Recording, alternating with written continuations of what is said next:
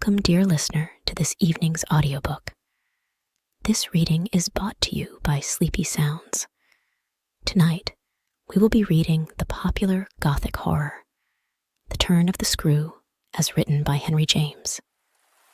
So, as the gentle sound of the soft rain starts to fall, let us begin our terrifying journey together. The Turn of the Screw by Henry James. Prologue. The story had held us round the fire, sufficiently breathless, but except the obvious remark that it was gruesome, as on Christmas Eve in an old house, a strange tale should essentially be, I remember no comment uttered till somebody happened to say that it was the only case he had met in which such a visitation had fallen on a child. The case, I may mention, was that of an apparition in just such an old house as had gathered us for the occasion. An appearance of a dreadful kind to a little boy sleeping in the room with his mother and waking her up in the terror of it, waking her not to dissipate his dread and soothe him to sleep again, but to encounter also herself, before she had succeeded in doing so, the same sight that had shaken him.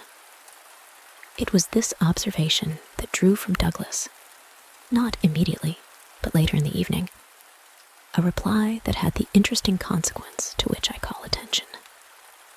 Someone else told a story not particularly effective, which I saw he was not following. This I took for a sign that he had himself something to produce, and that we should only have to wait. We waited, in fact, till 2 nights later. But that same evening, before we scattered, he brought out what was in his mind. I quite agree, in regard to Griffin's ghost, or whatever it was, that its appearing first to the little boy, at so tender an age, adds a particular touch. But it's not the first occurrence of its charming kind that I know to have involved a child. If the child gives the effect another turn of the screw, what do you say to 2 children? We say, of course, somebody exclaimed, that they give 2 turns. Also, that we want to hear about them. I can see Douglas there before the fire, to which he had got up to present his back, looking down at his interlocutor with his hands in his pockets. Nobody but me, till now, has ever heard. It's quite too horrible. This, naturally, was declared by several voices to give the thing the utmost price, and our friend, with quiet art, prepared his triumph by turning his eyes over the rest of us and going on. It's beyond everything. Nothing at all that I know touches it. For sheer terror? I remember asking.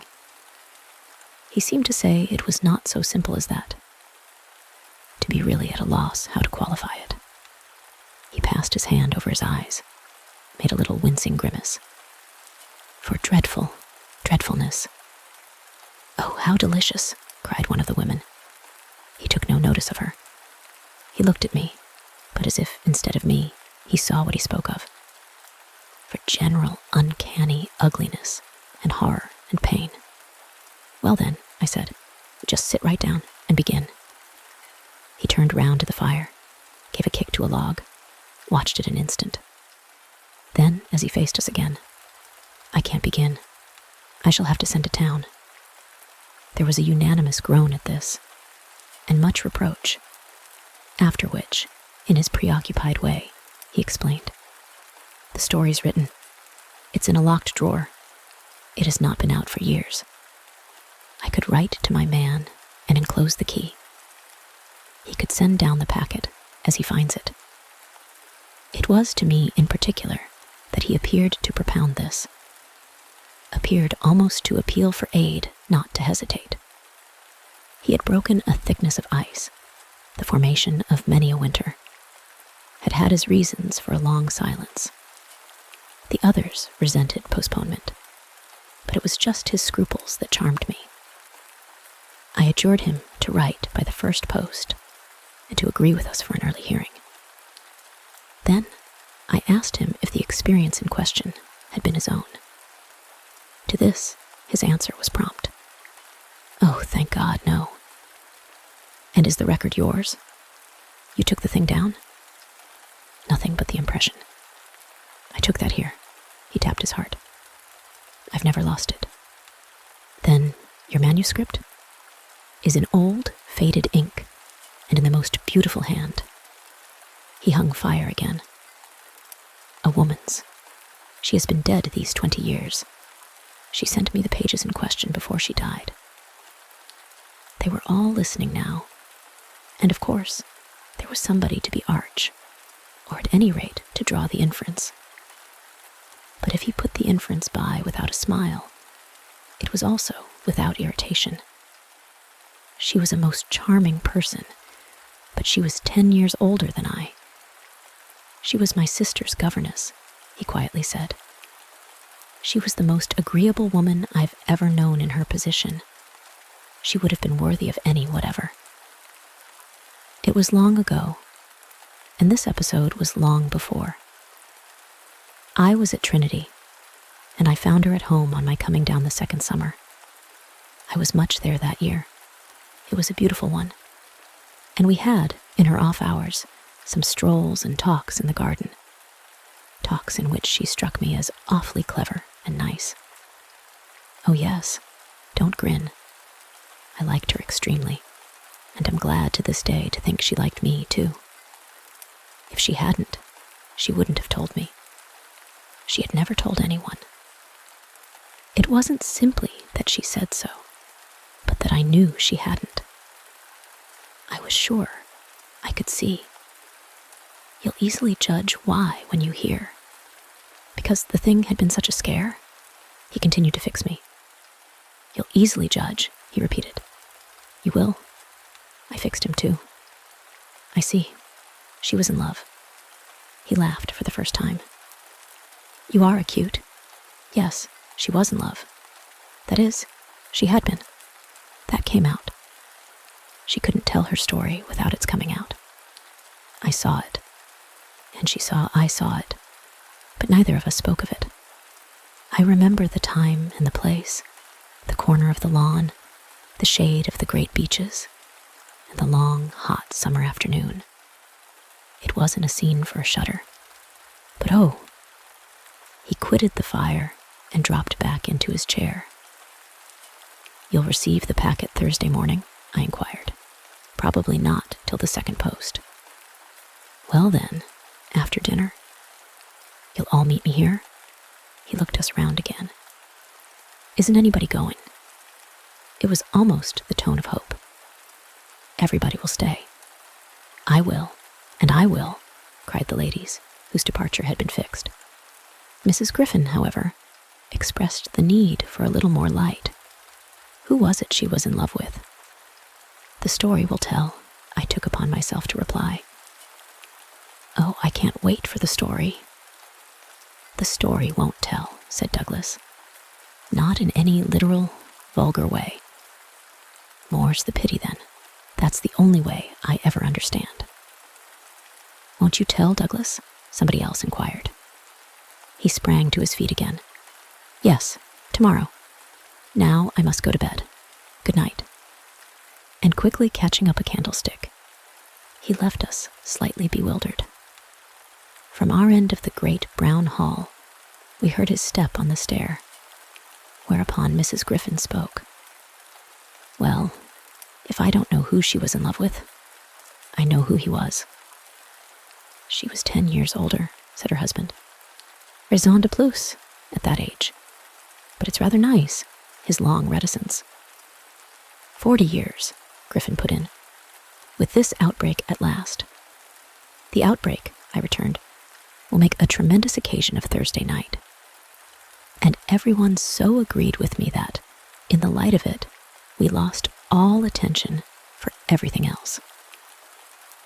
The last story, however incomplete and like the mere opening of a serial, had been told. We hand shook and candle stuck, as somebody said, and went to bed. I knew the next day that a letter containing the key had by the first post gone off to his London apartments.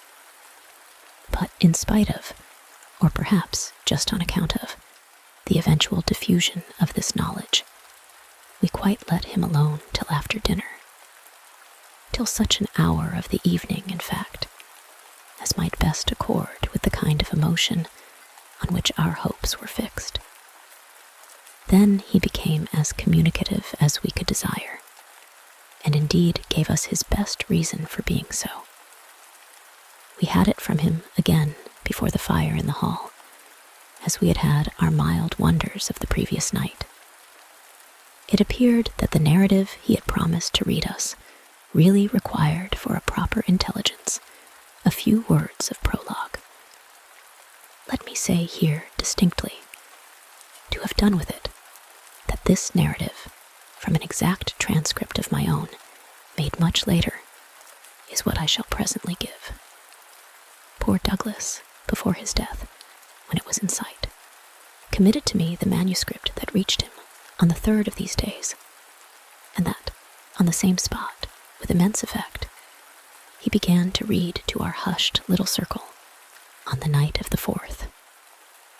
The departing ladies who had said they would stay didn't, of course, thank heaven, stay.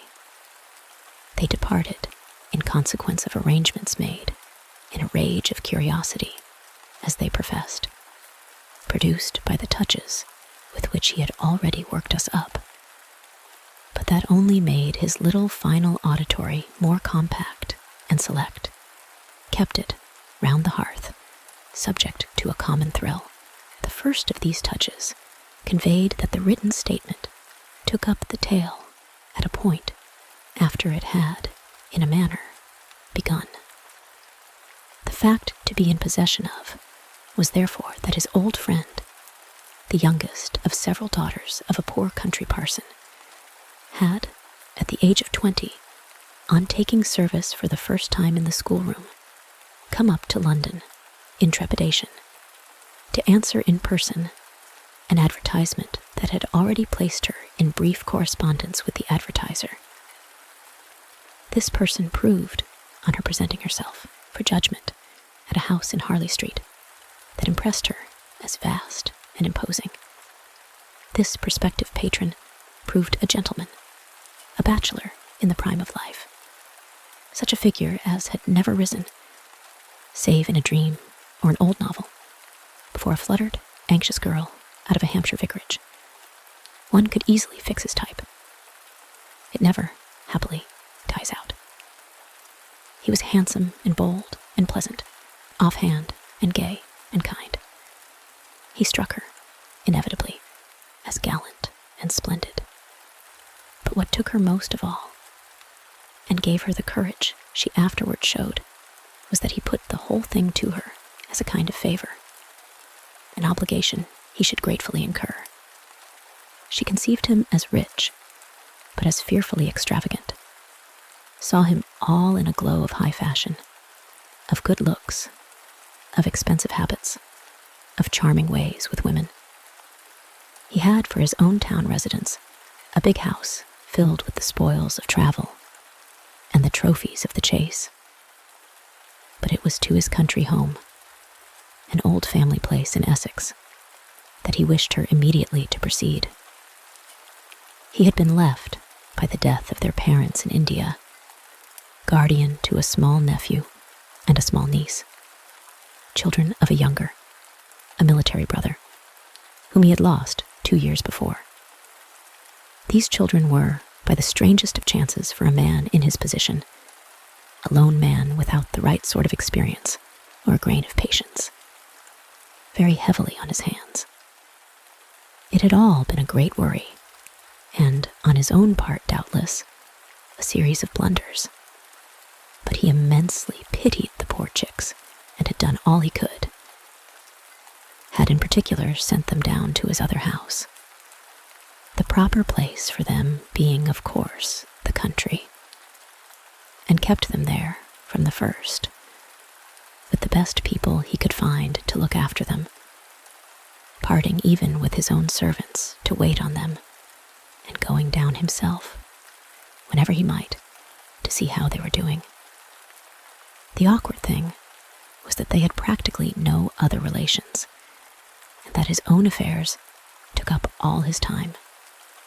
He had put them in possession of Bly, which was healthy and secure, and had placed at the head of their little establishment, but below stairs only, an excellent woman, Mrs. Gross, whom he was sure his visitor would like, and who had formerly been maid to his mother. She was now housekeeper, and was also acting for the time as superintendent to the little girl, of whom, without children of her own, she was, by good luck, extremely fond. There were plenty of people to help, but of course, the young lady who should go down as governess would be in supreme authority. She would also have, in holidays, to look after the small boy, who had been for a term at school, young as he was to be sent, but what else could be done? And who, as the holidays were about to begin, would be back from one day to the other. There had been for the two children at first a young lady whom they had had the misfortune to lose. She had done for them quite beautifully. She was a most respectable person, till her death, the great awkwardness of which had precisely left no alternative but the school for little Miles. Mrs. Gross, since then, in the way of manners and things, had done as she could for Flora. And there were, further, a cook, a housemaid, a dairy woman, an old pony, an old groom, and an old gardener, all likewise thoroughly respectable. So far had Douglas presented his picture when someone put a question. And what did the former governess die of? Of so much respectability? Our friend's answer was prompt. That will come out. I don't anticipate. Excuse me, I thought that was just what you were doing. In her successor's place, I suggested, I should have wished to learn if the office brought with it necessary danger to life. Douglas completed my thought. She did wish to learn, and she did learn. You shall hear tomorrow what she learned. Meanwhile, of course, the prospect struck her as slightly grim. She was young, untried, nervous. It was a vision of serious duties and little company, of really great loneliness. She hesitated, took a couple of days to consult and consider.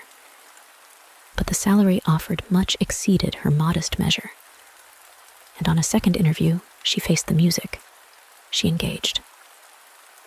And Douglas, with this, made a pause that, for the benefit of the company, moved me to throw in. The moral of which was, of course, the seduction exercised by the splendid young man. She succumbed to it. He got up, and, as he had done the night before, went to the fire, gave a stir to a log with his foot, then stood a moment with his back to us. She saw him only twice. Yes, but that's just the beauty of her passion. A little to my surprise, on this, Douglas turned round to me. It was the beauty of it. There were others, he went on, who hadn't succumbed. He told her frankly all his difficulty, that for several applicants, the conditions had been prohibitive. They were, somehow, simply afraid. It sounded dull. It sounded strange. And all the more so because of his main condition, which was that she should never trouble him, but never, never. Neither appeal, nor complain, nor write about anything. Only meet all questions herself, receive all monies from his solicitor, take the whole thing over, and let him alone. She promised to do this, and she mentioned to me that when, for a moment, disburdened, delighted, he held her hand, thanking her for the sacrifice, she already felt rewarded. But was that all her reward? One of the ladies asked. She never saw him again. "Oh," said the lady, which, as our friend immediately left us again, was the only other word of importance contributed to the subject till, the next night, by the corner of the hearth, in the best chair, he opened the faded red cover of a thin, old-fashioned, gilt-edged album. The whole thing took indeed more nights than one, but on the first occasion, the same lady put another question. "What is your title?" "I haven't one." "Oh, I have," I said. But Douglas, without heeding me, had begun to read with a fine clearness that was like a rendering to the ear of the beauty of his author's hand. Chapter 1. I remember the whole beginning as a succession of flights and drops, a little seesaw of the right throbs and the wrong. After rising in town to meet his appeal, I had at all events a couple of very bad days, found myself doubtful again, felt indeed sure I had made a mistake. In this state of mind, I spent the long hours of bumping, swinging coach that carried me to the stopping place at which I was to be met by a vehicle from the house. This convenience, I was told, had been ordered, and I found, toward the close of the June afternoon, a commodious fly in waiting for me. Driving at that hour, on a lovely day, through a country to which the summer sweetness seemed to offer me a friendly welcome, my fortitude mounted afresh, and, as we turned into the avenue, encountered a reprieve that was probably but a proof of the point to which it had sunk. I suppose I had expected, or had dreaded, something so melancholy that what greeted me was a good surprise. I remember as a most pleasant impression the broad, clear front, its open windows and fresh curtains, and the pair of maids looking out. I remember the lawn and the bright flowers and the crunch of my wheels on the gravel and the clustered treetops over which the rooks circled and cawed in the golden sky. The scene had a greatness that made it a different affair from my own scant home.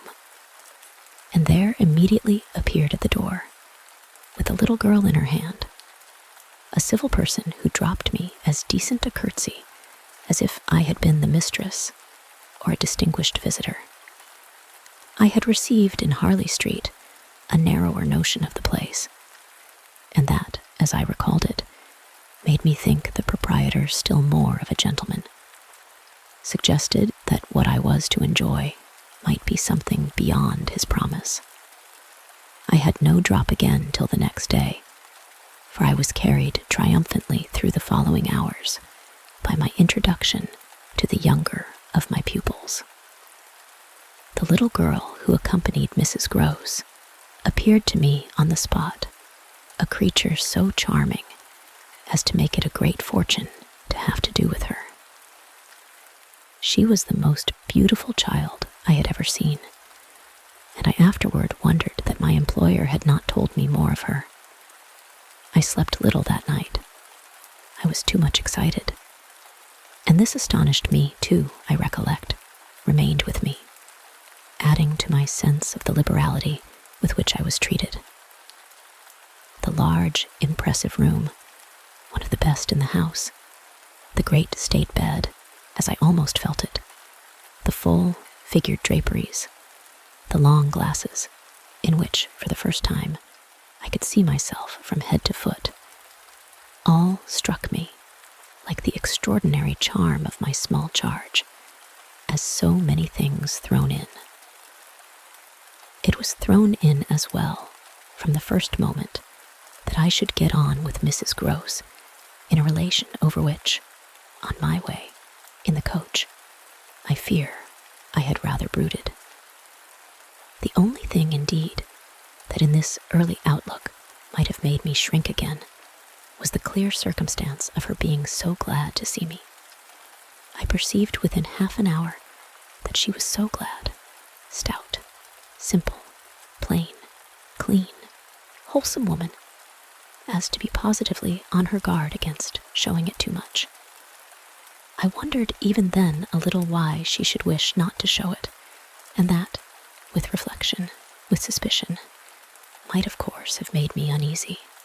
But it was a comfort that there could be no uneasiness in a connection with anything so beatific as the radiant image of my little girl, the vision of whose angelic beauty had probably more than anything else to do with the restlessness that, before morning, made me several times rise and wander about my room to take in the whole picture and prospect, to watch from my open window the faint summer dawn, to look at such portions of the rest of the house as I could catch, and to listen while, in the fading dusk, the first birds began to twitter, for the possible recurrence of a sound or two, less natural and not without, but within, that I had fancied I heard.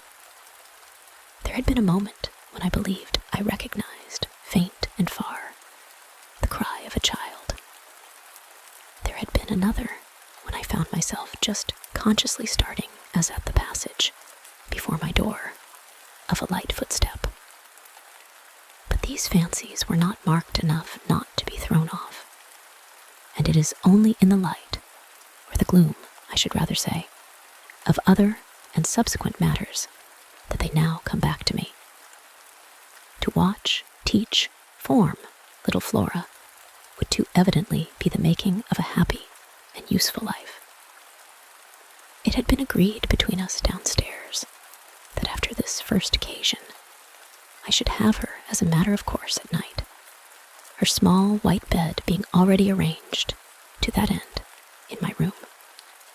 What I had undertaken was the whole care of her, and she had remained just this last time with Mrs. Gross only as an effect of our consideration for my inevitable strangeness and her natural timidity. In spite of this timidity, which the child herself, in the oddest way in the world, had been perfectly frank and brave about, allowing it, without a sign of uncomfortable consciousness, with the deep, sweet serenity indeed of one of Raphael's holy infants, to be discussed, to be imputed to her, and to determine us. I feel quite sure she would presently like me. It was part of what I already liked Mrs. Gross herself for, the pleasure I could see her feel in my admiration and wonder as I sat at supper with 4 tall candles, and with my pupil, in a high chair and a bib, brightly facing me between them, over bread and milk. There were naturally things that in Flora's presence could pass between us only as prodigious and gratified looks, obscure and roundabout allusions. And the little boy, does he look like her? Is he too so very remarkable? One wouldn't flatter a child. Oh, miss, most remarkable, if you think well of this one. And she stood there with a plate in her hand, beaming at our companion, who looked from one of us to the other, with placid, heavenly eyes that contained nothing to check us. Yes, if I do, you will be carried away by the little gentleman. Well, that, I think, is what I came for, to be carried away. I'm afraid, however, I remember feeling the impulse to add, I'm rather easily carried away. I was carried away in London. I can still see Mrs. Gross's broad face as she took this in. In Harley Street. In Harley Street. Well, miss, you're not the first, and you won't be the last. Oh, I've no pretension, I could laugh, to being the only one. My other pupil, at any rate, as I understand, comes back tomorrow. Not tomorrow, Friday, miss. He arrives, as you did, by the coach, under care of the guard, and is to be met by the same carriage. I forthwith expressed that the proper, as well as the pleasant and friendly thing, would be, therefore, that on the arrival of the public conveyance, I should be in waiting for him with his little sister, an idea in which Mrs. Gross concurred so heartily that I somehow took her manner as a kind of comforting pledge, never falsified, thank heaven, that we should on every question be quite at one. Oh, she was glad I was there. What I felt the next day was, I suppose, nothing that could be fairly called a reaction from the cheer of my arrival. It was probably, at the most, only a slight oppression produced by a fuller measure of the scale. As I walked round them, gazed up at them, took them in, of my new circumstances. They had, as it were, an extent and mass for which I had not been prepared, and in the presence of which I found myself, freshly, a little scared, as well as a little proud. Lessons, in this agitation, certainly suffered some delay. I reflected that my first duty was, by the gentlest arts I could contrive, to win the child into the sense of knowing me. I spent the day with her out of doors. I arranged with her, to her great satisfaction, that it should be she only, who might show me the place. She showed it step by step and room by room, and secret by secret, with droll, delightful, childish talk about it, and with the result, in half an hour, of our becoming immense friends.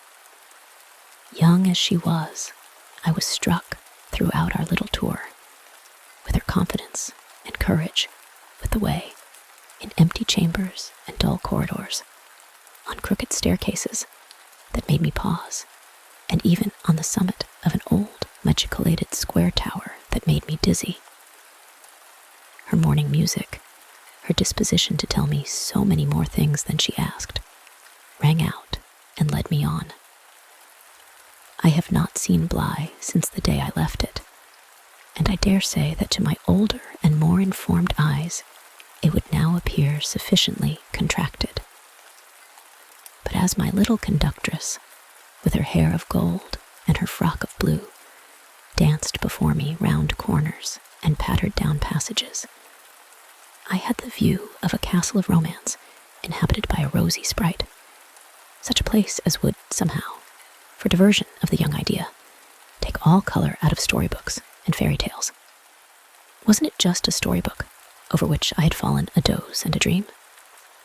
No. It was a big, ugly, antique, but convenient house, embodying a few features of a building still older, half replaced and half utilized, in which I had the fancy of our being almost as lost as a handful of passengers in a great drifting ship. Well, I was, strangely, at the helm. Chapter 2. This came home to me when 2 days later I drove over with Flora to meet, as Mrs. Gross said, the little gentleman, and all the more for an incident that, presenting itself the second evening, had deeply disconcerted me. The first day had been, on the whole, as I have expressed, reassuring, but I was to see it wind up in keen apprehension. The post bag, that evening, it came late, contained a letter for me, which, however, in the hand of my employer, I found to be composed, but of a few words enclosing another, addressed to himself, with a seal still unbroken.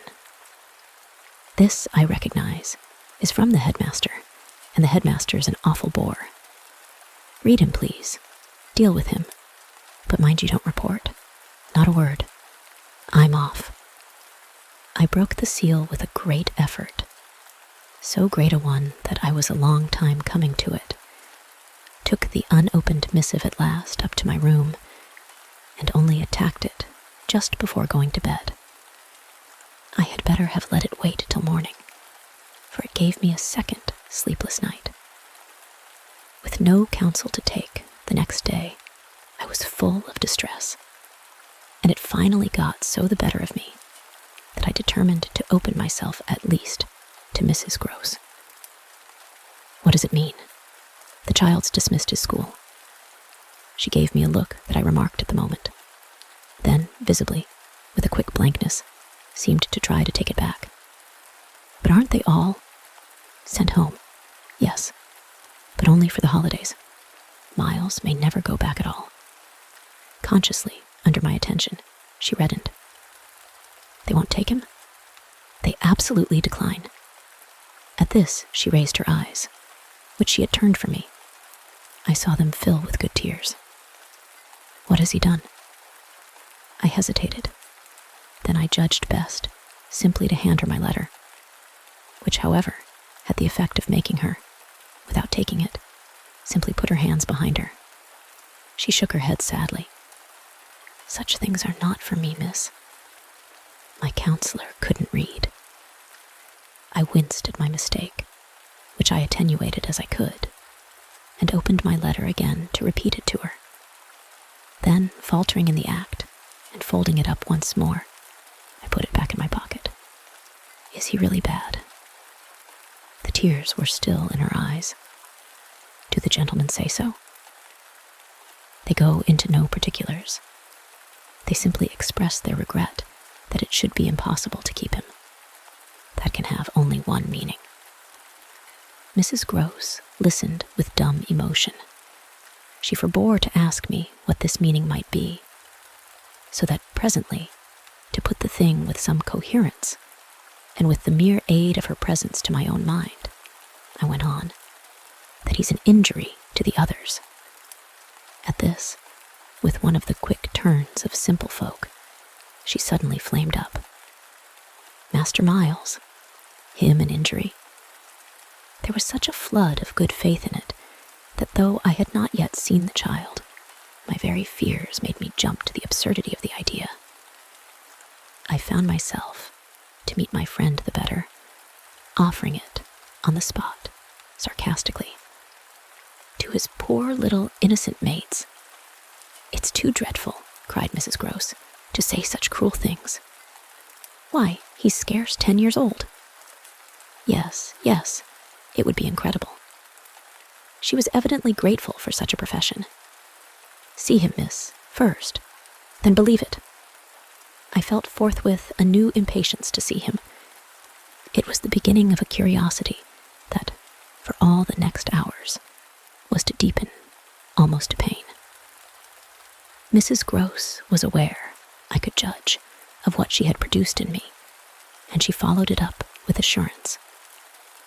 You might as well believe it of the little lady. Bless her, she added the next moment. Look at her. I turned and saw that Flora, whom 10 minutes before I had established in the schoolroom with a sheet of white paper, a pencil, and a copy of nice, round O's, now presented herself to view at the open door. She expressed in her little way an extraordinary detachment from disagreeable duties, looking to me, however, with a great childish light that seemed to offer it as a mere result of the affection she had conceived for my person, which had rendered necessary that she should follow me. I needed nothing more than this to feel the full force of Mrs. Gross's comparison, and, catching my pupil in my arms, covered her with kisses in which there was a sob of atonement. Nonetheless, the rest of the day I watched for further occasion to approach my colleague, especially as, toward evening, I began to fancy she rather sought to avoid me. I overtook her, I remember, on the staircase. We went down together, and at the bottom, I detained her, holding her there with a hand on her arm. I take what you said to me at noon as a declaration that you've never known him to be bad. She threw back her head. She had clearly, by this time, and very honestly, adopted an attitude. Oh, never known him. I don't pretend that. I was upset again. Then you have known him? Yes, indeed, miss. Thank God. On reflection, I accepted this. You mean that a boy who never is no boy for me. I held her tighter. You like them with the spirit to be naughty? Then, keeping pace with her answer, "So do I eagerly brought out, "but not to the degree to contaminate." To contaminate? My big word left her at a loss. I explained it. To corrupt. She stared, taking my meaning in, but it produced in her an odd laugh. "Are you afraid he'll corrupt you?" She put the question with such a fine, bold humor that with a laugh, a little silly doubtless, to match her own, I gave way for the time to the apprehension of ridicule. But the next day, as the hour for my drive approached, I cropped up in another place. What was the lady who was here before? The last governess? She was also young and pretty, almost as young and almost as pretty, miss, even as you. Ah, then, I hope her youth and her beauty helped her, I recollect throwing off. He seems to like us young and pretty. Oh, he did, Mrs. Gross assented. It was the way he liked everyone. She had no sooner spoken indeed than she caught herself up. I mean, that's his way. The master's. I was struck. But of whom did you speak first? She looked blank, but she colored. Why, of him? Of the master? Of who else? There was so obviously no one else that the next moment I had lost my impression of her having accidentally said more than she meant. And I merely asked what I wanted to know. Did she see anything in the boy? That wasn't right. She never told me. I had a scruple, but I overcame it. Was she careful? Particular? Mrs. Gross appeared to try to be conscientious. About some things, yes, but not about all. Again, she considered. Well, miss, she's gone. I won't tell tales. I quite understand your feeling, I hastened to reply, but I thought it, after an instant, not opposed to this concession to pursue. Did she die here? No, she went off. I don't know what there was in this brevity of Mrs. Gross's that struck me as ambiguous. Went off to die? Mrs. Gross looked straight out of the window, but I felt that, hypothetically, I had a right to know what young persons engaged for Bly were expected to do. She was taken ill, you mean, and went home? She was not taken ill, so far as appeared, in this house. She left it, at the end of the year, to go home, as she said, for a short holiday, to which the time she had put in had certainly given her a right. We had then a young woman, a nursemaid who had stayed on, and who was a good girl and clever, and she took the children all together for the interval. But our young lady never came back, and at the very moment I was expecting her, I heard from the master that she was dead. I turned this over. But of what? He never told me. But please, miss, said Mrs. Gross, I must get to my work.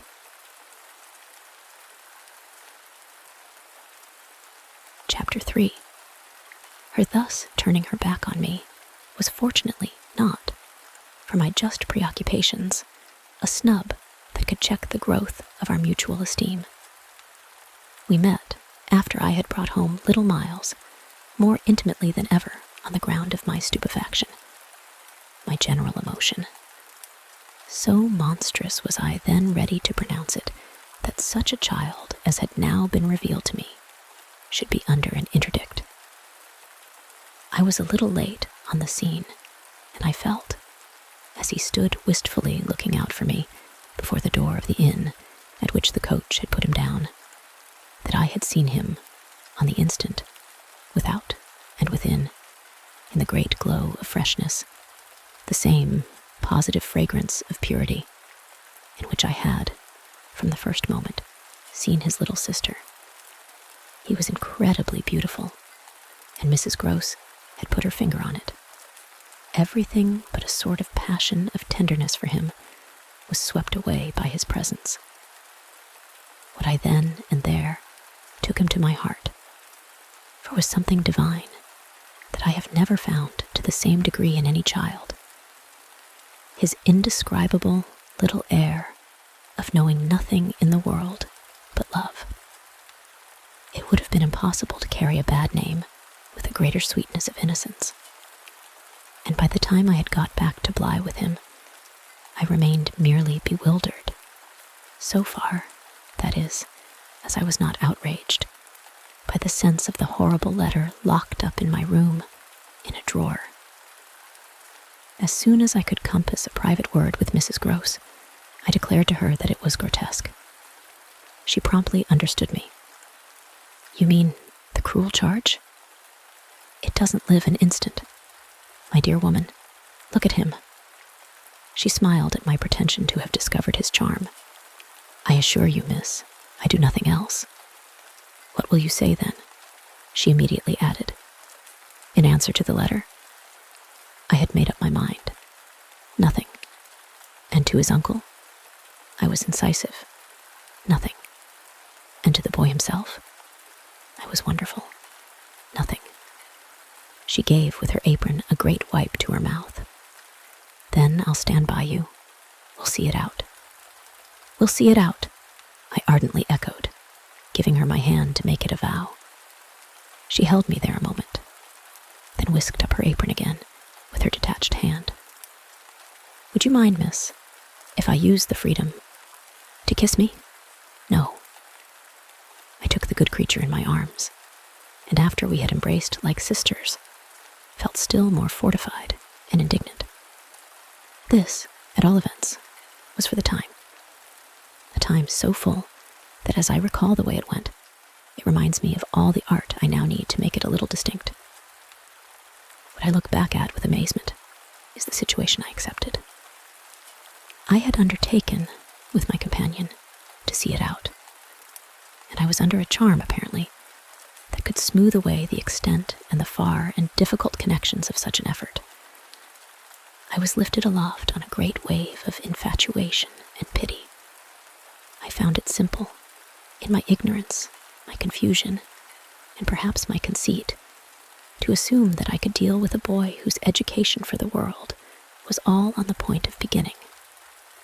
I am unable even to remember at this day what proposal I framed for the end of his holidays and the resumption of his studies.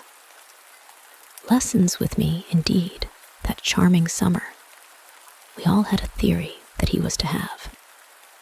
But I now feel that, for weeks, the lessons must have been rather my own.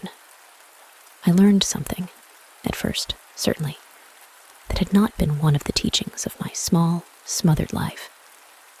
Learned to be amused, and even amusing, and not to think for the morrow. It was the first time, in a manner, that I had known space and air and freedom, all the music of summer, and all the mystery of nature. And then there was consideration, and consideration was sweet. Oh, it was a trap, not designed but deep, to my imagination, to my delicacy, perhaps to my vanity, to whatever in me was most excitable. The best way to picture it all is to say that I was off my guard. They gave me so little trouble. They were of a gentleness so extraordinary. I used to speculate, but even this with a dim disconnectedness, as to how the rough future, for all futures are rough, would handle them and might bruise them. They had the bloom of health and happiness, and yet, as if I had been in charge of a pair of little grandees, of princes of the blood, for whom everything, to be right, would have to be enclosed and protected. The only form that, in my fancy, the after years could take for them was that of a romantic, a really royal extension of the garden and the park. It may be, of course, above all, that what suddenly broke into this gives the previous time a charm of stillness, that hush in which something gathers or crouches. The change was actually like the spring of a beast. In the first weeks, the days were long. They often, at their finest, gave me what I used to call my own hour, the hour when, for my pupils, tea time and bedtime having come and gone, I had, before my final retirement, a small interval alone. Much as I liked my companions, this hour was the thing in the day I liked most. And I liked it best of all when, as the light faded, or rather, I should say, the day lingered, and the last calls of the last birds sounded in a flushed sky from the old trees, I could take a turn into the grounds and enjoy, almost with a sense of property that amused and flattered me, the beauty and dignity of the place. It was a pleasure at these moments to feel myself tranquil and justified. Doubtless, perhaps, also to reflect that by my discretion, my quiet good sense, and general high propriety, I was giving pleasure, if he ever thought of it, to the person to whose pressure I had responded. What I was doing was what he had earnestly hoped and directly asked of me, and that I could, after all, do it proved even a greater joy than I had expected. I dare say I fancied myself, in short, a remarkable young woman, and took comfort in the faith that this would more publicly appear. Well, I needed to be remarkable to offer affront to the remarkable things that presently gave their first sign. It was plump, one afternoon, in the middle of my very hour. The children were tucked away, and I had come out for my stroll. One of the thoughts that, as I don't in the least shrink now from noting, used to be with me in these wanderings, was that it would be as charming as a charming story suddenly to meet someone. Someone would appear there at the turn of a path, and would stand before me, and smile, and approve. I didn't ask more than that. I only asked that he should know, and the only way to be sure he knew would be to see it, and the kind light of it in his handsome face. That was exactly present to me, by which I mean the face was, when, on the first of these occasions, at the end of a long June day, I stopped short on emerging from one of the plantations and coming into view of the house. What arrested me on the spot, and with a shock much greater than any vision had allowed for, was the sense that my imagination had, in a flash, turned real. He did stand there, but high up, beyond the lawn, and at the very top of the tower, to which, on that first morning, little Flora had conducted me. This tower was one of a pair, square, incongruous, crenellated structures that were distinguished for some reason, though I could see little difference, as the new and the old. They flanked opposite ends of the house, and were probably architectural absurdities, redeemed in a measure indeed by not being wholly disengaged, nor of a height too pretentious, dating, in their gingerbread antiquity, from a romantic revival that was already a respectable past. I admired them, had fancies about them, for we could all profit in a degree, especially when they loomed through the dusk by the grandeur of their actual battlements. Yet it was not at such an elevation that the figure I had so often invoked seemed most in place. It produced in me, this figure, in the clear twilight, I remember, two distinct gasps of emotion, which were, sharply, the shock of my first and that of my second surprise. My second was a violent perception of the mistake of my first. The man who met my eyes was not the person I had precipitately supposed. There came to me thus a bewilderment of vision, of which, after these years, there is no living view that I can hope to give. An unknown man in a lonely place is a permitted object of fear to a young woman privately bred. And the figure that faced me was, a few more seconds assured me, as little anyone else I knew, as it was the image that had been in my mind. I had not seen it in Harley Street. I had not seen it anywhere. The place, moreover, in the strangest way in the world, had, on the instant, and by the very fact of its appearance, become a solitude. To me at least, making my statement here with a deliberation with which I have never made it, the whole feeling of the moment returns. It was as if, while I took in what I did take in, all the rest of the scene had been stricken with death. I can hear again, as I write, the intense hush in which the sounds of evening dropped. The rooks stopped cawing in the golden sky, and the friendly hour lost, for the minute, all its voice. But there was no other change in nature, unless indeed it were a change that I saw with a stranger sharpness. The gold was still in the sky, the clearness in the air, and the man who looked at me over the battlements was as definite as a picture in a frame. That's how I thought, with extraordinary quickness, of each person that he might have been and that he was not. We were confronted across our distance quite long enough for me to ask myself with intensity who then he was, and to feel, as an effect of my inability to say, a wonder that in a few instants more became intense. The great question, or one of these, is afterward, I know, with regard to certain matters, the question of how long they have lasted. Well, this matter of mine, think what you will of it, lasted while I caught at a dozen possibilities, none of which made a difference for the better, that I could see in their having been in the house, and for how long, above all, a person of whom I was in ignorance. It lasted while I just bridled a little with the sense that my office demanded that there should be no such ignorance and no such person. It lasted while this visitant, at all events, and there was a touch of the strange freedom, as I remember, in the sign of familiarity of his wearing no hat, seemed to fix me from his position with just the question, just the scrutiny through the fading light that his own presence provoked.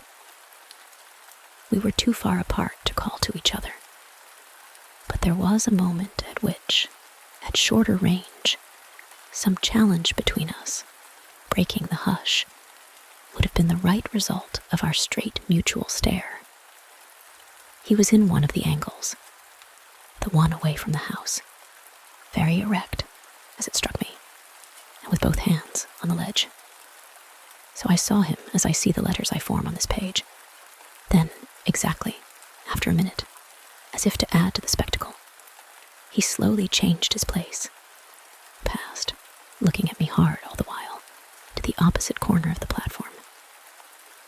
Yes, I had the sharpest sense that during this transit, he never took his eyes from me, and I can see at this moment the way his hand, as he went, passed from one of the crenellations to the next. He stopped at the other corner, but less long, and even as he turned away, still markedly fixed me. He turned away. That was all I knew. Chapter 4. It was not that I didn't wait, on this occasion, for more, for I was rooted as deeply as I was shaken. Was there a secret at Bly, a mystery of Udolpho, or an insane, an unmentionable relative kept in unsuspected confinement? I can't say how long I turned it over, or how long, in a confusion of curiosity and dread, I remained where I had had my collision. I only recall that when I re-entered the house, darkness had quite closed in. Agitation, in the interval, certainly had held me and driven me, for I must, in circling about the place, have walked 3 miles. But I was to be, later on, so much more overwhelmed that this mere dawn of alarm was a comparatively human chill. The most singular part of it, in fact, singular as the rest had been, was the part I became in the hall, aware of in meeting Mrs. Gross. This picture comes back to me in the general train, the impression, as I received it on my return, of the wide, white, paneled space, bright in the lamplight, and with its portraits and red carpet, and of the good, surprised look of my friend, which immediately told me she had missed me. It came to me straightway, under her contact, that, with plain heartiness, mere relieved anxiety at my appearance, she knew nothing whatever that could bear upon the incident I had there ready for her. I had not suspected in advance that her comfortable face would pull me up, and I somehow measured the importance of what I had seen by my thus finding myself hesitate to mention it. Scarce anything in the whole history seems to me so odd as this fact that my real beginning of fear was one, as I may say, with the instinct of sparing my companion. On the spot, accordingly, in the pleasant hall, and with her eyes on me, I, for a reason that I couldn't then have phrased, achieved an inward resolution, offered a vague pretext for my lateness, and with the plea of the beauty of the night and of the heavy dew and wet feet, went as soon as possible to my room. Here it was another affair. Here, for many days after, it was a queer affair enough. There were hours from day to day, or at least there were moments, snatched even from clear duties, when I had to shut myself up to think. It was not so much yet that I was more nervous than I could bear to be, as that I was remarkably afraid of becoming so. For the truth I had now to turn over was simply and clearly the truth that I could arrive at no account whatever of the visitor with whom I had been so inexplicably, and yet, as it seemed to me, so intimately concerned. It took little time to see that I could sound without forms of inquiry, and without exciting remark, any domestic complications. The shock I had suffered must have sharpened all my senses. I felt sure, at the end of 3 days, and as the result of mere closer attention, that I had not been practiced upon by the servants, nor made the object of any game. Of whatever it was that I knew, nothing was known around me. There was but one sane inference. Someone had taken a liberty rather gross. That was what, repeatedly, I dipped into my room and locked the door to say to myself. We had been, collectively, subject to an intrusion. Some unscrupulous traveler, curious in old houses, had made his way in unobserved, enjoyed the prospect from the best point of view, and then stolen out as he came.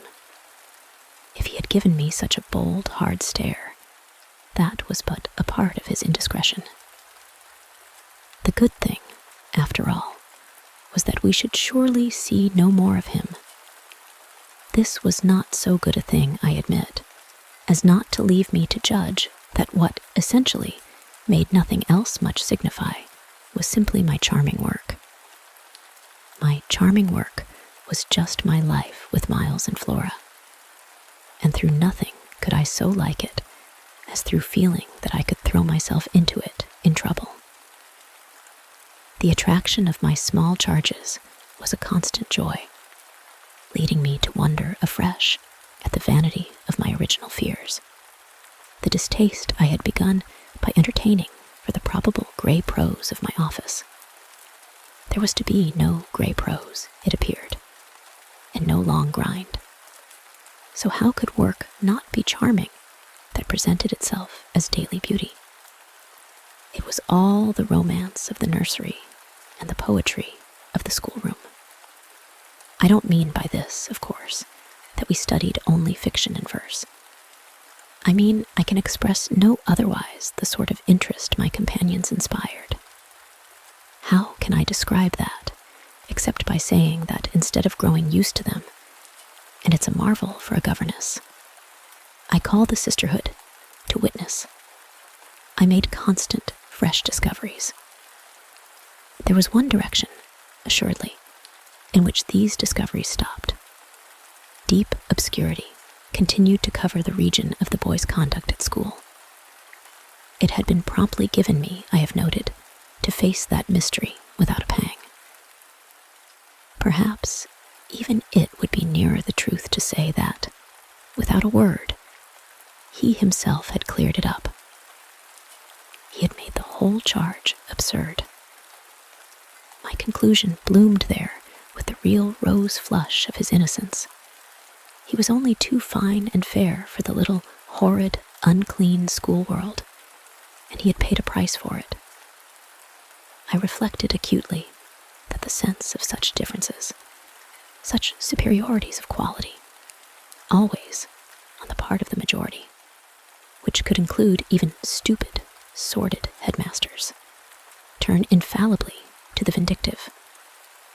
Both the children had a gentleness. It was their only fault, and it never made Miles a muff, that kept them, how shall I express it, almost impersonal, and certainly quite unpunishable. They were like the cherubs of the anecdote, who had, morally, at any rate, nothing to whack. I remember feeling with Miles in especial, as if he had had, as it were, no history. We expect of a small child a scant one, but there was in this beautiful little boy something extraordinarily sensitive, yet extraordinarily happy, that, more than in any creature of his age I have seen, struck me as beginning anew each day. He had never for a second suffered. I took this as a direct disproof of his having really been chastised. If he had been wicked, he would have caught it, and I should have caught it by the rebound. I should have found the trace. I found nothing at all, and he was therefore an angel. He never spoke of his school, never mentioned a comrade or a master. And I, for my part, was quite too much disgusted to allude to them. Of course, I was under the spell, and the wonderful part is that, even at the time, I perfectly knew I was. But I gave myself up to it. It was an antidote to any pain, and I had more pains than one. I was in receipt in these days of disturbing letters from home, where things were not going well. But with my children, what things in the world mattered? That was the question I used to put to my scrappy retirements. I was dazzled by their loveliness. There was a Sunday, to get on, when it rained with such force, and for so many hours, that there could be no procession to church, in consequence of which, as the day declined, I had arranged with Mrs. Gross that, should the evening show improvement, we would attend together the late service. The rain happily stopped, and I prepared for our walk, which, through the park and by the good road to the village, would be a matter of 20 minutes. Coming downstairs to meet my colleague in the hall, I remembered a pair of gloves that had required 3 stitches, and that had received them, with a publicity perhaps not edifying, while I sat with the children at their tea, served on Sundays, by exception, in that cold, clean temple of mahogany and brass, the grown-up dining room. The gloves had been dropped there, and I turned in to recover them. The day was gray enough, but the afternoon light still lingered, and it enabled me, on crossing the threshold, not only to recognize, on a chair near the wide window, then closed, the articles I wanted, but to become aware of a person on the other side of the window and looking straight in.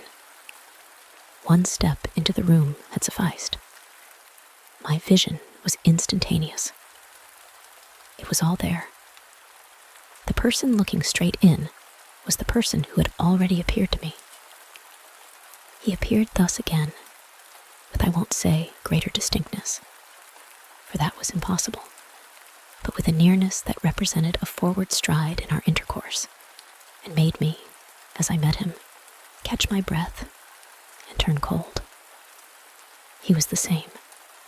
He was the same, and seen this time as he had been seen before, from the waist up, the window, though the dining room was on the ground floor, not going down to the terrace on which he stood. His face was close to the glass, yet the effect of this better view was, strangely, only to show me how intense the former had been.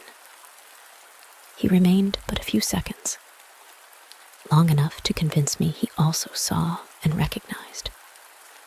But it was as if I had been looking at him for years and had known him always.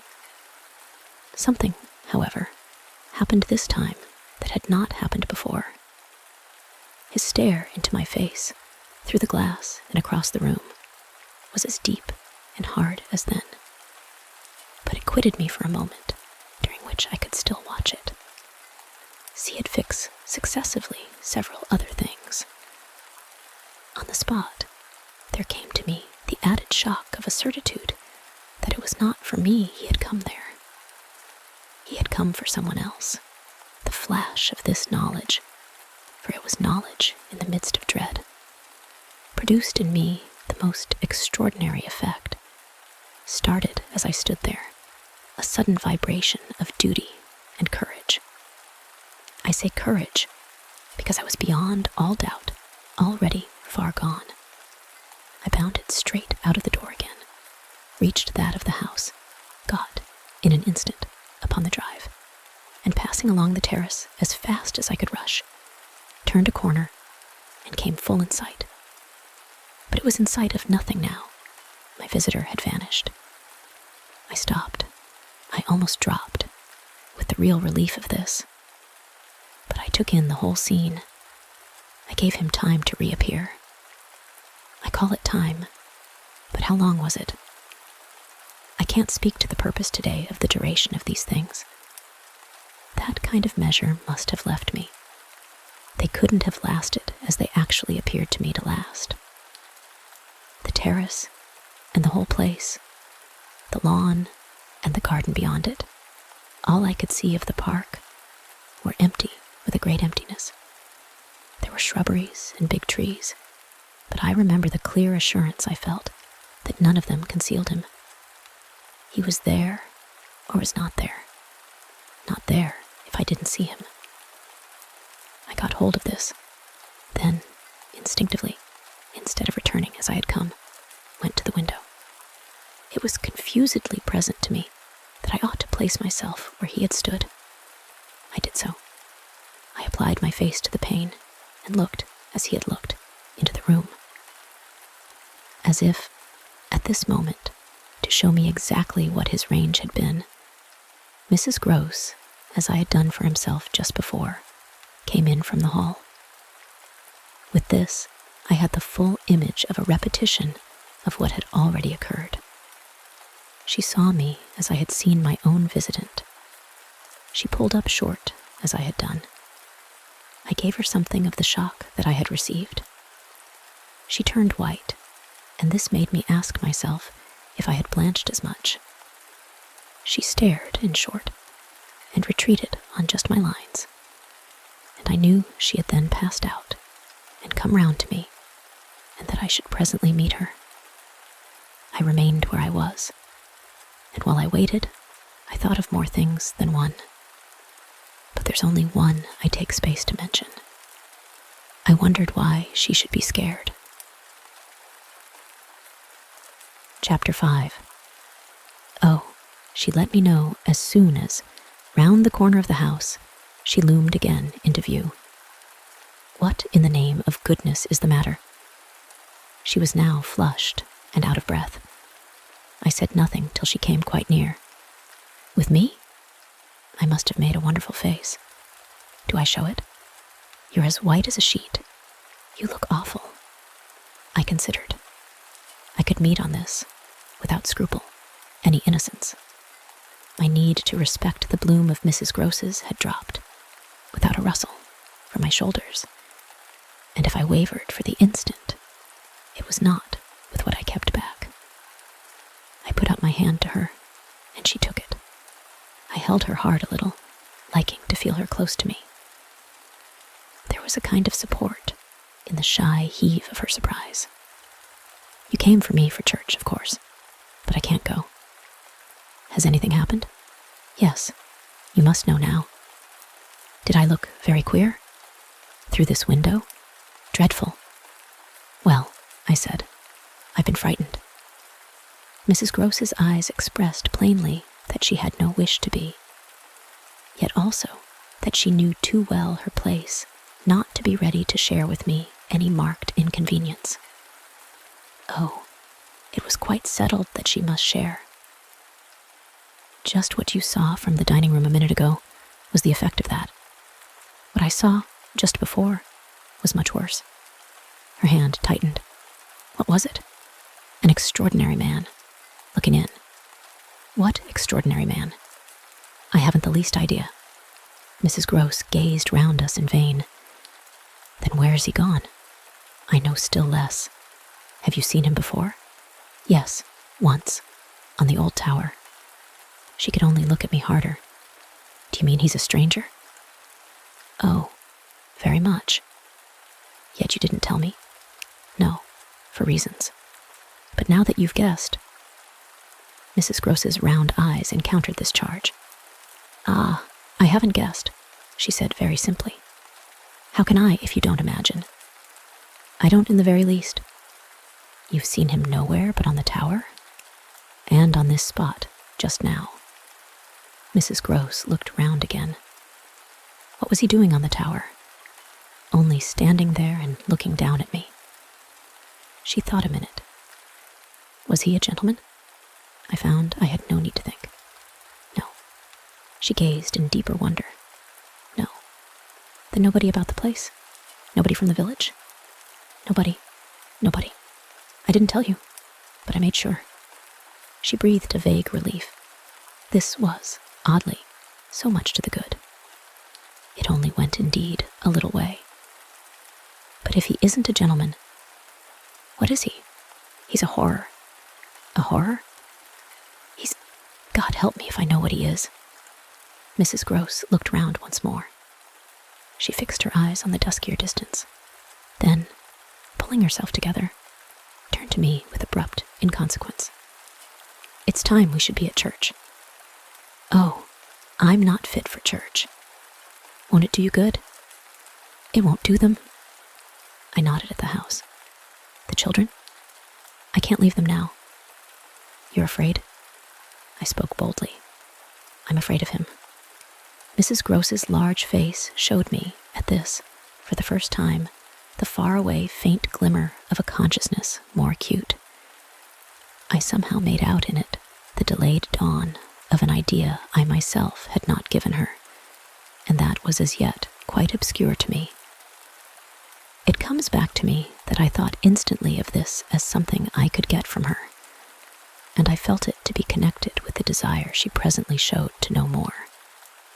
When was it? On the tower. About the middle of the month, at this same hour. Almost at dark, said Mrs. Gross. Oh no, not nearly. I saw him as I see you. Then how did he get in? And how did he get out? I laughed. I had no opportunity to ask him. This evening, you see, I pursued, he has not been able to get in. He only peeps. I hope it will be confined to that. She had now let go my hand. She turned away a little. I waited an instant. Then I brought out, Go to church. Goodbye. I must watch. Slowly, she faced me again. Do you fear for them? We met in another long look. Don't you? Instead of answering, she came nearer to the window, and for a minute applied her face to the glass. You see how he could see? I meanwhile went on. She didn't move. How long was he here? Till I came out. I came to meet him. Mrs. Gross at last turned round, and there was still more in her face. I couldn't have come out. Neither could I. I laughed again. But I did come. I have my duty. So have I mine, she replied. After which she added, What is he like? I've been dying to tell you, but he's like nobody. Nobody? She echoed. He has no hat. Then, seeing in her face that she already, in this, with a deeper dismay, found a touch of picture, I quickly added stroke to stroke.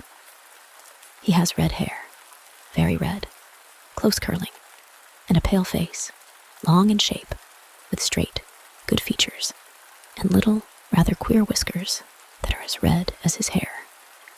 His eyebrows are somehow darker. They look particularly arched, and as if they might move a good deal. His eyes are sharp, strange, awfully, but I only know clearly that they're rather small and very fixed. His mouth's wide, and his lips are thin, and except for his little whiskers, he's quite clean-shaven. He gives me a sort of sense of looking like an actor. An actor. It was impossible to resemble one less, at least, than Mrs. Gross at that moment. I've never seen one, but so I suppose them. He's tall, active, erect, I continued, but never, no, never, a gentleman. My companion's face had blanched as I went on. Her round eyes started, and her mild mouth gaped. A gentleman? She gasped, confounded, stupefied. A gentleman, he? You know him then? She visibly tried to hold herself. But he is handsome. I saw the way to help her. Remarkably. And dressed? In somebody's clothes. They're smart, but they're not his own. She broke into a breathless affirmative groan. They're the master's. I caught it up. You do know him? She faltered but a second. Quint, she cried. Quint? Peter Quint, his own man, his valet when he was here. When the master was. Gaping still, but meeting me, she pieced it all together. He never wore his hat, but he did wear, well, there were waistcoats missed. They were both here, last year. Then the master went, and Quint was alone. I followed, but halting a little. Alone? Alone with us. Then, as from a deeper depth, in charge, she added.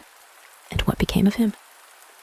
She hung fire so long that I was still more mystified. He went too, she brought out at last. Went where? Her expression, at this, became extraordinary. God knows where. He died. Died? I almost shrieked. She seemed fairly to square herself, plant herself more firmly to utter the wonder of it. Yes, Mr. Quint is dead. Reading by Sleepy Sounds Audiobooks, JB. Chapter 6. It took, of course, more than that particular passage to place us together in presence of what we had now to live with as we could. My dreadful liability to impressions of the order so vividly exemplified, and my companion's knowledge henceforth, a knowledge half consternation and half compassion, of that liability. There had been, this evening, after the revelation left me, for an hour, so prostrate, there had been, for either of us, no attendance on any service, but a little service of tears and vows, of prayers and promises, a climax to the series of mutual challenges and pledges that had straightway ensued on our retreating together to the schoolroom and shutting ourselves up there to have everything out. The result of our having everything out was simply to reduce our situation to the last rigor of its elements. She herself had seen nothing, not the shadow of a shadow, and nobody in the house but the governess was in the governess's plight. Yet she accepted, without directly impugning my sanity, the truth as I gave it to her, and ended by showing me, on this ground, an awe-stricken tenderness, an expression of the sense of my more than questionable privilege, of which the very breath has remained with me as that of the sweetest of human charities. What was settled between us, accordingly, that night, was that we thought we might bear things together, and I was not even sure that, in spite of her exemption, it was she who had the best of the burden. I knew at this hour, I think, as well as I knew later, what I was capable of meeting to shelter my pupils. But it took me some time to be wholly sure of what my honest ally was prepared for to keep terms with so compromising a contract. I was queer company enough, quite as queer as the company I received. But as I trace over what we went through, I see how much common ground we must have found in the one idea that by good fortune could steady us. It was the idea, the second movement, that led me straight out, as I may say, of the inner chamber of my dread. I could take the air in the court, at least, and their Mrs. Gross could join me. Perfectly can I recall now the particular way strength came to me before we separated for the night. We had gone over and over every feature of what I had seen. He was looking for someone else, you say? Someone who was not you? He was looking for little Miles. A portentous clearness now possessed me. That's whom he was looking for. But how do you know? I know. My exaltation grew. And you know, my dear, she didn't deny this, but I required, I felt, not even so much telling as that. She resumed in a moment, at any rate. What if he should see him? Little Miles? That's what he wants. She looked immensely scared again. The child? Heaven forbid. The man. He wants to appear to them. That he might was an awful conception, and yet, somehow, I could keep it at bay. Which, moreover, as we lingered there, was what I succeeded in practically proving. I had an absolute certainty that I should see again what I had already seen. But something within me said that by offering myself bravely as the sole subject of such experience, by accepting, by inviting, by surmounting it all, I should serve as an expiatory victim and guard the tranquility of my companions. The children, in especial, I should thus fence about and absolutely save. I recall one of the last things I said that night to Mrs. Gross. It does strike me that my pupils have never mentioned. She looked at me hard as I musingly pulled up. His having been here, and the time they were with him. The time they were with him, and his name, his presence, his history, in any way. Oh, the little lady doesn't remember. She never heard or knew. The circumstances of his death, I thought with some intensity. Perhaps not, but Miles would remember. Miles would know. Ah, don't try him, broke from Mrs. Gross. I returned her the look she had given me. Don't be afraid, I continued to think. It is rather odd that he has never spoken of him, never by the least allusion, and you tell me they were great friends. Oh, it wasn't him, Mrs. Gross with emphasis declared. It was Quint's own fancy, to play with him, I mean, to spoil him. She paused a moment, then she added, Quint was much too free. This gave me, straight from my vision of his face, such a face, a sudden sickness of disgust. Too free with my boy? Too free with everyone? I forbore, for the moment, to analyze this description further than by the reflection that a part of it applied to several of the members of the household, of the half-dozen maids and men who were still of our small colony.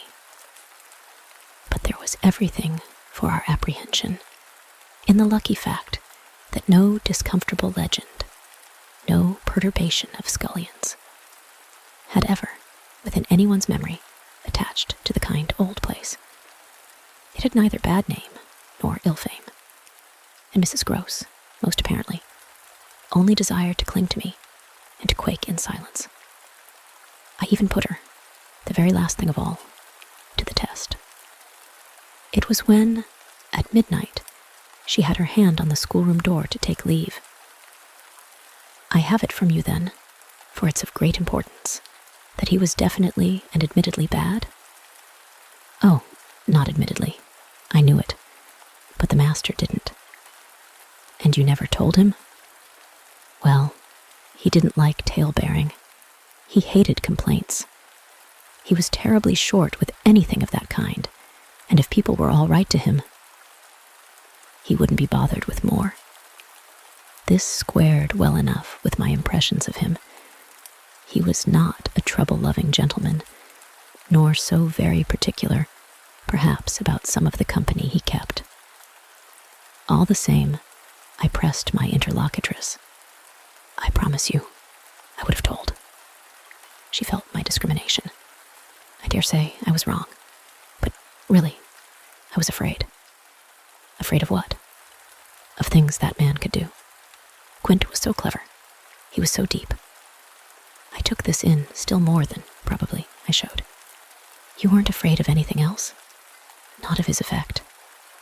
His effect? She repeated, with a face of anguish, and waiting while I faltered. On innocent little precious lives. They were in your charge. No, they were not in mine. She roundly and distressfully returned. The master believed in him and placed him here because he was supposed not to be well, and the country air so good for him. So he had everything to say. Yes, she let me have it, even about them. Them, that creature. I had to smother a kind of howl, and you could bear it. No, I couldn't, and I can't now. And the poor woman burst into tears. A rigid control from the next day was, as I have said, to follow them. Yet how often and how passionately, for a week, we came back together to the subject.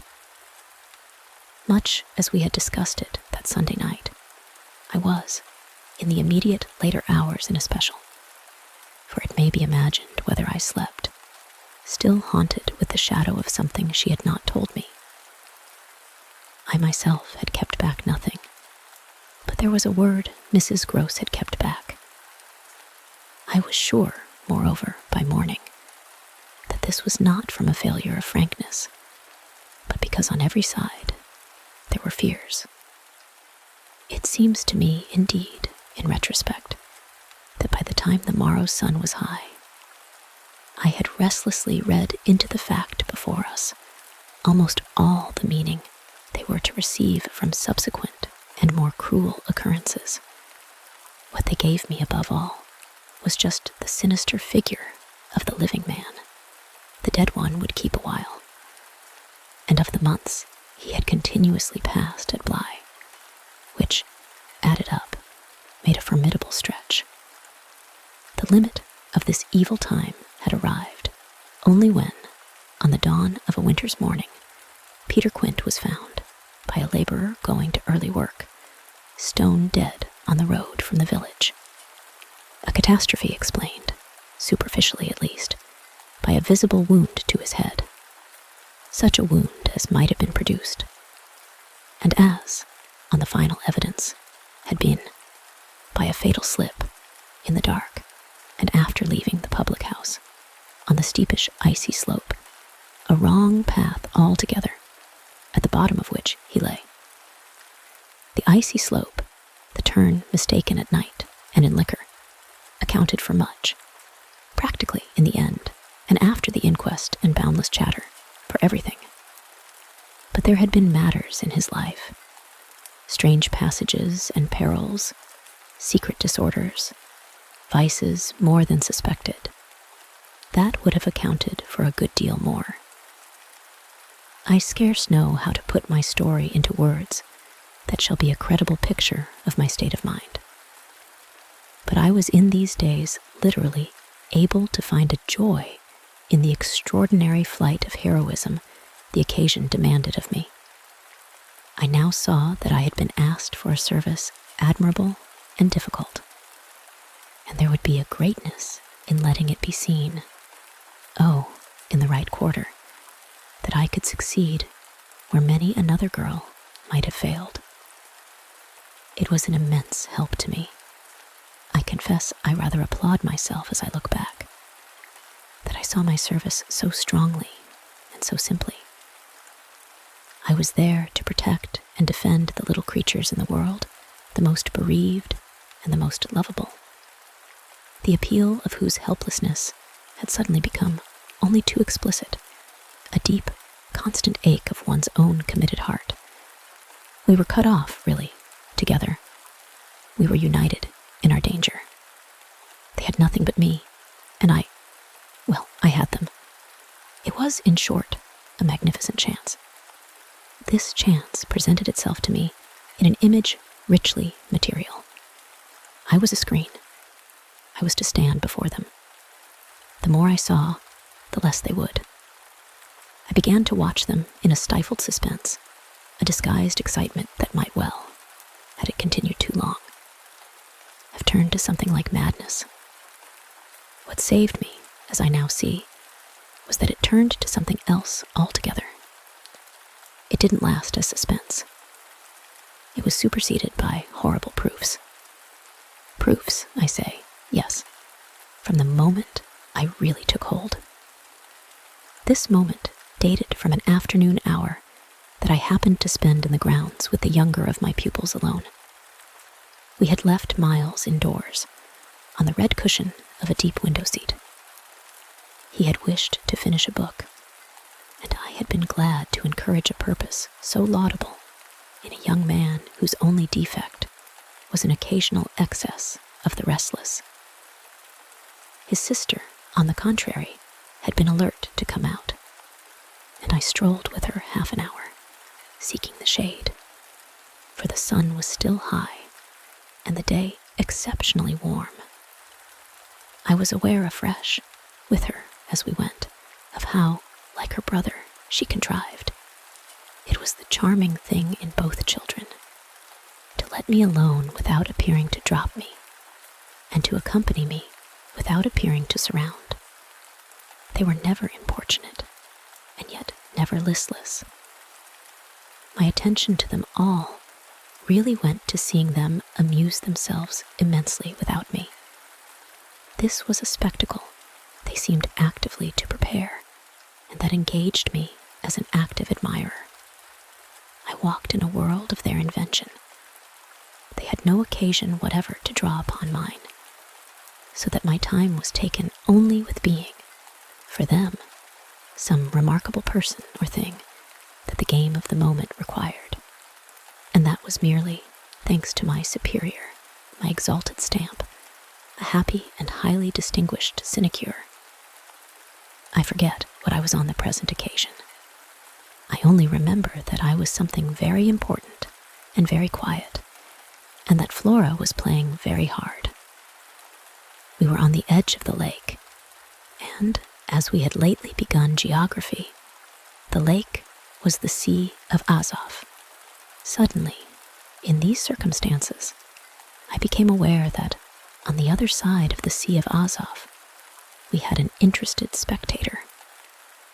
The way this knowledge gathered in me was the strangest thing in the world. The strangest, that is, except the very much stranger in which it quickly merged itself. I had sat down with a piece of work, for I was something or other that could sit, on the old stone bench which overlooked the pond. And in this position, I began to take in with certitude, and yet without direct vision, the presence, at a distance, of a third person. The old trees, the thick shrubbery, made a great and pleasant shade, but it was all suffused with the brightness of the hot, still hour. There was no ambiguity in anything, none whatever, at least, in the conviction I, from one moment to another, found myself forming as to what I should see straight before me and across the lake as a consequence of raising my eyes. They were attached at this juncture to the stitching in which I was engaged, and I can feel once more the spasm of my effort not to move them, till I should so have steadied myself as to be able to make up my mind what to do. There was an alien object in view, a figure whose right of presence I instantly, passionately questioned. I recollect counting over perfectly the possibilities, reminding myself that nothing was more natural, for instance, than the appearance of one of the men about the place, or even of a messenger, a postman, or a tradesman's boy from the village. That reminder had as little effect on my practical certitude as I was conscious, still even without looking, of its having upon the character and attitude of our visitor. Nothing was more natural than that these things should be the other things that they absolutely were not. Of the positive identity of the apparition, I would assure myself as soon as the small clock of my courage should have ticked out the right second. Meanwhile, with an effort that was already sharp enough, I transferred my eyes straight to little Flora, who, at the moment, was about 10 yards away. My heart had stood still for an instant, with the wonder and terror of the question whether she too would see.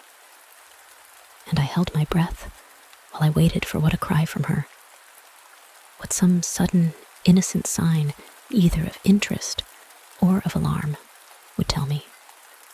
I waited, but nothing came.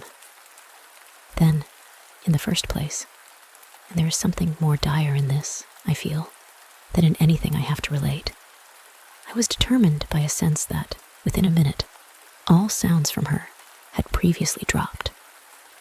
And, in the second, by the circumstance that, also within the minute, she had, in her play, turned her back to the water.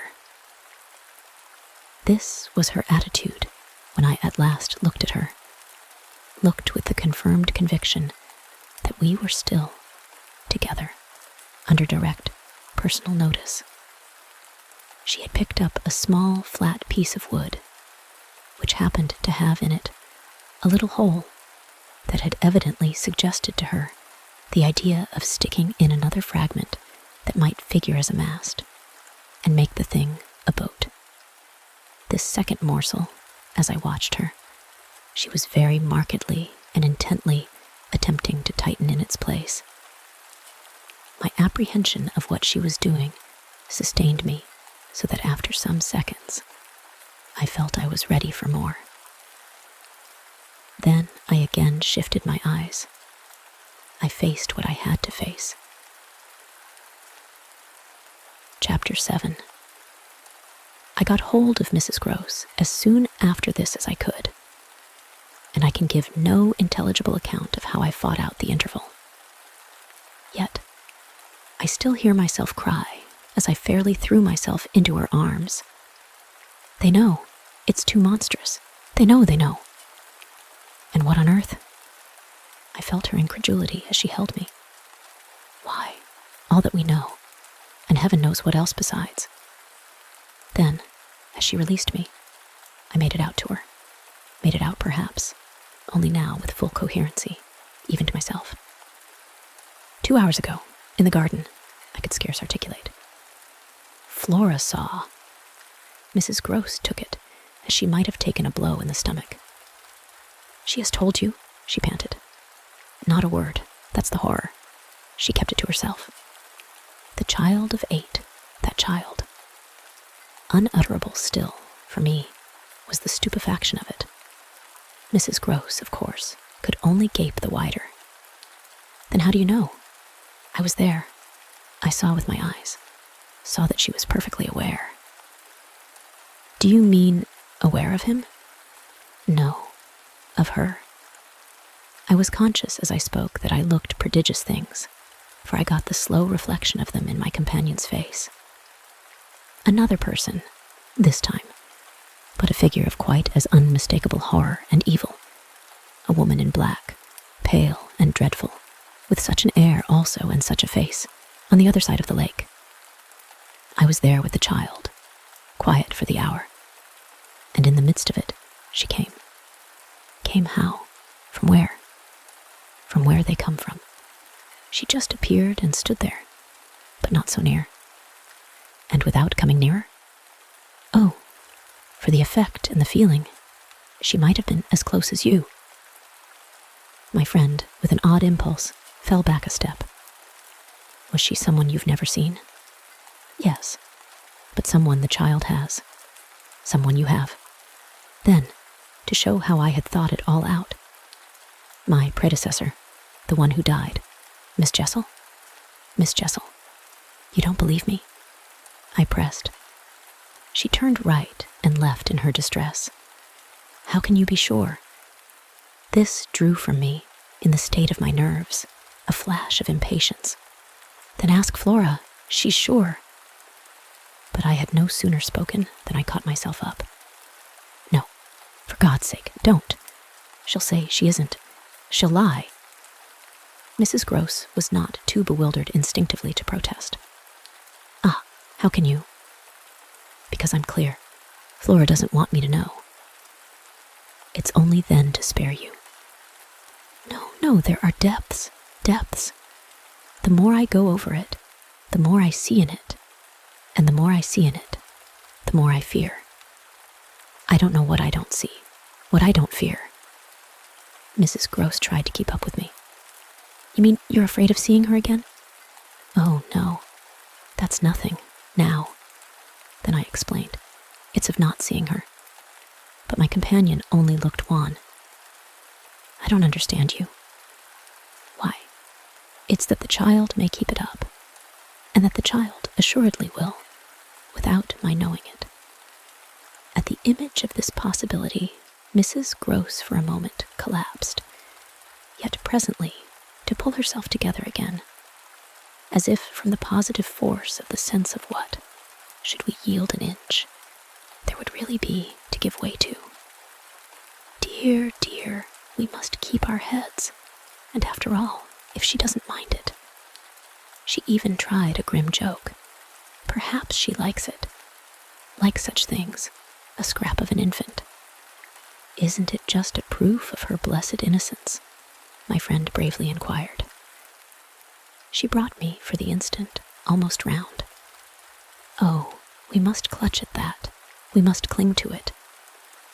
If it isn't a proof of what you say, it's a proof of God knows what. For the woman's a horror of horrors. Mrs. Gross, at this, fixed her eyes a minute on the ground. Then, at last, raising them. Tell me how you know, she said. Then you admit it's what she was, I cried. Tell me how you know, my friend simply repeated. No, by seeing her, by the way she looked. At you, do you mean, so wickedly? Dear me, no, I could have borne that. She gave me never a glance. She only fixed the child. Mrs. Gross tried to see it. Fixed her? Ah, with such awful eyes. She stared at mine as if they might really have resembled them. Do you mean of dislike? God help us, no. Of something much worse.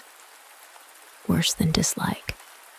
This left her indeed at a loss, with a determination indescribable, with a kind of fury of intention. I made her turn pale. Intention? To get hold of her. Mrs. Gross, her eyes just lingering on mine, gave a shudder and walked to the window. And while she stood there looking out, I completed my statement. That's what Flora knows. After a little, she turned round. The person was in black, you say? In mourning, rather poor, almost shabby. But yes, with extraordinary beauty. I now recognized to what I had at last, stroke by stroke, brought the victim of my confidence, for she quite visibly weighed this. Oh, handsome, very, very, I insisted. Wonderfully handsome, but infamous. She slowly came back to me. Miss Jessel was infamous. She once more took my hand in both her own, holding it as tight as if to fortify me against the increase of alarm I might draw from this disclosure. They were both infamous, she finally said. So, for a little, we faced it once more together, and I found absolutely a degree of help in seeing it now so straight. "I appreciate," I said, "the great decency of your not having hitherto spoken. But the time has certainly come to give me the whole thing." She appeared to assent to this, but still only in silence. Seeing which, I went on. "I must have it now. Of what did she die? Come, there was something between them. There was everything, in spite of the difference. Oh, of their rank, their condition. She brought it woefully out. She was a lady." I turned it over. I again saw. Yes, she was a lady. "And he so dreadfully below," said Mrs. Gross. I felt that I doubtless needn't press too hard, in such company, on the place of a servant in the scale. But there was nothing to prevent an acceptance of my companion's own measure of my predecessor's abasement. There was a way to deal with that, and I dealt. The more readily for my full vision, on the evidence of our employer's late, clever, good-looking own man. Impudent, assured, spoiled, depraved. The fellow was a hound. Mrs. Gross considered as if it were perhaps a little a case for a sense of shades. I've never seen one like him. He did what he wished. With her. With them all. It was as if now in my friend's own eyes, Miss Jessel had again appeared. I seemed, at any rate, for an instant, to see their evocation of her as distinctly as I had seen her by the pond, and I brought out with decision. It must have been also what she wished.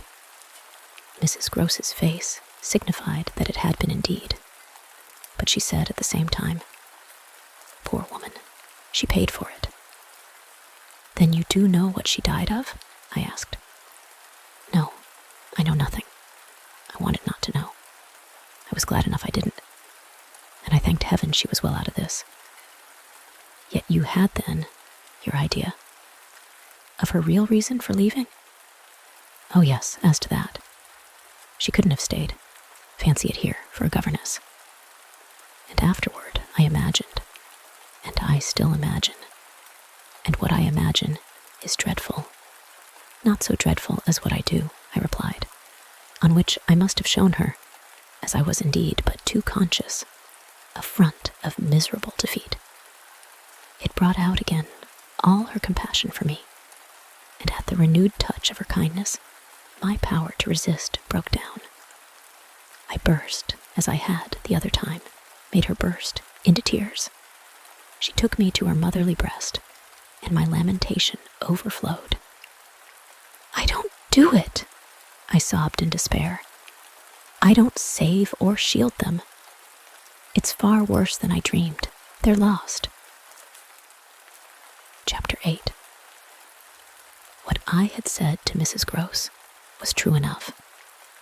There were in the matter I had put before her depths and possibilities that I lacked resolution to sound, so that when we met once more in the wonder of it, we were of a common mind about the duty of resistance to extravagant fancies. We were to keep our heads if we should keep nothing else. Difficult indeed, as that might be, in the face of what, in our prodigious experience, was least to be questioned. Late that night, while the house slept, we had another talk in my room, when she went all the way with me as to its being beyond doubt that I had seen exactly what I had seen. To hold her perfectly in the pinch of that, I found I had only to ask her how, if I had made it up. I came to be able to give, of each of the persons appearing to me, a picture disclosing, to the last detail, their special marks, a portrait on the exhibition of which she had instantly recognized and named them.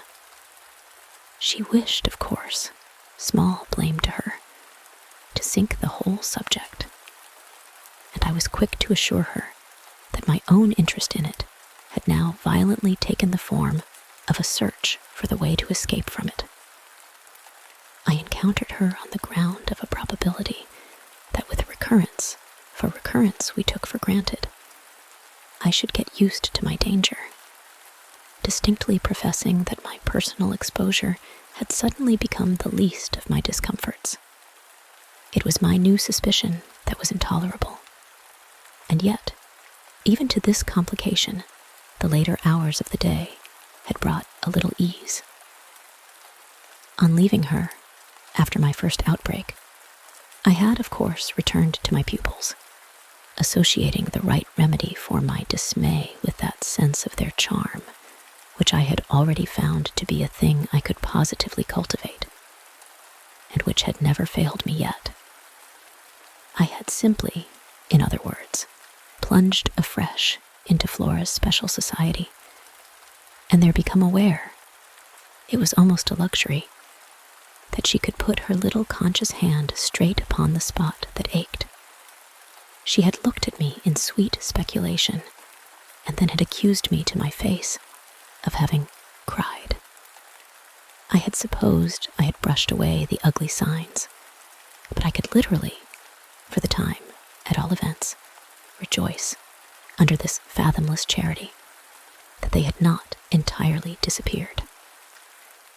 To gaze into the depths of blue of the child's eyes and pronounce their loveliness a trick of premature cunning was to be guilty of a cynicism in preference to which I naturally preferred to abjure my judgment and, so far as might be, my agitation. I couldn't abjure for merely wanting to, but I could repeat to Mrs. Gross, as I did there, over and over in the small hours, that with their voices in the air, their pressure on one's heart, and their fragrant faces against one's cheek, everything fell to the ground but their incapacity and their beauty. It was a pity that somehow, to settle this once for all, I had equally to re-enumerate the signs of subtlety that, in the afternoon, by the lake, had made a miracle of my show of self-possession. It was a pity to be obliged to reinvestigate the certitude of the moment itself, and repeat how it had come to me as a revelation that the inconceivable communion I then surprised was a matter, for either party, of habit. It was a pity that I should have had to quaver out again the reasons for my not having, in my delusion, so much as questioned that the little girl saw our visitant, even as I actually saw Mrs. Gross herself, and that she wanted, by just so much as she did thus see, to make me suppose she didn't, and at the same time, without showing anything, arrive at a guess as to whether I myself did. It was a pity that I needed once more to describe the portentous little activity by which she sought to divert my attention, the perceptible increase of movement, the greater intensity of play, the singing, the gabbling of nonsense, and the invitation to romp. Yet if I had not indulged, to prove there was nothing in it, in this review, I should have missed the 2 or 3 dim elements of comfort that still remained to me. I should not, for instance, have been able to asseverate to my friend that I was certain, which was so much to the good, that I at least had not betrayed myself. I should not have been prompted by stress of need, by desperation of mind. I scarce know what to call it, to invoke such further aid to intelligence as might spring from pushing my colleague fairly to the wall.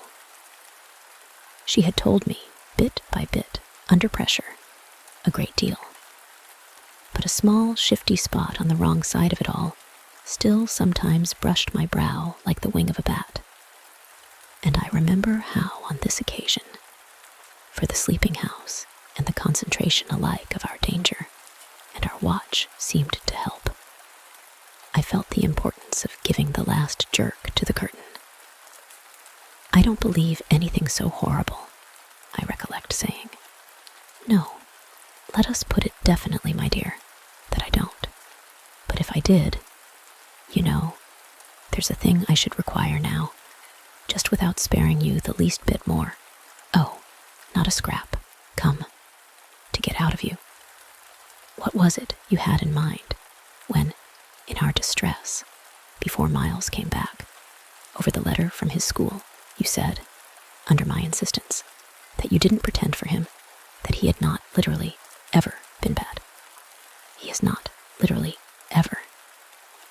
In these weeks that I myself have lived with him and so closely watched him, he has been an imperturbable little prodigy of delightful, lovable goodness. Therefore, you might perfectly have made the claim for him if you had not, as it happened, seen an exception to take. What was your exception, and to what passage in your personal observation of him did you refer? It was a dreadfully austere inquiry, but levity was not our note. And at any rate, before the gray dawn admonished us to separate, I had got my answer. What my friend had had in mind proved to be immensely to the purpose. It was neither more nor less than the circumstance that for a period of several months, Quint and the boy had been perpetually together.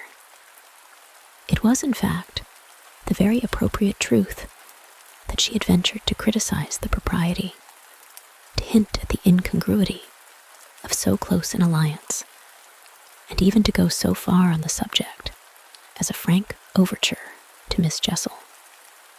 Miss Jessel had, with a most strange manner, requested her to mind her business, and the good woman had, on this, directly approached little Miles. What she had said to him, since I pressed, was that she liked to see young gentlemen not forget their station. I pressed again, of course, at this.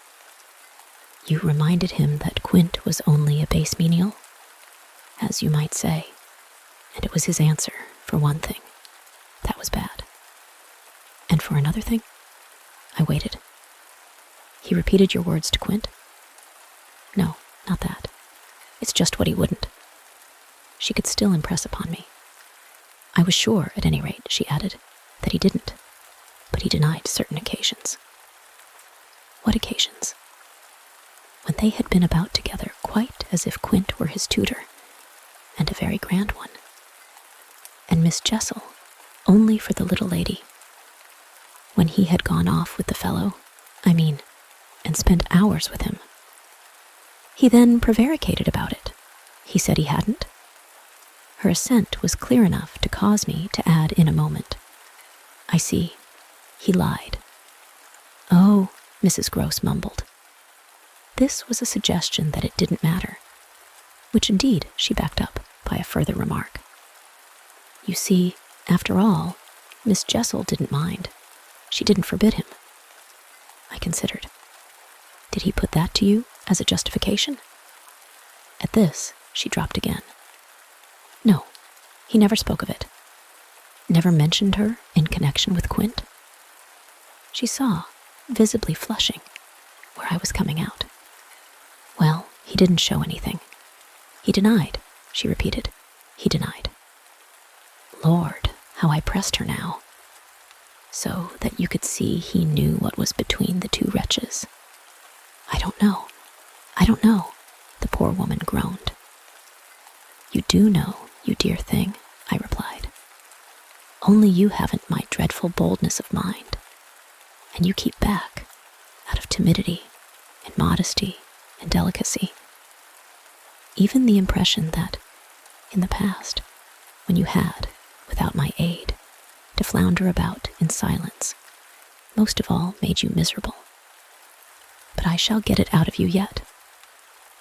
There was something in the boy that suggested to you, I continued, that he covered and concealed their relation. Oh, he couldn't prevent your learning the truth, I dare say.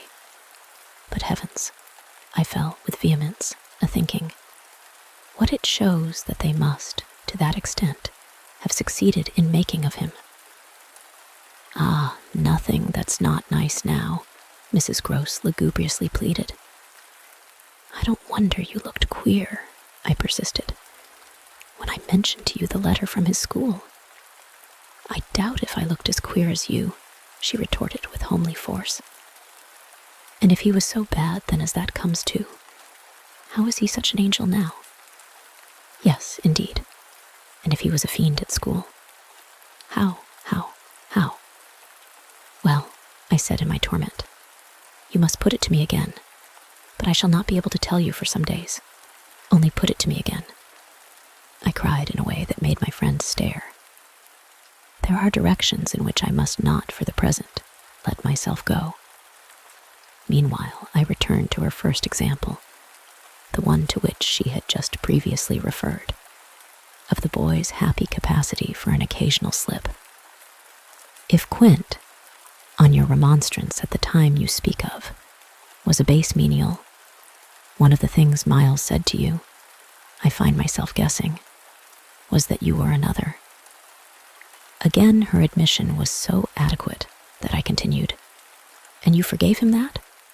Wouldn't you? Oh, yes. And we exchanged there, in the stillness, a sound of the oddest amusement. Then I went on. At all events, while he was with the man, Miss Flora was with the woman. It suited them all. It suited me, too, I felt, only too well. By which I mean that it suited exactly the particularly deadly view I was in the very act of forbidding myself to entertain. But I so far succeeded in checking the expression of this view that I will throw, just here, no further light on it than may be offered by the mention of my final observation to Mrs. Gross. His having lied and been impudent are, I confess, less engaging specimens than I had hoped to have from you of the outbreak in him of the little natural man. Still, I mused, they must do, for they make me feel more than ever that I must watch. It made me blush, the next minute, to see in my friend's face how much more unreservedly she had forgiven him. Then her anecdote struck me as presenting to my own tenderness an occasion for doing. This came out when, at the schoolroom door, she quitted me. Surely you don't accuse him of carrying on an intercourse that he conceals from me? Ah, remember that, until further evidence, I now accuse nobody. Then, before shutting her out to go, by another passage, to her own place, I must just wait, I wound up. Chapter 9. I waited and waited, and the days, as they elapsed, took something from my consternation. A very few of them, in fact, passing in constant sight of my pupils, without a fresh incident, sufficed to give to grievous fancies, and even to odious memories, a kind of brush of the sponge. I have spoken of the surrender to their extraordinary childish grace as a thing I could actively cultivate, and it may be imagined, if I neglected now, to address myself to the source for whatever it would yield. Stranger than I can express, certainly, was the effort to struggle against my new lights. It would doubtless have been, however, a greater tension still had it not been so frequently successful. I used to wonder how my little charges could help guessing that I thought strange things about them, and the circumstances that these things only made them more interesting was not by itself a direct aid to keeping them in the dark. I trembled lest they should see that they were so immensely more interesting. Putting things at the worst, at all events, as in meditation I so often did, any clouding of their innocence could only be, blameless and foredoomed as they were, a reason the more for taking risks. There were moments when, by an irresistible impulse, I found myself catching them up and pressing them to my heart. As soon as I had done so, I used to say to myself, what will they think of that? Doesn't it betray too much?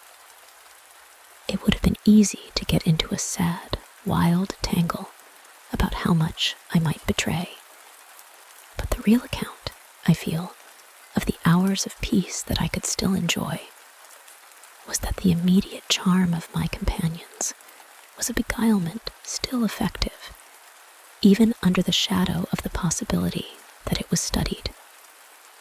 For if it occurred to me that I might occasionally excite suspicion by the little outbreaks of my sharper passion for them, so too, I remember wondering if I mightn't see a queerness in the traceable increase of their own demonstrations. They were at this period extravagantly and preternaturally fond of me, which, after all, I could reflect, was no more than a graceful response in children perpetually bowed over and hugged. The homage of which they were so lavish succeeded, in truth, for my nerves, quite as well as if I never appeared to myself, as I may say, literally to catch them at a purpose in it. They had never, I think, wanted to do so many things for their poor protectress. I mean, though they got their lessons better and better, which was naturally what would please her most, in the way of diverting, entertaining, surprising her, reading her passages, telling her stories, acting her charades, pouncing out at her in disguises as animals and historical characters, and above all astonishing her by the pieces they had secretly got by heart and could interminably recite. I should never get to the bottom, were I to let myself go, even now, of the prodigious private commentary, all under still more private correction, with which, in these days, I overscored their full hours. They had shown me from the first a facility for everything, a general faculty which, taking a fresh start, achieved remarkable flights. They got their little tasks as if they loved them, and indulged, from the mere exuberance of the gift, in the most unimposed little miracles of memory. They not only popped out at me as tigers and as Romans, but as Shakespeareans, astronomers, and navigators. This was so singularly the case that it had presumably much to do with the fact as to which, at the present day, I'm at a loss for a different explanation. I allude to my unnatural composure on the subject of another school for miles. What I remember is that I was content not, for the time, to open the question, and that contentment must have sprung from the sense of his perpetually striking show of cleverness. He was too clever for a bad governess, for a parson's daughter, to spoil. And the strangest, if not the brightest thread in the pensive embroidery I just spoke of, was the impression I might have got, if I had dared to work it out, that he was under some influence operating in his small intellectual life as a tremendous incitement. If it was easy to reflect, however, that such a boy could postpone school, it was at least as marked that for such a boy to have been kicked out by a schoolmaster was a mystification without end. Let me add that in their company now, and I was careful almost never to be out of it, I could follow no scent very far. We lived in a cloud of music and love and success and private theatricals. The musical sense in each of the children was of the quickest, but the elder in especial had a marvelous knack of catching and repeating. The schoolroom piano broke into all gruesome fancies, and when that failed, there were confabulations in corners, with a sequel of one of them going out in the highest spirits in order to come in as something new. I had had brothers myself, and it was no revelation to me that little girls could be slavish idolaters of little boys. What surpassed everything was that there was a little boy in the world who could have for the inferior age, sex, and intelligence so fine a consideration. They were extraordinarily at one, and to say that they never either quarreled or complained is to make the note of praise coarse for their quality of sweetness. Sometimes, indeed, when I dropped into coarseness, I perhaps came across traces of little understandings between them by which one of them should keep me occupied while the other slipped away. There is a naive side, I suppose, in all diplomacy, but if my pupils practiced upon me, it was surely with the minimum of grossness. It was all in the other quarter that, after a lull, the grossness broke out. I find that I really hang back, but I must take my plunge. In going on with the record of what was hideous at Bly, I not only challenge the most liberal faith, for which I little care, but, and this is another matter, I renew what I myself suffered. I again push my way through it to the end.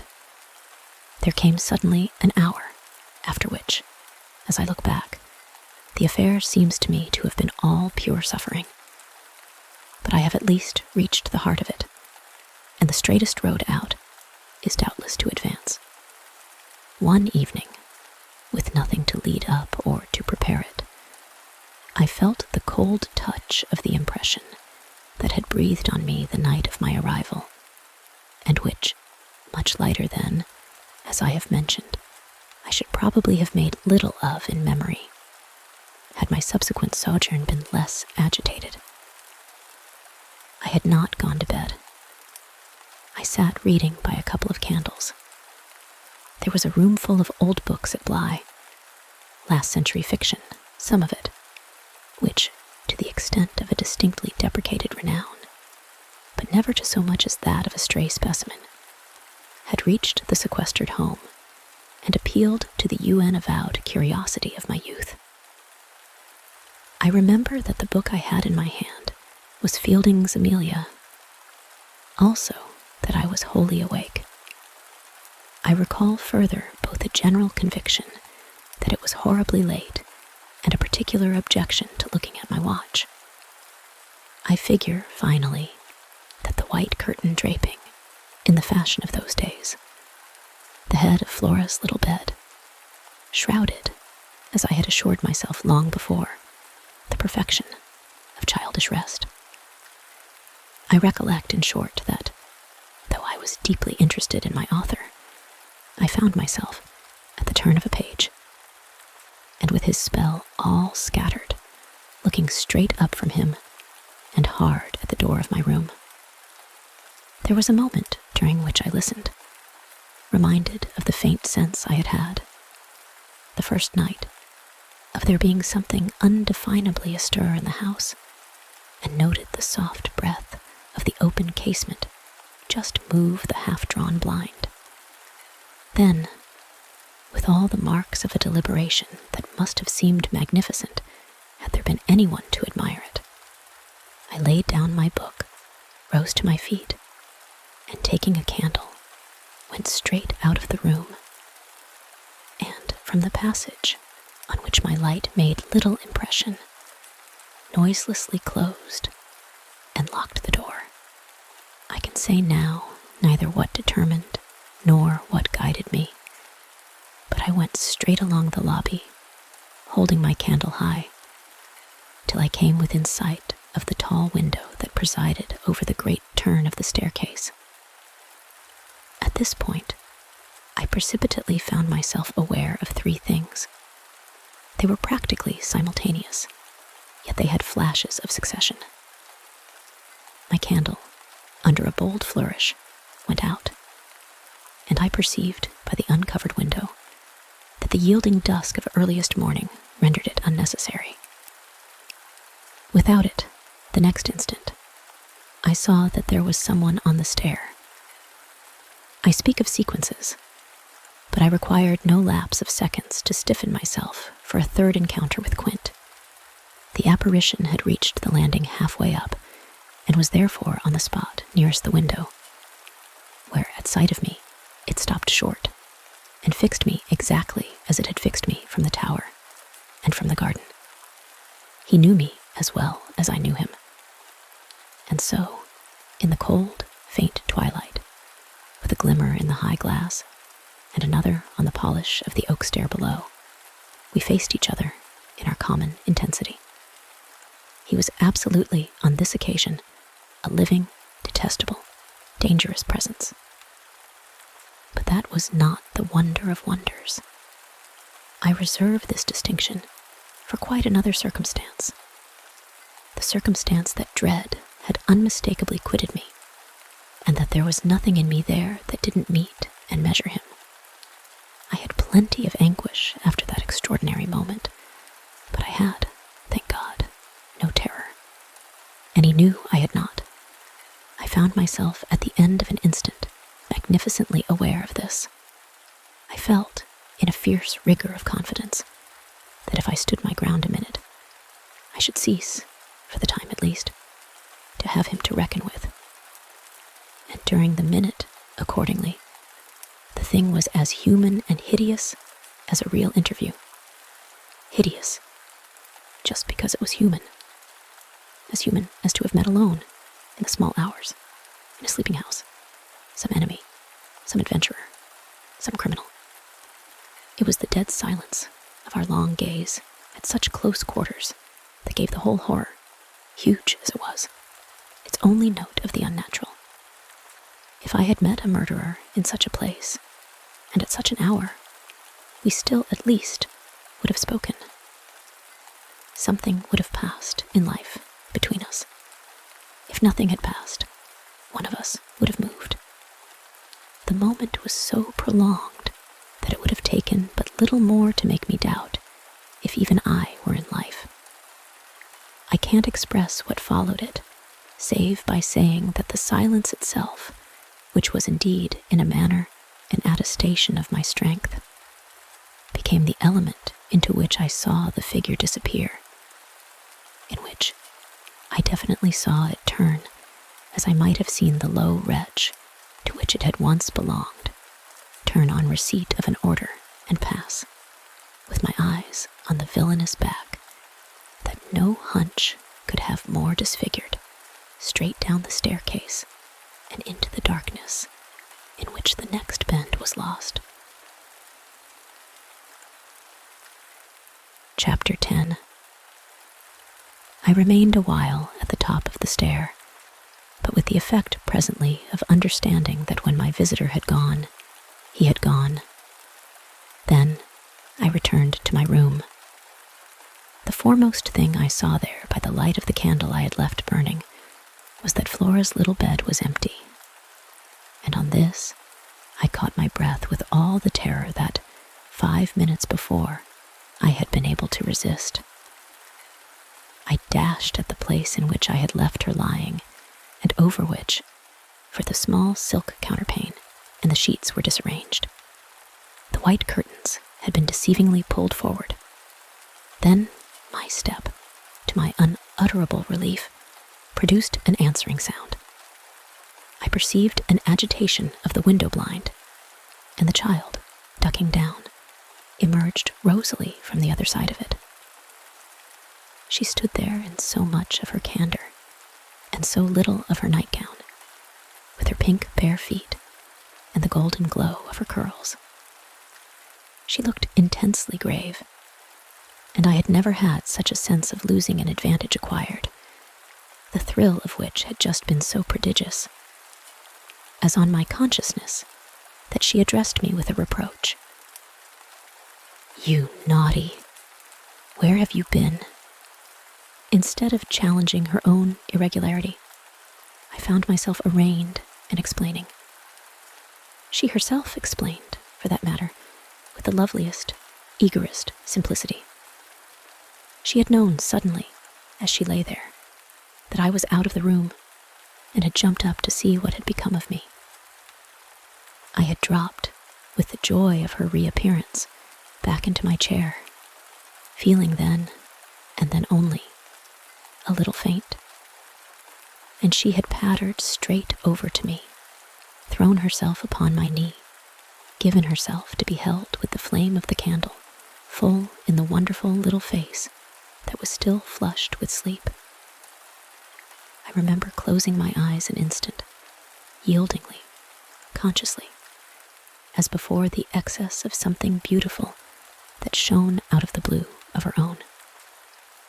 "You were looking for me out of the window?" I said. "You thought I might be walking in the grounds?"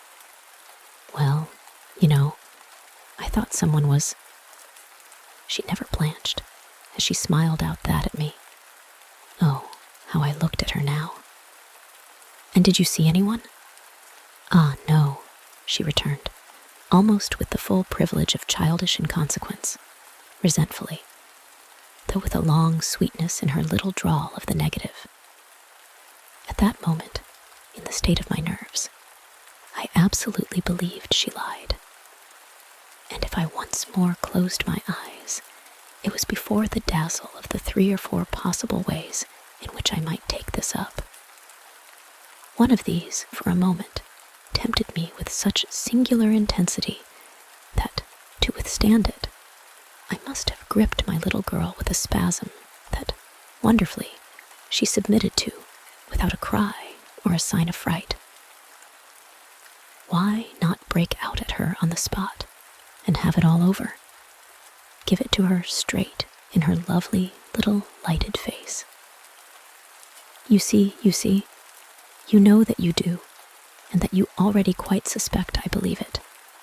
Therefore, why not frankly confess it to me, so that we may at least live with it together, and learn, perhaps, in the strangeness of our fate, where we are and what it means. This solicitation dropped, alas, as it came. If I could immediately have succumbed to it, I might have spared myself. Well, you'll see what. Instead of succumbing, I sprang again to my feet, looked at her bed, and took a helpless middle way. "Why did you pull the curtain over the place to make me think you were still there?" Flora luminously considered, after which, with her little divine smile, "Because I don't like to frighten you. But if I had, by your idea, gone out—" She absolutely declined to be puzzled. She turned her eyes to the flame of the candle, as if the question were as irrelevant, or at any rate as impersonal, as Mrs. Marset, or 9 times 9. "Oh, but she quite adequately answered, "that you might come back, you dear, and that you have." And after a little, when she had gotten to bed, I had, for a long time, by almost sitting on her to hold her hand, to prove that I recognized the pertinence of my return. You may imagine the general complexion, from that moment, of my nights. I repeatedly sat up till I didn't know when. I selected moments when my roommate unmistakably slept, and stealing out, took noiseless turns in the passage, and even pushed as far as to where I had last met Quint. But I never met him there again, and I may as well say at once that I on no other occasion saw him in the house. I just missed, on the staircase, on the other hand, a different adventure. Looking down it from the top, I once recognized the presence of a woman seated on one of the lower steps, with her back presented to me, her body half bowed, and her head, in an attitude of woe, in her hands. I had been there but an instant, however, when she vanished, without looking round at me. I knew, nonetheless, exactly what dreadful face she had to show, and I wondered whether, if instead of being above I had been below, I should have had, for going up, the same nerve I had lately shown Quint. Well, there continued to be plenty of chance for nerve. On the 11th night after my latest encounter with that gentleman, they were all numbered now, I had an alarm that perilously skirted it, and that indeed, from the particular quality of its unexpectedness, proved quite my sharpest shock. It was precisely the first night during this series that, weary with watching, I had felt that I might again, without laxity, lay myself down at my old hour. I slept immediately, and, as I afterward knew, till about 1 o'clock. when I woke, it was to sit straight up, as completely roused as if a hand had shook me. I had left a light burning, but it was now out, and I felt an instant certainty that Flora had extinguished it. This brought me to my feet, and straight, in the darkness, to her bed, which I found she had left. A glance at the window enlightened me further, and the striking of a match completed the picture. The child had again got up, this time blowing out the taper, and had again, for some purpose of observation or response, squeezed in behind the blind and was peering out into the night. That she now saw, as she had not, I had satisfied myself the previous time, was proved to me by the fact that she was disturbed neither by my reillumination nor by the haste I made to get into slippers and into a wrap. Hidden, protected, absorbed, she evidently rested on the sill, the casement opened forward, and gave herself up. There was a great still moon to help her, and this fact had counted in my quick decision. She was face to face with the apparition we had met at the lake, and could now communicate with it as she had not then been able to do.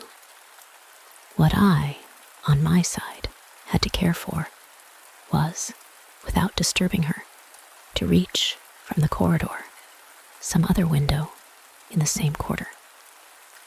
I got to the door without her hearing me. I got out of it, closed it, and listened from the other side for some sound from her. While I stood in the passage, I had my eyes on her brother's door, which was but 10 steps off, and which, indescribably, produced in me a renewal of the strange impulse that I lately spoke of as my temptation. What if I should go straight in and march to his window?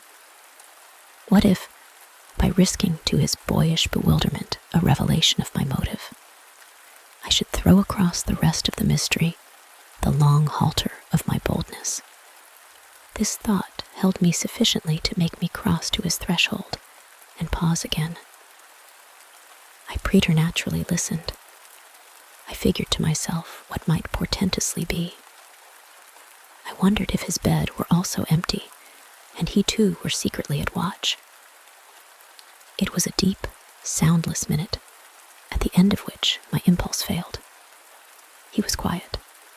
He might be innocent. The risk was hideous. I turned away.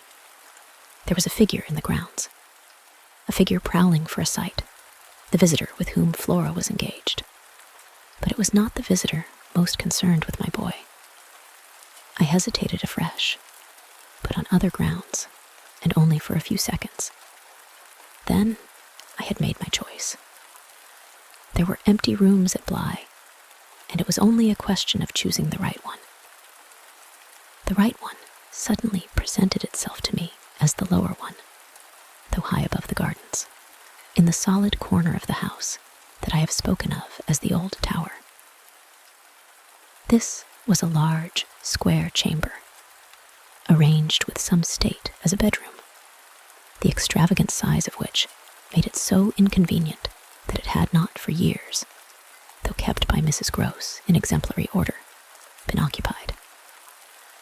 I had often admired it, and I knew my way about in it. I had only, after just faltering at the first chill gloom of its disuse, to pass across it and unbolt as quietly as I could one of the shutters. Achieving this transit, I uncovered the glass without a sound, and, applying my face to the pane, was able, the darkness without being much less than within, to see that I commanded the right direction. Then I saw something more. The moon made the night extraordinarily penetrable, and showed me on the lawn a person, diminished by distance, who stood there motionless, and as if fascinated, looking up to where I had appeared, looking, that is, not so much straight at me, as at something that was apparently above me. There was clearly another person above me. There was a person on the tower. But the presence on the lawn was not in the least what I had conceived and had confidently hurried to meet. The presence on the lawn, I felt sick as I made it out, was poor little Miles himself. Reading by Sleepy Sounds Audiobooks, J.B. Chapter 11. It was not till late next day that I spoke to Mrs. Gross. The rigor with which I kept my pupils in sight, making it often difficult to meet her privately, and the more as we each felt the importance of not provoking, on the part of the servants, quite as much as on that of the children, any suspicion of a secret flurry, or that of a discussion of mysteries. I drew a great security, in this particular, from her mere smooth aspect. There was nothing in her fresh face to pass on to others my horrible confidences. She believed me, I was sure, absolutely. If she hadn't, I don't know what would have become of me, for I couldn't have borne the business alone. But she was a magnificent monument to the blessing of a want of imagination. And if she could see in our little charges nothing but their beauty and amiability, their happiness and cleverness, she had no direct communication with the sources of my trouble. If they had been at all visibly blighted or battered, she would doubtless have grown, on tracing it back, haggard enough to match them. As matters stood, however, I could feel her, when she surveyed them, with her large white arms folded and the habit of serenity in all her look. Thank the Lord's mercy that if they were ruined, the pieces would still serve. Flights of fancy gave place in her mind to a steady fireside glow, and I had already begun to perceive how, with the development of the conviction that, as time went on without a public accident, our young things could, after all, look out for themselves, she addressed her greatest solicitude to the sad case presented by their instructress. That, for myself, was a sound simplification. I could engage that, to the world, my face should tell no tales, but it would have been, in the conditions, an immense, added strain to find myself anxious about hers. At the hour I now speak of, she had joined me, under pressure, on the terrace, where, with the lapse of the season, the afternoon sun was now agreeable, and we sat there together, while before us, at a distance, but within call if we wished, the children strolled to and fro in one of their most manageable moods. They moved slowly, in unison, below us, over the lawn, the boy, as they went, reading aloud from a storybook and passing his arm round his sister to keep her quite in touch. Mrs. Gross watched them with positive placidity. Then I caught the suppressed intellectual creak with which she conscientiously turned to take from me a view of the back of the tapestry. I had made her a receptacle of lurid things, but there was an odd recognition of my superiority, my accomplishments and my function, in her patience under my pain. She offered her mind to my disclosures, as had I wished to mix a witch's broth, and proposed it with assurance. She would have held out a large, clean saucepan. This had become thoroughly her attitude by the time that, in my recital of the events of the night, I reached the point of what Miles had said to me when, after seeing him, at such a monstrous hour, almost on the very spot where he happened now to be, I had gone down to bring him in, choosing then, at the window, with a concentrated need of not alarming the house, rather that method than a signal more resonant. I had left her meanwhile in little doubt of my small hope of representing with success, even to her actual sympathy, my sense of the real splendor of the little inspiration with which, after I had got him into the house, the boy met my final articulate challenge. As soon as I appeared in the moonlight on the terrace, he had come to me as straight as possible, on which I had taken his hand without a word and led him through the dark spaces, up the staircase where Quint had so hungrily hovered for him, along the lobby where I had listened and trembled, and so to his forsaken room. Not a sound on the way had passed between us, and I had wondered, oh, how I had wondered, if he were groping about in his little mind for something plausible and not too grotesque. It would tax his invention, certainly, and I felt, this time, over his real embarrassment, a curious thrill of triumph.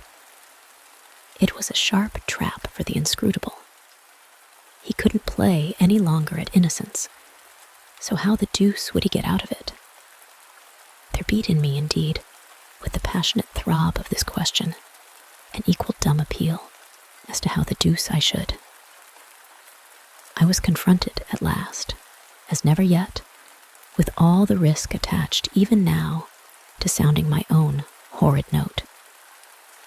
I remember, in fact, that as we pushed into his little chamber, where the bed had not been slept in at all, and the window, uncovered to the moonlight, made the place so clear that there was no need of striking a match. I remember how I suddenly dropped, sank upon the edge of the bed from the force of the idea that he must know how he really, as they say, had me. He could do what he liked, with all his cleverness to help him, so long as I should continue to defer to the old tradition of the criminality of those caretakers of the young who minister to superstitions and fears. He had me indeed, and in a cleft stick. For who would ever absolve me? Who would consent that I should go unhung, if, by the faintest tremor of an overture, I were the first to introduce into our perfect intercourse an element so dire? No, no. It was useless to attempt to convey to Mrs. Gross, just as it is scarcely less so to attempt to suggest here, how, in our short, stiff brush in the dark, he fairly shook me with admiration. I was, of course, thoroughly kind and merciful. Never, never yet had I placed on his little shoulders hands of such tenderness as those with which, while I rested against the bed, I held him there well under fire. I had no alternative, but, in form at least, to put it to him. You must tell me now, and all the truth. What did you go out for? What were you doing there? I can still see his wonderful smile, the whites of his beautiful eyes, and the uncovering of his little teeth shine to me in the dusk. If I tell you why, will you understand? My heart, at this, leaped into my mouth. Would he tell me why? I found no sound on my lips to press it, and I was aware of replying only with a vague, repeated, grimacing nod. He was gentleness itself, and while I wagged my head at him, he stood there more than ever a little fairy prince. It was his brightness, indeed, that gave me a respite. Would it be so great if he were really going to tell me? Well, he said at last, just exactly in order that you should do this. Do what? Thank me, for a change. Bad. I shall never forget the sweetness and gaiety with which he brought out the word, nor how, on top of it, he bent forward and kissed me. It was practically the end of everything. I met his kiss, and I had to make, while I folded him for a minute in my arms, the most stupendous effort not to cry. He had given exactly the account of himself that permitted least of my going behind it, and it was only with the effect of confirming my acceptance of it that, as I presently glanced about the room, I could say, "Then you didn't undress at all?" He fairly glittered in the gloom. "Not at all. I sat up and read. And when did you go down? At midnight. When I'm bad, I am bad. I see. It's charming. But how could you be sure I would know it? Oh, I arranged that with Flora. His answers rang out with a readiness. She was to get up and look out. Which is what she did do. It was I who fell into the trap. So she disturbed you. And to see what she was looking at, you also looked. You saw. While you, I concurred, caught your death in the night air. He literally bloomed so from this exploit that he could afford radiantly to assent. How otherwise should I have been bad enough? He asked. Then, after another embrace, the incident and our interview closed on my recognition of all the reserves of goodness that, for his joke, he had been able to draw upon. Chapter 12. The particular impression I had received proved in the morning light, I repeat, not quite successfully presentable to Mrs. Gross, though I reinforced it with the mention of still another remark that he had made before we separated. It all lies in half a dozen words, I said to her. Words that really settle the matter. Think, what I might do. He threw that off to show me how good he is. He knows down to the ground what he might do. That's what he gave them a taste of at school. Lord, you do change, cried my friend. I don't change. I simply make it out. The four depend upon it, perpetually meet. If on either of these last nights you had been with either child, you would clearly have understood. The more I've watched and waited, the more I've felt that if there were nothing else to make it sure, it would be made so by the systematic silence of each. Never, by a slip of the tongue, have they so much as alluded to either of their old friends, any more than Miles has alluded to his expulsion. Oh yes, we may sit here and look at them, and they may show off to us there to their fill. But even while they pretend to be lost in their fairy tale, they're steeped in their vision of the dead restored. He's not reading to her, I declared. They're talking of them. They're talking horrors. I go on, I know, as if I were crazy. And it's a wonder I'm not. What I've seen would have made you so, but it has only made me more lucid, made me get hold of still other things. My lucidity must have seemed awful, but the charming creatures who were victims of it, passing and repassing in their interlocked sweetness, gave my colleague something to hold on by. And I felt how tight she held as, without stirring in the breath of my passion, she covered them still with her eyes. Of what other things have you got hold? Why, of the very things that have delighted, fascinated, and yet, at bottom, as I now so strangely see, mystified and troubled me. They're more than earthly beauty. They're absolutely unnatural goodness. It's a game, I went on. It's a policy and a fraud. On the part of little darlings? As yet, mere lovely babies? Yes, mad as that seems. The very act of bringing it out really helped me to trace it, follow it all up, and piece it all together. They haven't been good. They've only been absent. It has been easy to live with them, because they're simply leading a life of their own. They're not mine. They're not ours. They're his, and they're hers. Quince and that woman's. Quince and that woman's. They want to get to them.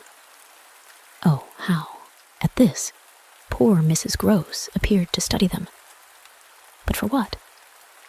For the love of all the evil that, in those dreadful days, the pair put into them, and to ply them with that evil still, to keep up the work of demons, is what brings the others back. Laws, said my friend under her breath. The exclamation was homely, but it revealed a real acceptance of my further proof of what, in the bad time, for there had been a worse even than this, must have occurred. There could have been no such justification for me as the plain assent of her experience to whatever depth of depravity I found credible in our brace of scoundrels. It was an obvious submission of memory that she brought out after a moment. They were rascals, but what can they now do? She pursued. Do, I echoed so loud that Miles and Flora, as they passed at their distance, paused an instant in their walk and looked at us. Don't they do enough? I demanded in a lower tone, while the children, having smiled and nodded and kissed hands to us, resumed their exhibition. We were held by it a minute. Then I answered, they can destroy them. At this, my companion did turn, but the inquiry she launched was a silent one, the effect of which was to make me more explicit. They don't know, as yet, quite how, but they're trying hard. They're seen only across, as it were, and beyond, in strange places and on high places, the top of towers, the roof of houses, the outside of windows, the further edge of pools. But there's a deep design on either side to shorten the distance and overcome the obstacle. And the success of the tempters is only a question of time. They've only to keep to their suggestions of danger for the children to come and perish in the attempt. Mrs. Gross slowly got up, and I scrupulously added, unless, of course, we can prevent. Standing there before me while I kept my seat, she visibly turned things over. Their uncle must do the preventing. He must take them away. And who's to make him? She had been scanning the distance, but she now dropped on me a foolish face. You, miss. By writing to him that his house is poisoned and his little nephew and niece mad. But if they are, miss, and if I am myself, you mean, that's charming news to be sent him by a governess whose prime undertaking was to give him no worry. Mrs. Gross considered, following the children again. Yes, he do hate worry. That was the great reason. Why those fiends took him in so long. No doubt, though his indifference must have been awful. As I'm not a fiend, at any rate, I shouldn't take him in. My companion, after an instant, and for all answer, sat down again and grasped my arm. Make him at any rate come to you. I stared. To me? I had a sudden fear of what she might do. Him? He ought to be here. He ought to help.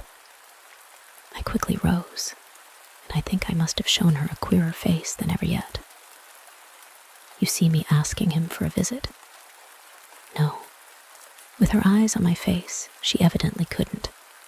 Instead of it even, as a woman reads another, she could see what I myself saw. His derision, his amusement, his contempt for the breakdown of my resignation at being left alone, and for the fine machinery I had set in motion to attract his attention to my slighted charms. She didn't know, no one knew, how proud I had been to serve him and to stick to our terms. Yet she nonetheless took the measure, I think, of the warning I now gave her. If you should so lose your head as to appeal to him for me. She was really frightened. Yes, miss? I would leave on the spot, both him and you. Chapter 13. It was all very well to join them, but speaking to them proved quite as much as ever an effort beyond my strength, offered in close quarters, difficulties as insurmountable as before. This situation continued a month, and with new aggravations and particular notes, the note above all sharper and sharper, of the small ironic consciousness on the part of my pupils. It was not, I am as sure today as I was sure then, my mere infernal imagination. It was absolutely traceable that they were aware of my predicament, this strange relation made, in a manner, for a long time, the air in which we moved. I don't mean that they had their tongues in their cheeks, or did anything vulgar, for that was not one of their dangers. I do mean, on the other hand, that the element of the unnamed and untouched became, between us, greater than any other, and that so much avoidance could not have been so successfully effected without a great deal of tacit arrangement. It was as if, at moments, we were perpetually coming into sight of subjects before which we must stop short, turning suddenly out of alleys that we perceived to be blind, closing with a little bang that made us look at each other. For like all bangs, it was something louder than we had intended. The doors we had indiscreetly opened. All roads lead to Rome, and there were times when it might have struck us that almost every branch of study or subject of conversation skirted forbidden ground. Forbidden ground was the question of the return of the dead in general, and of whatever, in especial, might survive, in memory, of the friends little children had lost. There were days when I could have sworn that one of them had, with a small, invisible nudge, said to the other, "She thinks she'll do it this time, but she won't." To do it would have been to indulge, for instance, and for once in a way, in some direct reference to the lady who had prepared them for my discipline. They had a delightful, endless appetite for passages in my own history, to which I had again and again treated them. They were in possession of everything that had ever happened to me, had, with every circumstance, the story of my smallest adventures, and of those of my brothers and sisters, and of the cat and the dog at home, as well as many particulars of the eccentric nature of my father, of the furniture and arrangement of our house, and of the conversation of the old women of our village. There were things enough, taking one with another, to chatter about, if one went very fast and knew by instinct when to go round. They pulled with an art of their own the strings of my invention and my memory. And nothing else, perhaps, when I thought of such occasions afterward, gave me so the suspicion of being watched from under cover. It was in any case over my life, my past, and my friends alone, that we could take anything like our ease, a state of affairs that led them sometimes without the least pertinence to break out into sociable reminders. I was invited, with no visible connection, to repeat afresh Goody Gosling's celebrated mot, or to confirm the details already supplied as to the cleverness of the vicarage pony. It was partly at such junctures as these, and partly at quite different ones, that, with the turn my matters had now taken, my predicament, as I have called it, grew most sensible. The fact that the days passed for me without another encounter ought, it would have appeared, to have done something toward soothing my nerves. Since the light brush, that second night on the upper landing, of the presence of a woman at the foot of the stair, I had seen nothing, whether in or out of the house, that one had better not have seen. There was many a corner round which I expected to come upon Quint, and many a situation that, in a merely sinister way, would have favored the appearance of Miss Jessel. The summer had turned, the summer had gone, the autumn had dropped upon Bly, and had blown out half our lights. The place, with its gray sky and withered garlands, its bared spaces and scattered dead leaves, was like a theater after the performance, all strewn with crumpled playbills.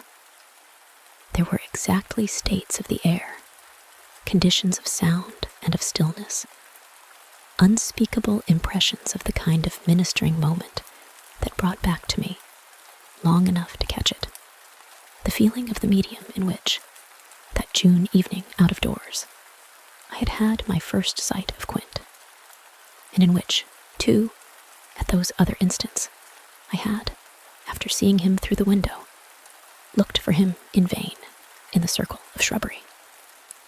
I recognized the signs, the portents.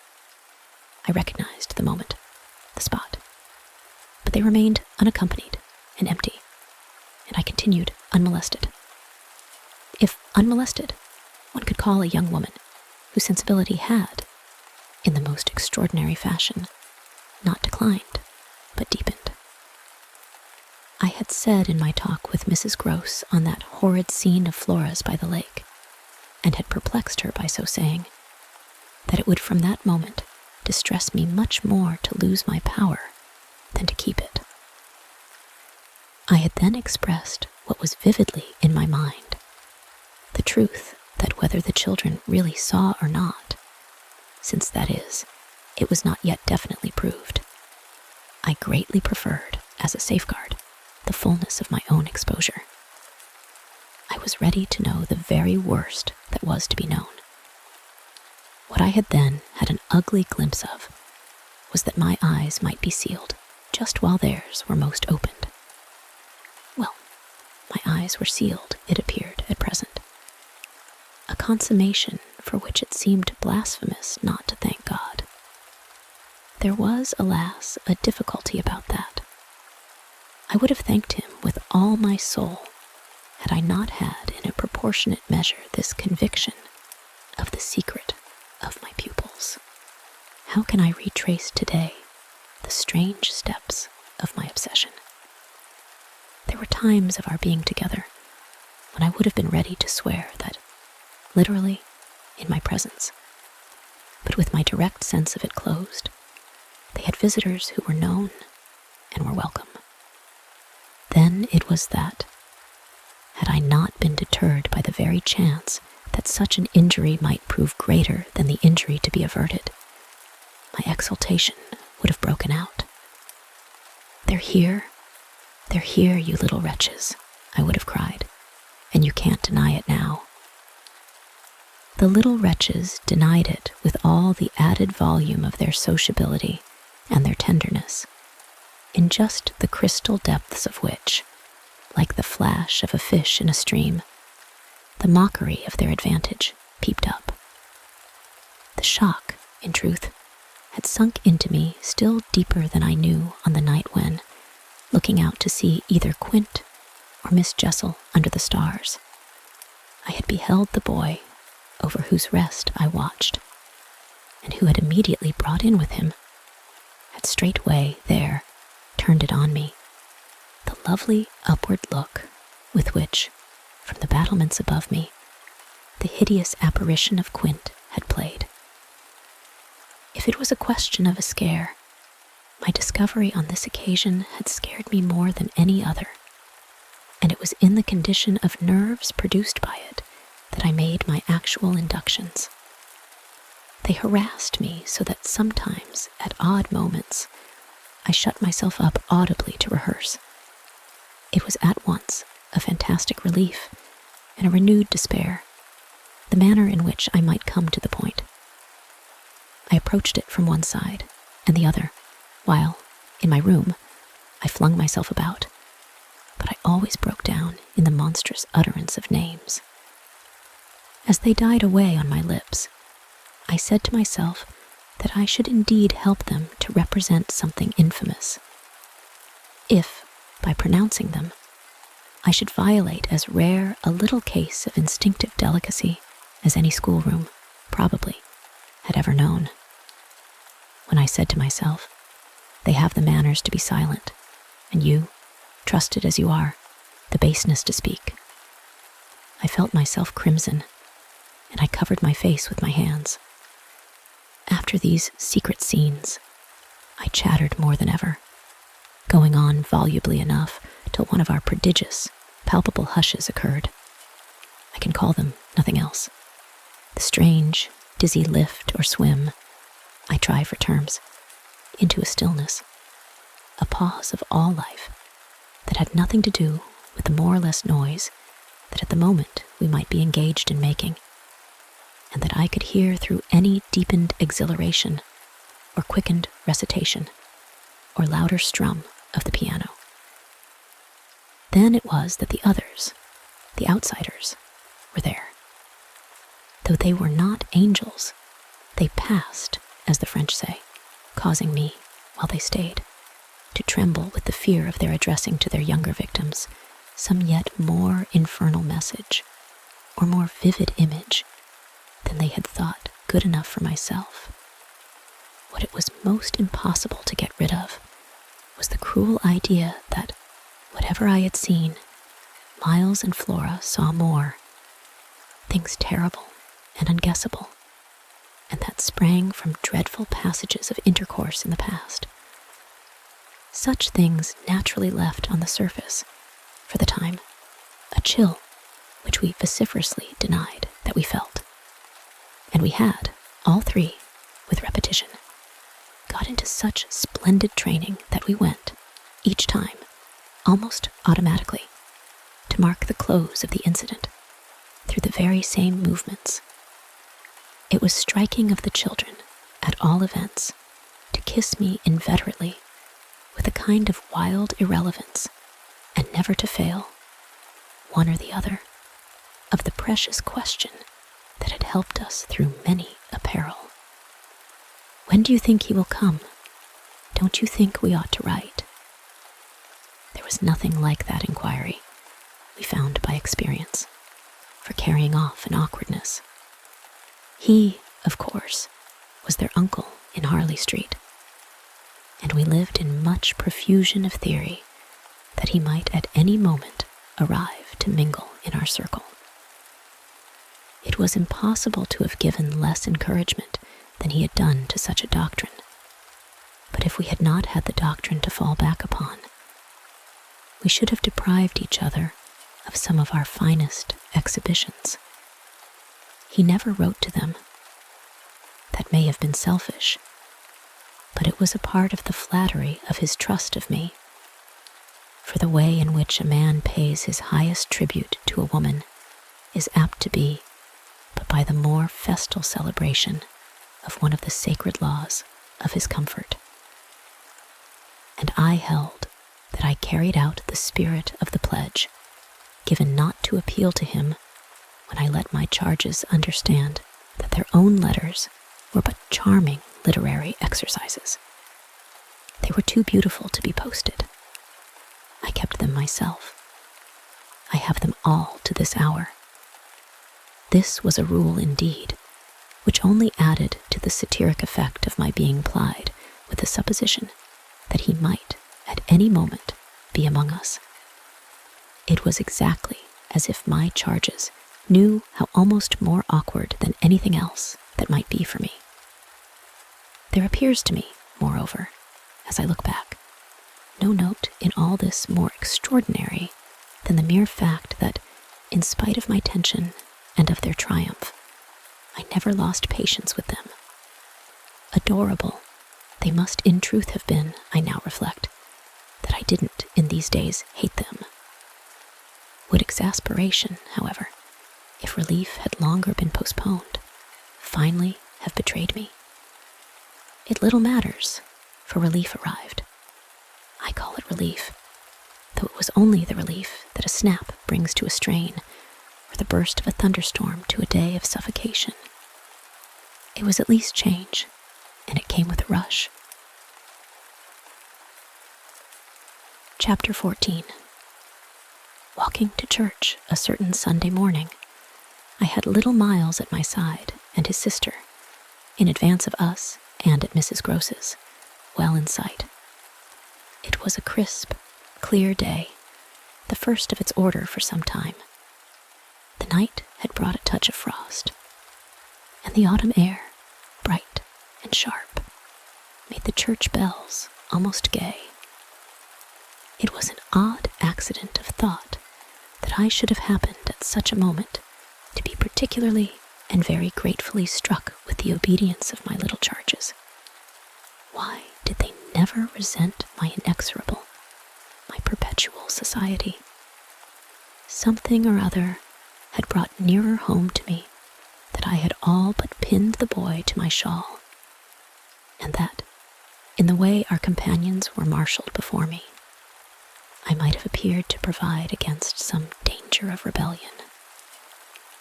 I was like a jailer with an eye to possible surprises and escapes.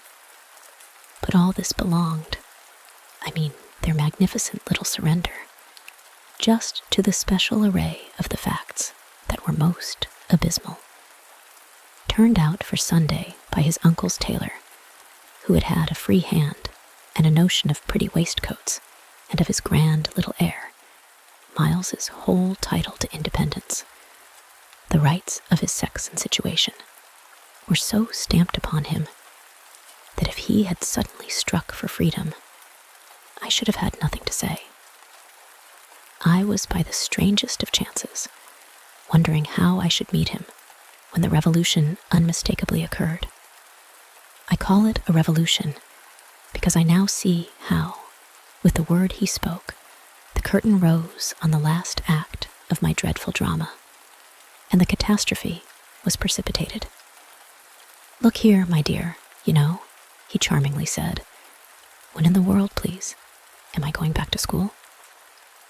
Transcribed here, the speech sounds harmless enough, particularly as uttered in the sweet, high, casual pipe with which, at all interlocutors, but above all at his eternal governess, he threw off intonations as if he were tossing roses.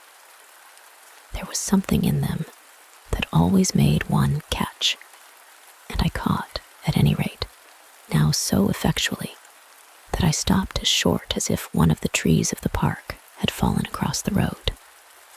There was something new on the spot between us, and he was perfectly aware that I recognized it, though, to enable me to do so, he had no need to look a whit less candid and charming than usual.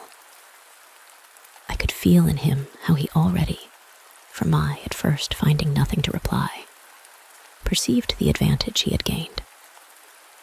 I was so slow to find anything that he had plenty of time, after a minute, to continue with his suggestive but inconclusive smile. "You know, my dear, that for a fellow to be with a lady always..." His "my dear" was constantly on his lips for me, and nothing could have expressed more the exact shade of the sentiment with which I desired to inspire my pupils than its fond familiarity. It was so respectfully easy. But oh, how I felt that at present I must pick my own phrases. I remember that, to gain time, I tried to laugh, and I seemed to see in the beautiful face with which he watched me how ugly and queer I looked. "And always with the same lady?" I returned. He neither blanched nor winked. The whole thing was virtually out between us. "Ah, of course, she's a jolly, perfect lady. But after all, I'm a fellow, don't you see? That's, getting on." I lingered there with him an instant, ever so kindly. "Yes, you're getting on." Oh, but I felt helpless. I have kept to this day the heartbreaking little idea of how he seemed to know that, and to play with it. "And you can't say I've not been awfully good, can you?" I laid my hand on his shoulder, for though I felt how much better it would have been to walk on, I was not yet quite able. "No, I can't say that, Miles. Except just that one night, that one night. I couldn't look as straight as he. Why, when I went out of the house. Oh, yes. But I forget what you did it for." "You forget?" He spoke with the sweet extravagance of childish reproach. "Why, it was to show you I could." "Oh, yes, you could. And I can again." I felt that I might, perhaps, after all, succeed in keeping my wits about me. "Certainly, but you won't." "No, not that again. It was nothing." "It was nothing," I said, But we must go on. He resumed our walk with me, passing his hand into my arm. Then when am I going back? I wore, in turning it over, my most responsible air. Were you very happy at school? He just considered. Oh, I'm happy enough anywhere. Well then, I quavered, if you're just as happy here? Ah, but that isn't everything. Of course you know a lot.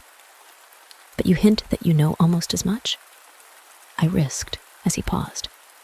Not half I want to, Miles honestly professed. But it isn't so much that. What is it then? Well, I want to see more life. I see.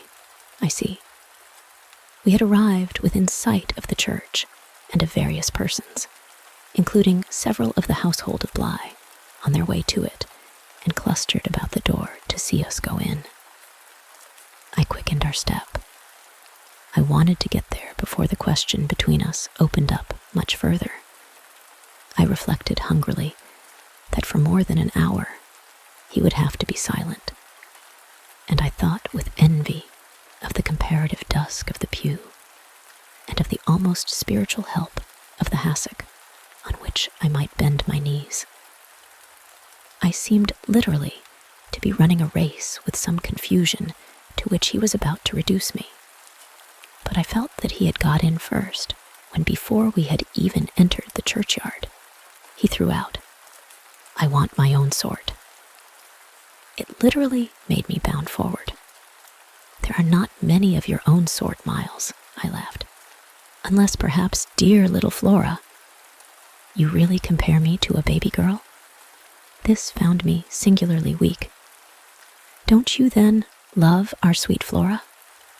If I didn't, and you too, if I didn't, he repeated, as if retreating for a jump, yet leaving his thoughts so unfinished that after we had come into the gate, another stop, which he imposed on me by the pressure of his arm, had become inevitable.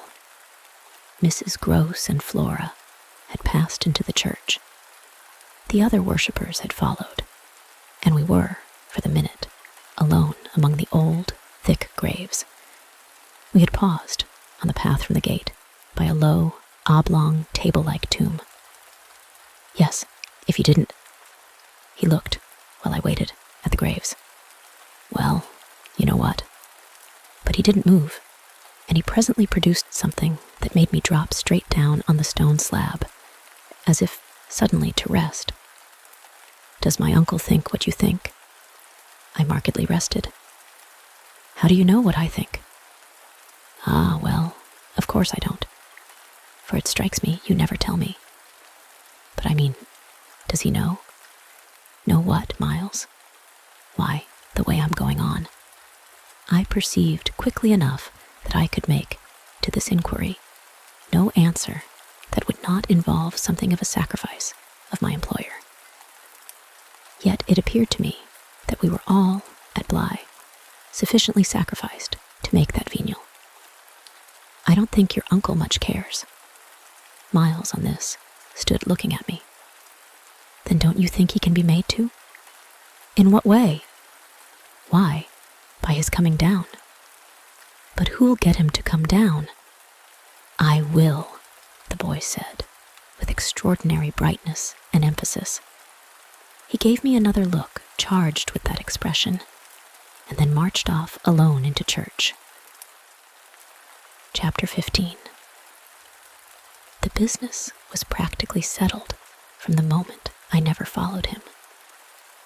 It was a pitiful surrender to agitation, but my being aware of this had somehow no power to restore me.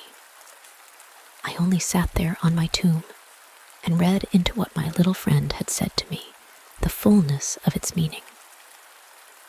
By the time I had grasped the whole of which I had also embraced for absence, the pretext that I was ashamed to offer my pupils, and the rest of the congregation, such an example of delay.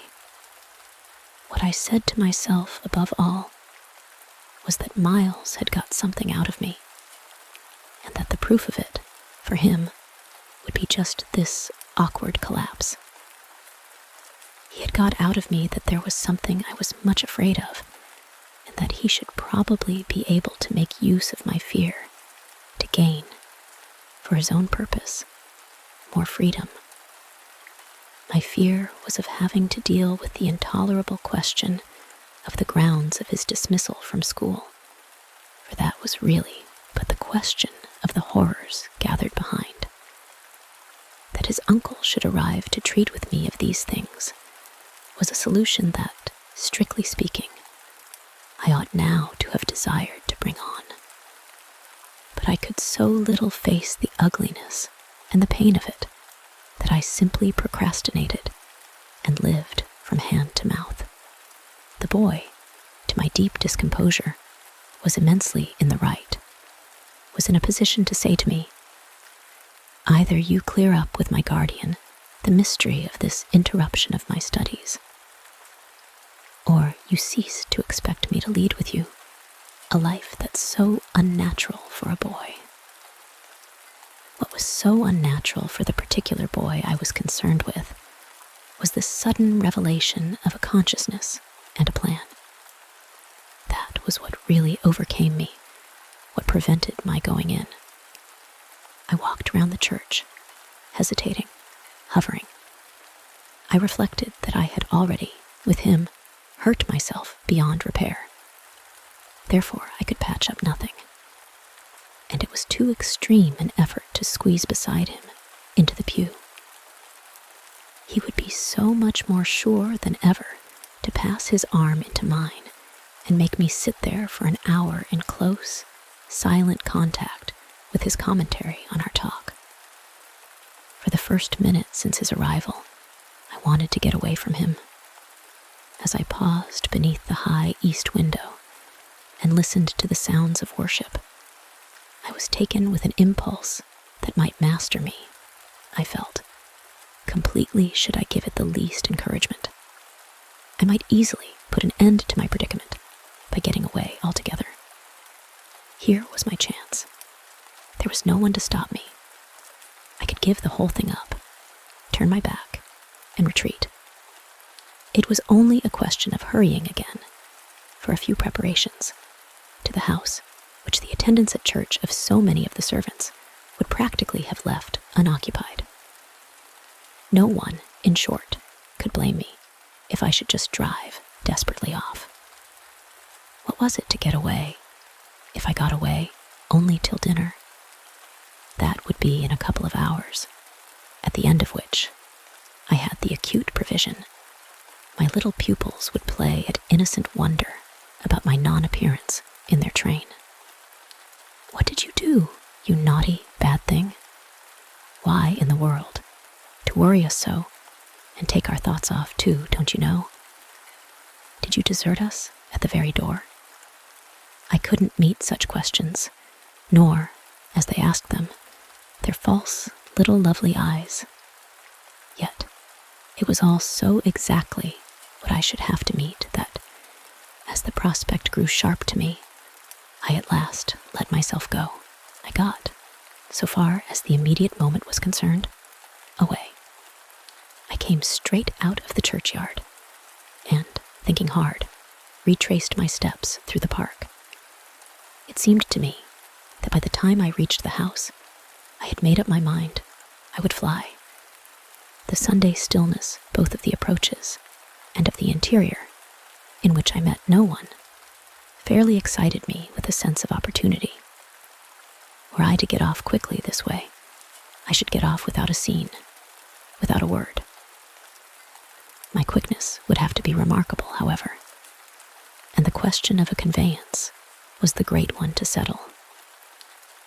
Tormented in the hall with difficulties and obstacles, I remember sinking down at the foot of the staircase, suddenly collapsing there on the lowest step, and then, with a revulsion, recalling that it was exactly where more than a month before, in the darkness of night, and just so bowed with evil things, I had seen the specter of the most horrible of women.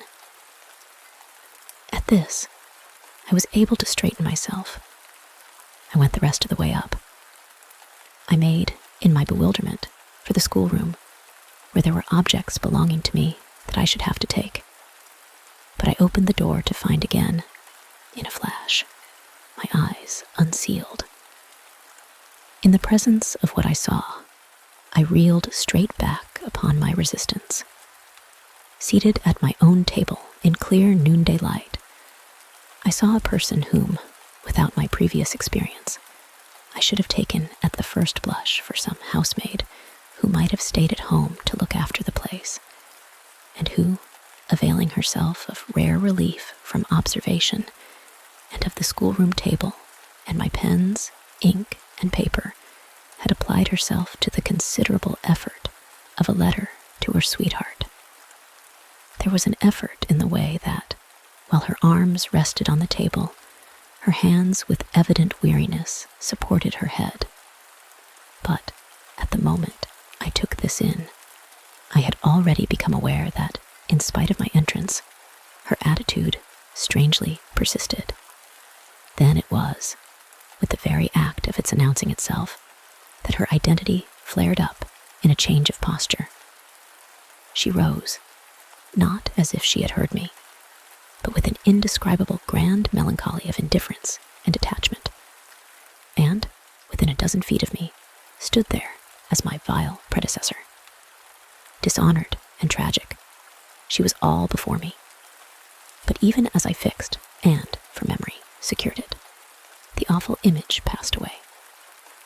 Dark as midnight in her black dress, her haggard beauty, and her unutterable woe, she had looked at me long enough to appear to say that her right to sit at my table was as good as mine to sit at hers.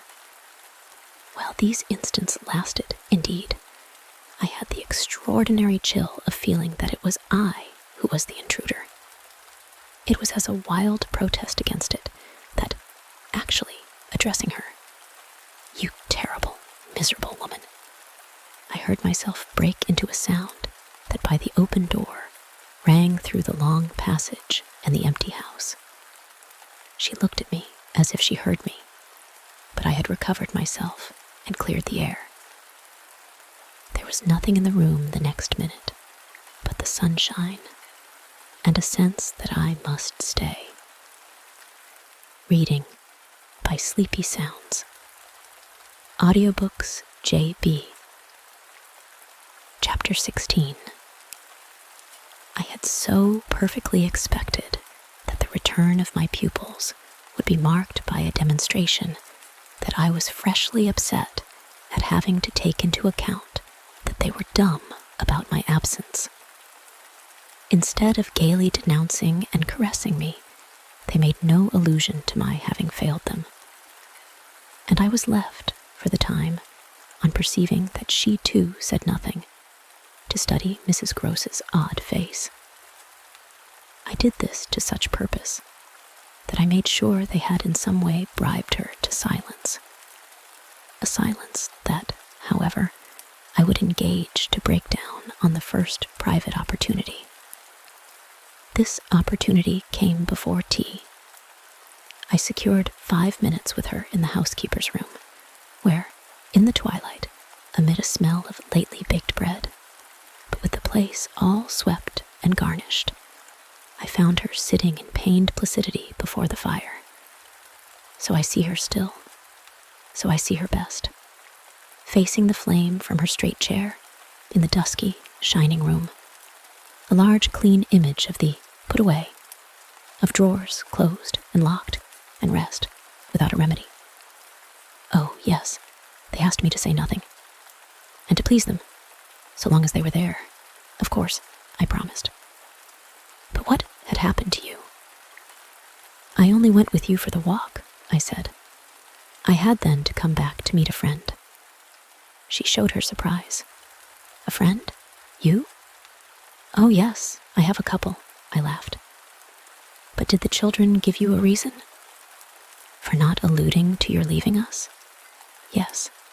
They said you would like it better. Do you like it better? My face had made her rueful. No, I like it worse. But after an instant, I added, did they say why I should like it better? No, Master Miles only said, "We must do nothing but what she likes." I wish indeed he would. And what did Flora say? Miss Flora was too sweet. She said, "Oh, of course," and I said the same. I thought a moment. You were too sweet too. I can hear you all. But nonetheless, between Miles and me, it's now all out. All out? My companion stared. But what, miss? Everything. It doesn't matter. I've made up my mind. I came home, my dear, I went on, for a talk with Miss Jessel. I had by this time formed the habit of having Mrs. Gross literally well in hand in advance of my sounding that note, so that even now, as she bravely blinked under the signal of my word, I could keep her comparatively firm. A talk? Do you mean she spoke? It came to that. I found her, on my return, in the schoolroom. And what did she say? I can hear the good woman still, and the candor of her stupefaction.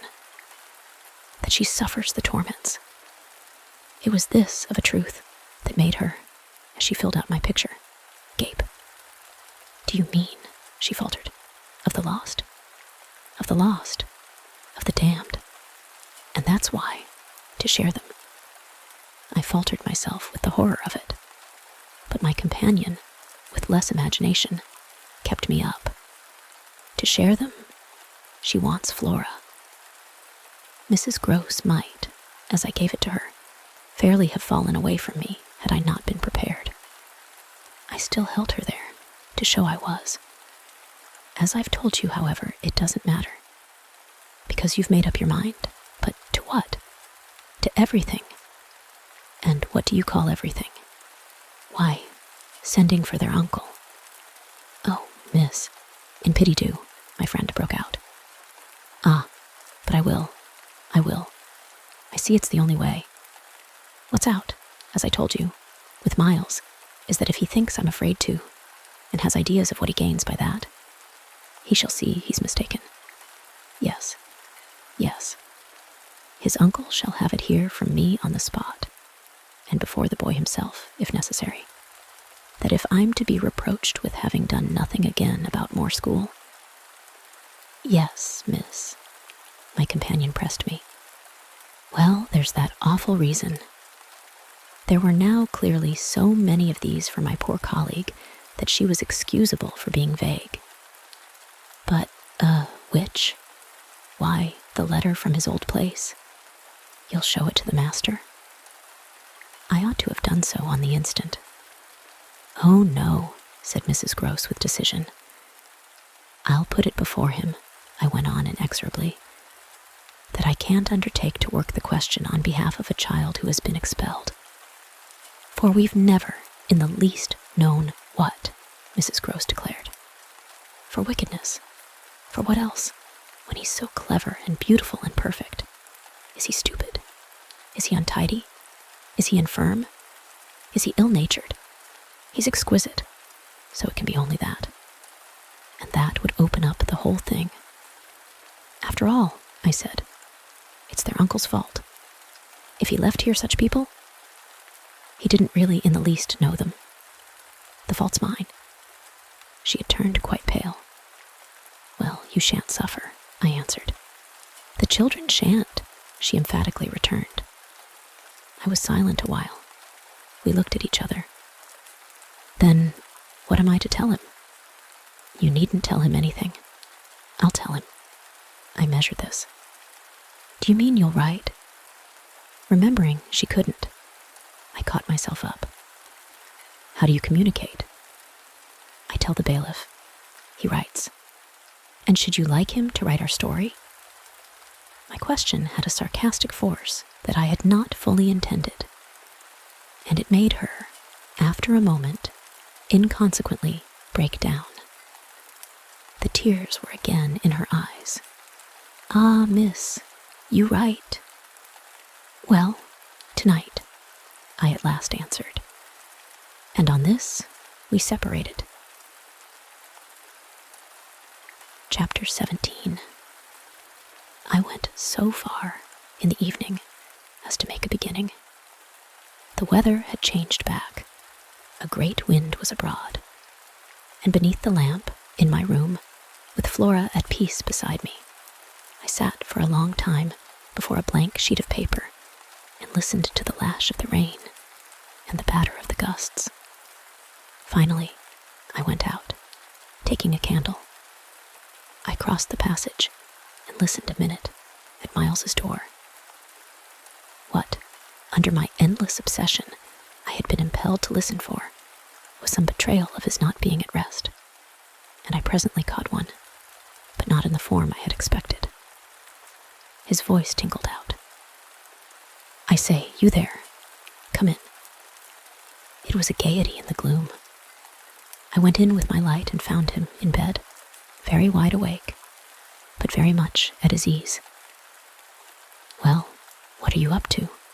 he asked, with a grace of sociability in which it occurred to me that Mrs. Gross, had she been present, might have looked in vain for proof that anything was out. I stood over him with my candle. "How did you know I was there?" "Why, of course I heard you. Did you fancy you made no noise? You're like a troop of cavalry." He beautifully laughed. "Then you weren't asleep?" "Not much. I lie awake and think." I had put my candle, designedly, a short way off, and then, as he held out his friendly old hand to me, had sat down on the edge of his bed. "What is it," I asked, "that you think of?" "What in the world, my dear? But you." "Ah, the pride I take in your appreciation doesn't insist on that. I had so far rather you slept. Well, I think also, of this queer business of ours." I marked the coolness of his firm little hand. "Of what queer business, Miles?" "Why, the way you bring me up, and all the rest." I fairly held my breath a minute, and even from my glimmering taper, there was light enough to show how he smiled up at me from his pillow. "What do you mean by all the rest?" "Oh, you know. I could say nothing for a minute, though I felt, as I held his hand and our eyes continued to meet, that my silence had all the air of admitting his charge, and that nothing in the whole world of reality was perhaps at that moment so fabulous as our actual relation. "Certainly you shall go back to school," I said, "if it be that that troubles you. But not to the old place. We must find another, a better." How could I know it did trouble you, this question, when you never told me so, never spoke of it at all? His clear, listening face, framed in its smooth whiteness, made him for the minute as appealing as some wistful patient in a children's hospital. And I would have given, as the resemblance came to me, all I possessed on earth really to be the nurse or the sister of charity who might have helped to cure him. Well, even as it was, I perhaps might help. "Do you know you've never said a word to me about your school? I mean, the old one. Never mentioned it in any way?" He seemed to wonder. He smiled with the same loveliness, but he clearly gained time. He waited. He called for guidance. "Haven't I?" It wasn't for me to help him. It was for the thing I had met. Something in his tone and the expression of his face, as I got this from him, set my heart aching with such a pang as it had never yet known. So unutterably touching was it to see his little brain puzzled and his little resources taxed to play, under the spell laid on him, a part of innocence and consistency. "No, never, from the hour you came back. You've never mentioned to me one of your masters, one of your comrades, nor the least little thing that ever happened to you at school. Never, little Miles. No, never. Have you given me an inkling of anything that may have happened there? Therefore, you can fancy how much I'm in the dark.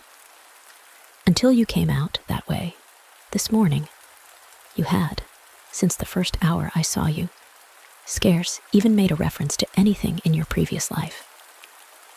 You seemed so perfectly to accept the present. It was extraordinary how my absolute conviction of his secret precocity, or whatever I might call the poison of an influence that I dared but have to phrase, made him, in spite of the faint breath of his inward trouble, appear as accessible as an older person, imposed him almost as an intellectual equal. I thought you wanted to go on as you are. It struck me that at this, he just faintly colored. He gave, at any rate, like a convalescent, slightly fatigued, a languid shake of his head. I don't. I want to get away. You're tired of Bly? Oh no, I like Bly. Well then, oh, you know what a boy wants. I felt that I didn't know so well as Miles, and I took temporary refuge. You want to go to your uncle? Again, at this, with his sweet, ironic face, he made a movement on the pillow. Ah, you can't get off with that. I was silent a little, and it was I, now, I think, who changed color. My dear, I don't want to get off. You can't, even if you do. You can't. He lay beautifully staring. My uncle must come down, and you must completely settle things. If we do, I returned with some spirit, you may be sure it will be to take you quite away. Well, don't you understand that that's exactly what I'm working for? You'll have to tell him about the way you've let it all drop. You'll have to tell him a tremendous lot.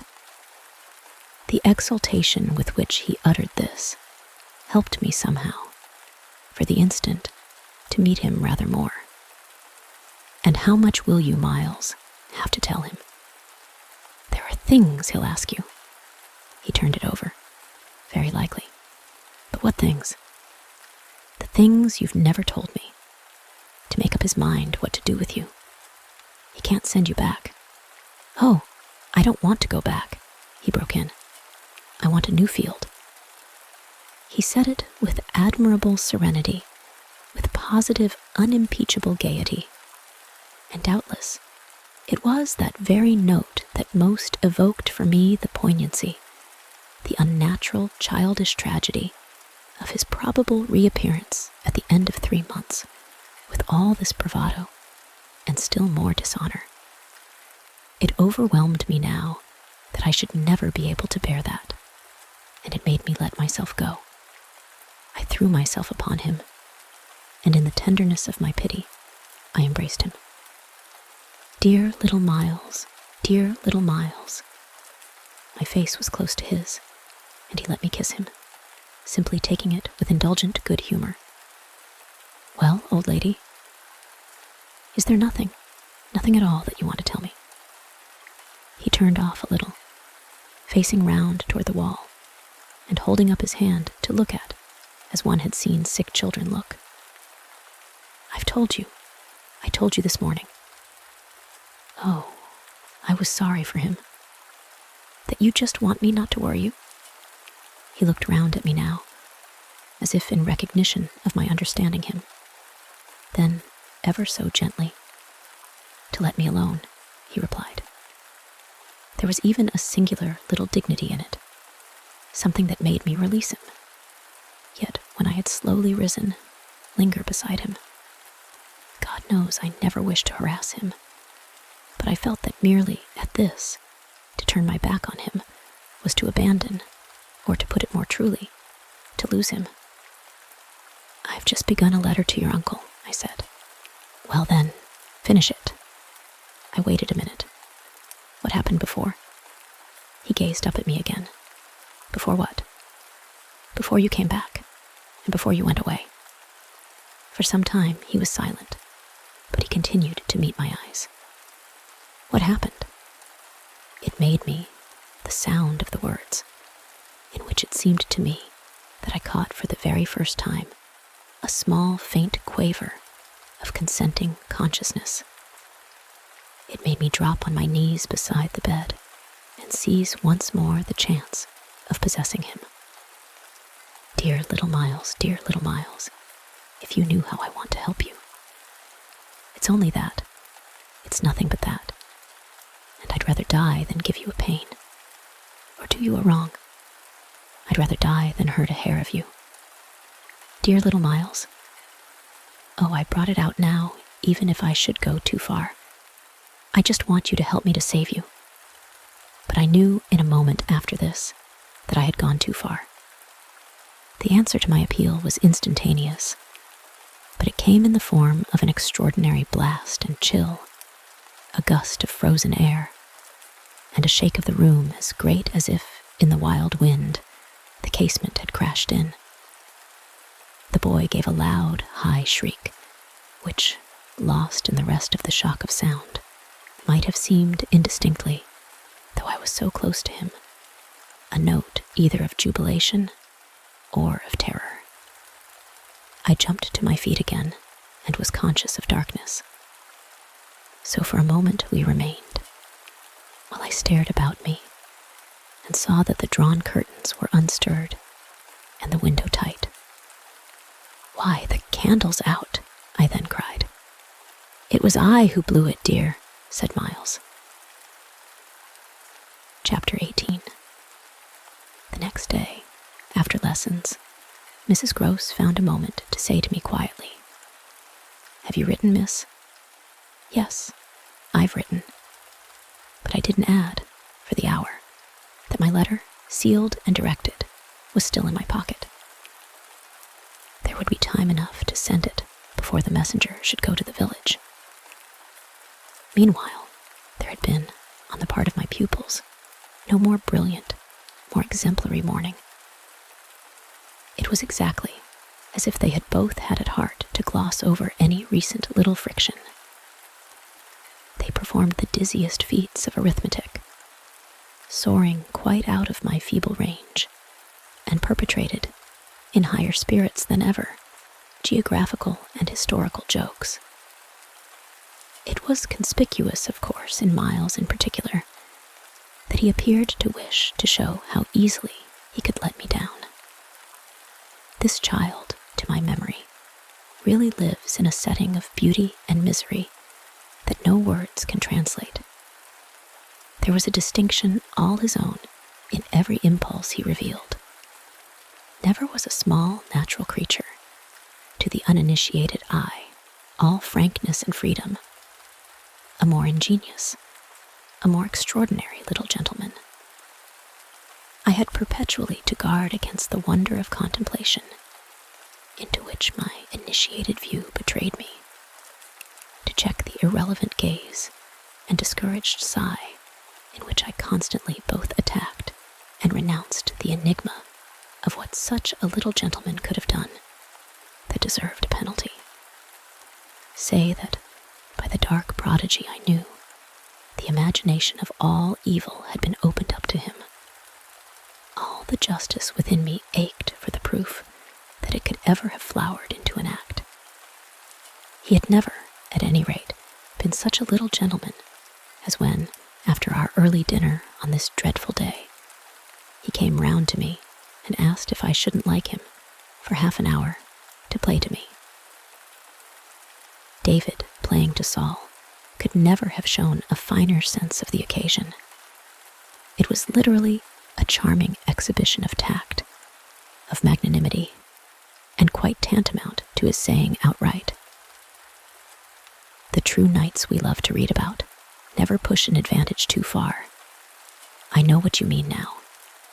You mean that, to be let alone yourself and not followed up, you'll cease to worry and spy upon me, won't keep me so close to you, will let me go and come.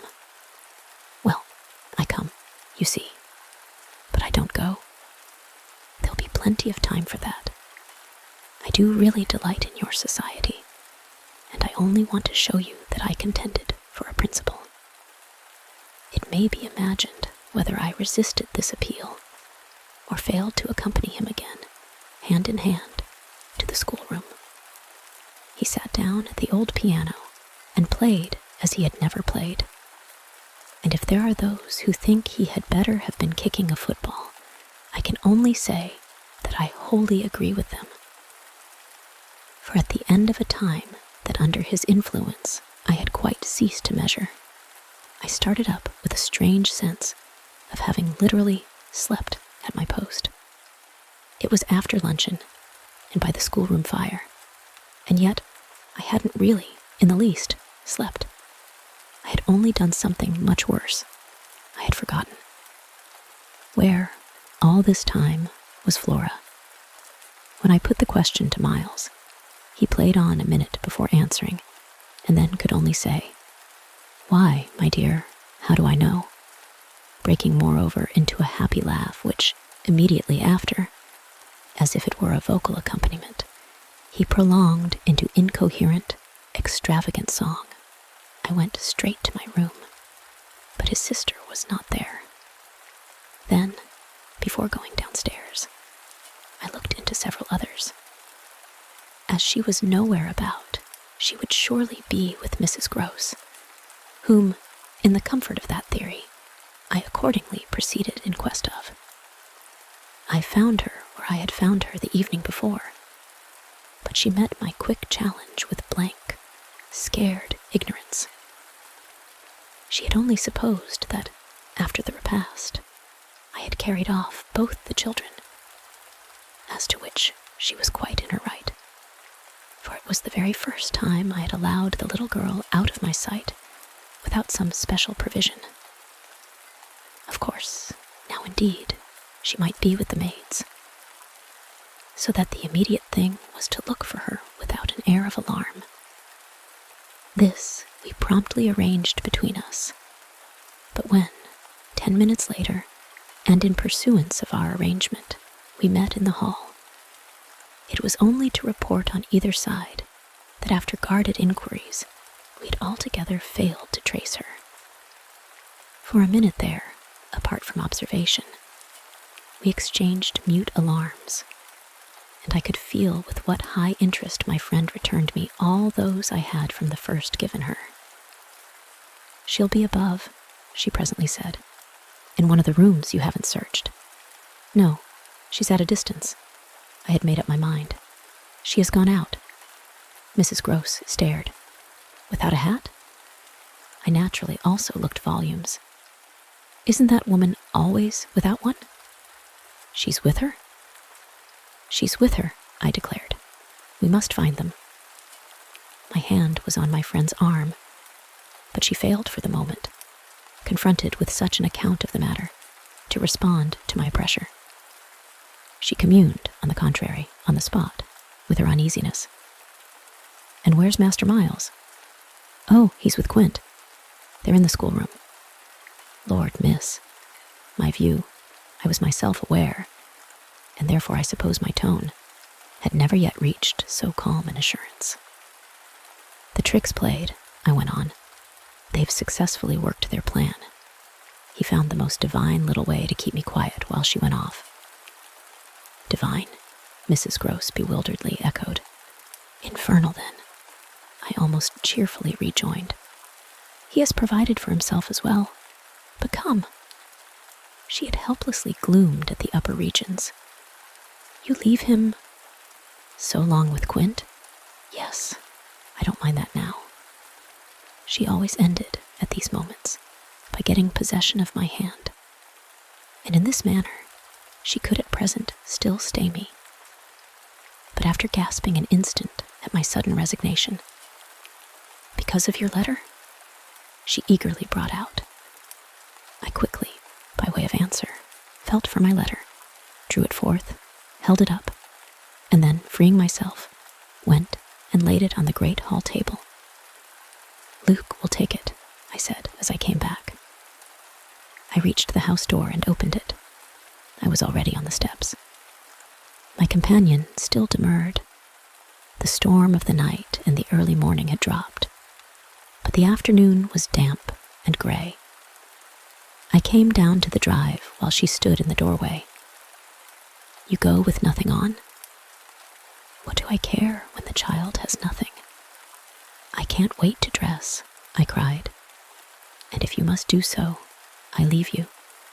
Try meanwhile, yourself, upstairs. With them? Oh, on this, the poor woman promptly joined me. Chapter 19. We went straight to the lake, as it was called at Bly, and I dare say rightly called, though I reflect that it may in fact have been a sheet of water less remarkable than it appeared to my untraveled eyes. My acquaintance with sheets of water was small, and the pool of Bly, at all events on the few occasions of my consenting, under the protection of my pupils, to affront its surface in the old flat-bottomed boat moored there for our use, had impressed me both with its extent and its agitation. The usual place of embarkation was half a mile from the house, but I had an intimate conviction that wherever Flora might be, she was not near home. She had not given me the slip for any small adventure, and since the day of the very great one that I had shared with her by the pond, I had been aware, in our walks, of the quarter to which she most inclined. This was why I had now given to Mrs. Gross's steps so marked a direction that made her, when she perceived it, oppose a resistance that showed me she was freshly mystified. "You're going to the water, miss? You think she's in?" "She may be, though the depth is, I believe, nowhere very great. But what I judge most likely is that she's on the spot from which, the other day, we saw together what I told you, when she pretended not to see, with that astounding self-possession. I've always been sure she wanted to go back alone, and now her brother has managed it for her." Mrs. Gross still stood where she had stopped. "You suppose they really talk of them?" I could meet this with a confidence. "They say things that, if we heard them, would simply appall us. And if she is there—" "Yes? Then Miss Jessel is?" "Beyond a doubt. You shall see." "Oh, thank you," my friend cried, planted so firm that, taking it in, I went straight on without her. By the time I reached the pool, however, she was close behind me, and I knew that, whatever, to her apprehension, might befall me, the exposure of my society struck her as her least danger. She exhaled a moan of relief as we at last came in sight of the greater part of the water without a sight of the child. There was no trace of Flora on that nearer side of the bank, where my observation of her had been most startling, and none on the opposite edge, where, save for a margin of some 20 yards, a thick copse came down to the water. The pond, oblong in shape, had a width so scant compared to its length that, with its ends out of view, it might have been taken for a scant river. We looked at the empty expanse, and then I felt the suggestion of my friend's eyes. I knew what she meant, and I replied with a negative headshake. No, wait. She has taken the boat." My companion stared at the vacant mooring place, and then again across the lake. "Then where is it?" "Our not seeing it is the strongest of proofs. She has used it to go over, and then has managed to hide it. All alone, that child? She's not alone, and at such times she's not a child. She's an old, old woman." I scanned all the visible shore while Mrs. Gross took again into the queer element I offered her, one of her plunges of submission. Then I pointed out that the boat might perfectly be in a small refuge formed by one of the recesses of the pool, an indentation masked for the hither side by a projection of the bank, and by a clump of trees growing close to the water. "But if the boat's there, where on earth's she?" my colleague anxiously asked. "That's exactly what we must learn." And I started to walk further. "By going all the way round?" "Certainly, far as it is. It will take us but 10 minutes, but it's far enough to have made the child prefer not to walk. She went straight over. Laws, said my friend again. The chain of my logic was ever too much for her. It dragged her at my heels even now, and when we had got halfway round, a devious, tiresome process, on ground much broken, and by a path choked with overgrowth, I paused to give her breath. I sustained her with a grateful arm, assuring her that she might hugely help me. And this started us afresh, so that in the course of but few minutes more, we reached a point from which we found the boat to be where I had supposed it. It had been intentionally left as much as possible out of sight, and was tied to one of the stakes of a fence that came just there, down to the brink, and that had been an assistance to disembarking. I recognized, as I looked at the pair of short, thick oars, quite safely drawn up, the prodigious character of the feat for a little girl. But I had lived, by this time, too long among wonders, and had panted to too many livelier measures. There was a gate in the fence, through which we passed, and that brought us, after a trifling interval, more into the open. Then, there she is, we both exclaimed at once. Flora, a short way off, stood before us on the grass, and smiled as if her performance was now complete. The next thing she did, however, was to stoop straight down and pluck, quite as if it were all she was there for, a big, ugly spray of withered fern. I instantly became sure she had just come out of the copse. She waited for us, not herself taking a step, and I was conscious of the rare solemnity with which we presently approached her. She smiled, and we met, but it was all done in a silence by this time, flagrantly ominous. Mrs. Gross was the first to break the spell.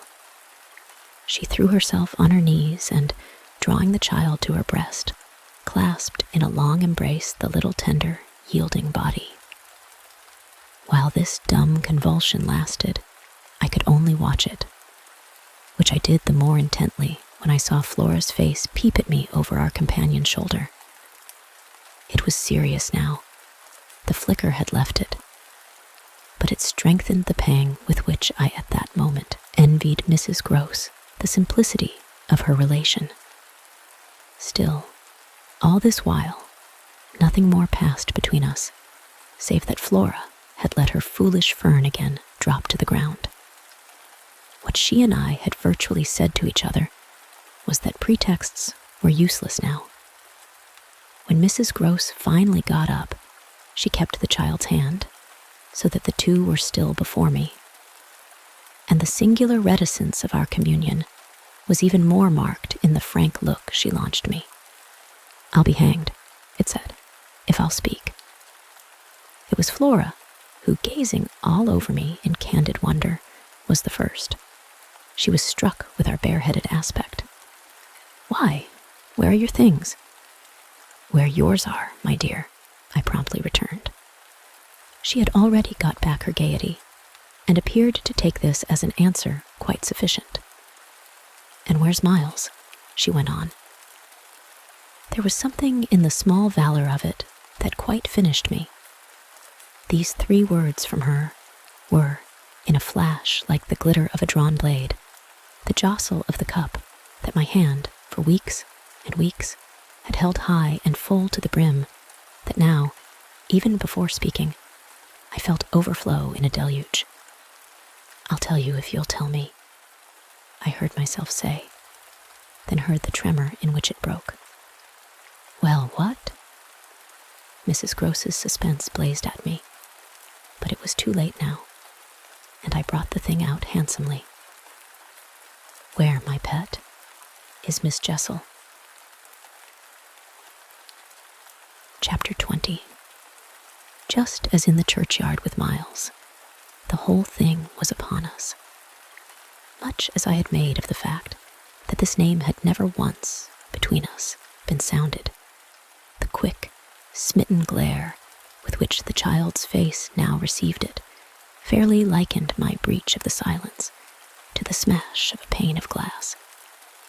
It added to the interposing cry, as if to stay the blow, that Mrs. Gross, at the same instant, uttered over my violence.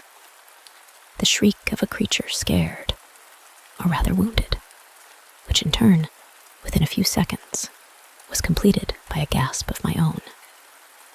I seized my colleague's arm. "She's there! She's there!" Miss Jessel stood before us on the opposite bank, exactly as she had stood the other time, and I remember, strangely, as the first feeling now produced in me, my thrill of joy at having brought on a proof. She was there, and I was justified. She was there, and I was neither cruel nor mad.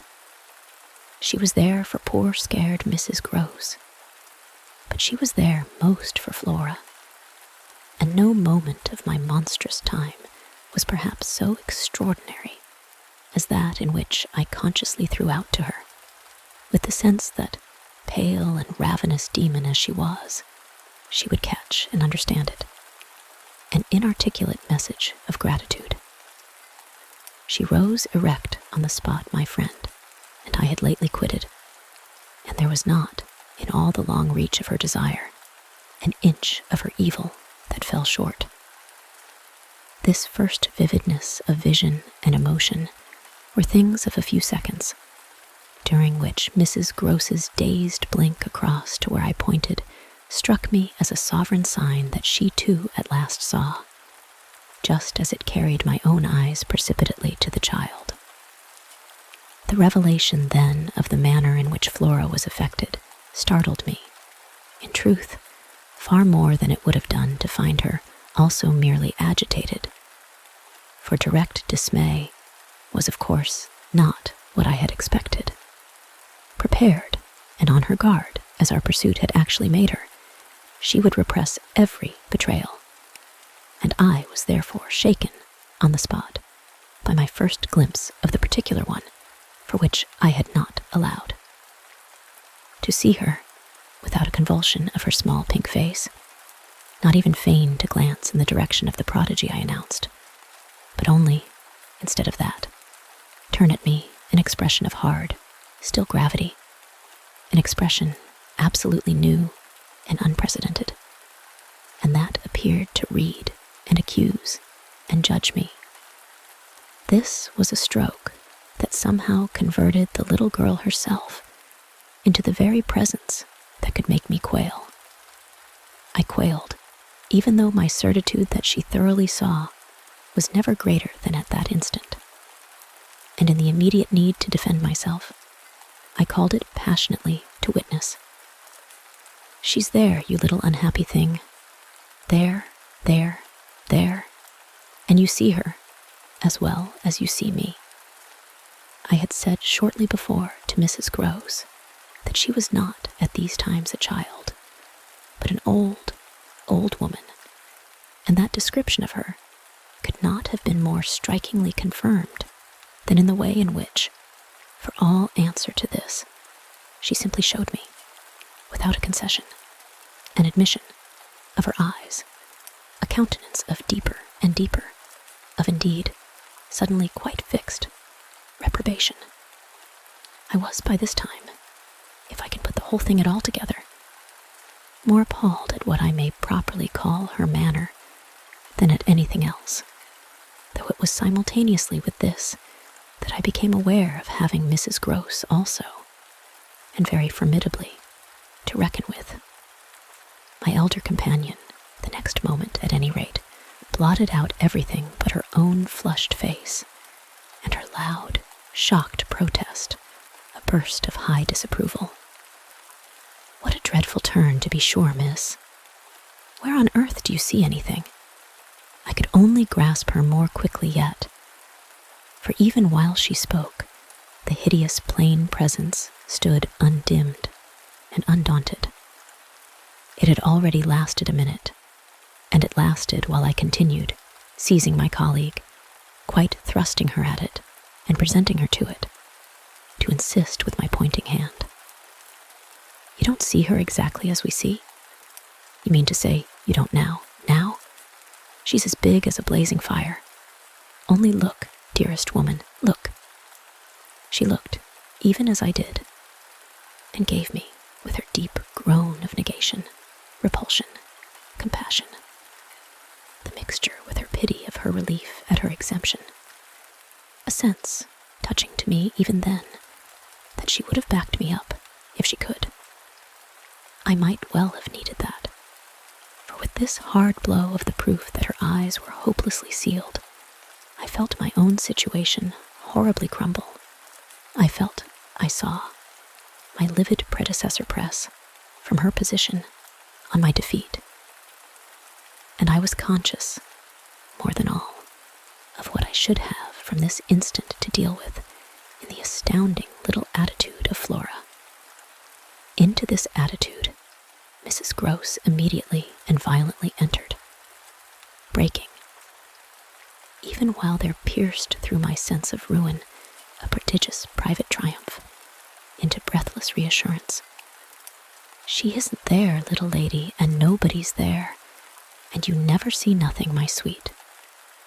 How can poor Miss Jessel, when poor Miss Jessel's dead and buried? We know, don't we, love? And she appealed, blundering in, to the child. It's all a mere mistake, and a worry and a joke, and we'll go home as fast as we can. Our companion, on this, had responded with a strange, quick primness of propriety, and they were again, with Mrs. Gross on her feet, united, as it were, in pained opposition to me. Flora continued to fix me with her small mask of reprobation, and even at that minute, I prayed God to forgive me for seeming to see that. As she stood there holding tight to our friend's dress, her incomparable childish beauty had suddenly failed, had quite vanished. I've said it already. She was hideously hard. She had turned common and almost ugly. I don't know what you mean. I see nobody. I see nothing. I never have. I think you're cruel. I don't like you. Then, after this deliverance, which might have been that of a vulgarly pert little girl in the street, she hugged Mrs. Gross more closely and buried in her skirts the dreadful little face. In this position, she produced an almost furious wail. Take me away, oh, take me away from her. From me? I panted. From you, she said. Even Mrs. Gross looked across at me dismayed, while I had nothing to do but communicate again with the figure that, on the opposite bank, without a movement, as rigidly still as if catching, beyond the interval, our voices, was as vividly there for my disaster as it was not there for my service.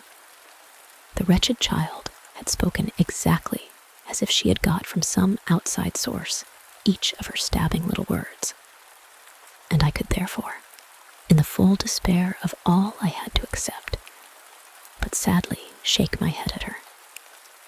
If I had ever doubted, all my doubt would at present have gone. I've been living with the miserable truth, and now it has only too much closed round me. Of course I've lost you. I've interfered, and you've seen, under her dictation, with which I faced, over the pool again, our infernal witness. The easy and perfect way to meet it. I've done my best, but I've lost you. Goodbye. For Mrs. Gross, I had an imperative, an almost frantic, go, go, before which, in infinite distress, but mutely possessed of the little girl, and clearly convinced, in spite of her blindness, that something awful had occurred, and some collapse engulfed us, she retreated by the way we had come, as fast as she could move. Of what first happened when I was left alone, I had no subsequent memory. I only knew that at the end of, I suppose, a quarter of an hour, an odorous dampness and roughness, chilling and piercing my trouble, had made me understand that I must have thrown myself on my face on the ground and given way to a wildness of grief. I must have lain there long and cried and sobbed, for when I raised my head, the day was almost done. I got up and looked a moment through the twilight at the gray pool and its blank, haunted edge. And then I took back to the house my dreary and difficult course. When I reached the gate in the fence, the boat, to my surprise, was gone, so that I had a fresh reflection to make on Flora's extraordinary command of the situation. She passed that night by the most tacit, and I should add, were not the word so grotesque a false note, the happiest of arrangements, with Mrs. Gross. I saw neither of them on my return, but on the other hand, as by an ambiguous compensation, I saw a great deal of Miles. I saw, I can use no other phrase, so much of him that it was as if it were more than it had ever been. No evening I had passed at Bly had the portentous quality of this one, in spite of which, and in spite also of the deeper depths of consternation that had opened beneath my feet, there was literally, in the ebbing actual, an extraordinarily sweet sadness. On reaching the house, I had never so much as looked for the boy. I had simply gone straight to my room to change what I was wearing, and to take in, at a glance, much material testimony to Flora's rupture. Her little belongings had all been removed. When later, by the schoolroom fire, I was served with tea by the usual maid, I indulged on the article of my other pupil, in no inquiry whatever. He had his freedom now. He might have it to the end. Well, he did have it, and it consisted, in part at least, of his coming in at about 8 o'clock and sitting down with me in silence. On the removal of the tea things, I had blown out the candles and drawn my chair closer. I was conscious of a mortal coldness and felt as if I should never again be warm. So, when he appeared, I was sitting in the glow with my thoughts. He paused a moment by the door, as if to look at me. Then, as if to share them, came to the other side of the hearth and sank into a chair. We sat there in absolute stillness, yet he wanted, I felt, to be with me. Reading by Sleepy Sounds Audiobooks, J.B. Chapter 21. Before a new day, in my room, had fully broken, my eyes opened to Mrs. Gross, who had come to my bedside with worse news. Flora was so markedly feverish that an illness was perhaps at hand. She had passed a night of extreme unrest, a night agitated above all by fears that had for their subject, not in the least her former, but wholly her present, governess. It was not against the possible re-entrance of Miss Jessel on the scene that she protested. It was conspicuously and passionately against mine. I was promptly on my feet, of course, and with an immense deal to ask, the more that my friend had discernibly now girded her loins to meet me once more. This I felt as soon as I had put to her the question of her sense of the child's sincerity as against my own. She persists in denying to you that she saw, or has ever seen, anything. My visitor's trouble, truly, was great. Ah, miss, it isn't a matter on which I can push her. Yet it isn't either, I must say, as if I much needed to. It has made her, every inch of her, quite old. Oh, I see her perfectly from here. She resents, for all the world like some high little personage, the imputation on her truthfulness, and, as it were, her respectability. Miss Jessel, indeed, she. Ah, she's respectable, the chit. The impression she gave me there yesterday was, I assure you, the very strangest of all. It was quite beyond any of the others. I did put my foot in it. She'll never speak to me again. Hideous and obscure as it all was, It held Mrs. Gross briefly silent. Then she granted my point with a frankness, which I made sure had more behind it. I think indeed, miss, she never will. She do have a grand manner about it. And that manner, I summed it up, is practically what's the matter with her now. Oh, that manner I could see in my visitor's face, and not a little else besides. She asks me every 3 minutes if I think you're coming in. I see. I, too, on my side, had so much more than worked it out. Has she said to you since yesterday, except to repudiate her familiarity with anything so dreadful, a single other word about Miss Jessel? Not one, miss. And of course you know, my friend added, I took it from her by the lake, that just then and there at least there was nobody. Rather, and naturally, you take it from her still. I don't contradict her. What else can I do? Nothing in the world. You've the cleverest little person to deal with. They've made them, their 2 friends, I mean, still cleverer even than nature did. For it was wondrous material to play on. Flora has now her grievance, and she'll work it to the end. Yes, miss, but to what end? Why, that of dealing with me to her uncle. She'll make me out to him the lowest creature. I winced at the fair show of the scene in Mrs. Gross's face. She looked for a minute, as if she sharply saw them together. And him, who thinks so well of you.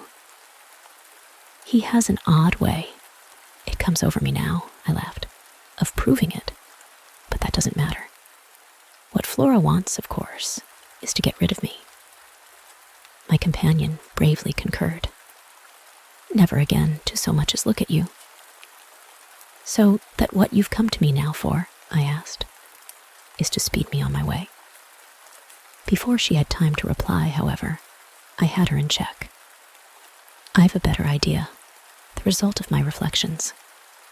My going would seem the right thing, and on Sunday I was terribly near it. Yet that won't do. It's you who must go. You must take Flora. My visitor, at this, did speculate. But where in the world? Away from here. Away from them. Away, even most of all, now, from me. Straight to her uncle. Only to tell on you? No, not only. To leave me, in addition, with my remedy. She was still vague. And what is your remedy?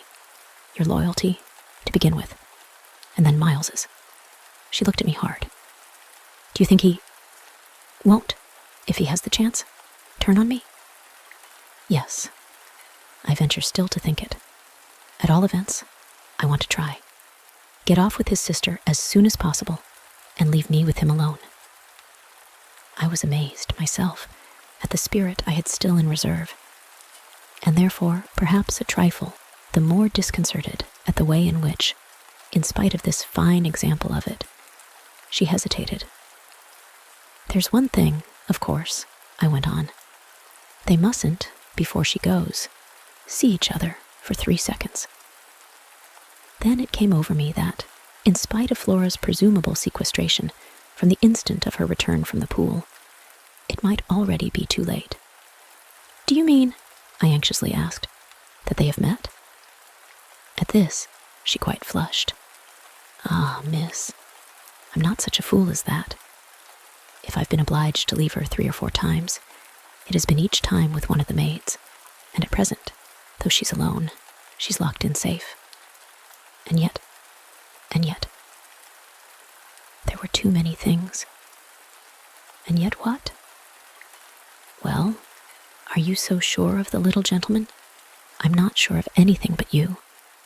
But I have, since last evening, a new hope. I think he wants to give me an opening. I do believe that, poor little exquisite wretch, he wants to speak.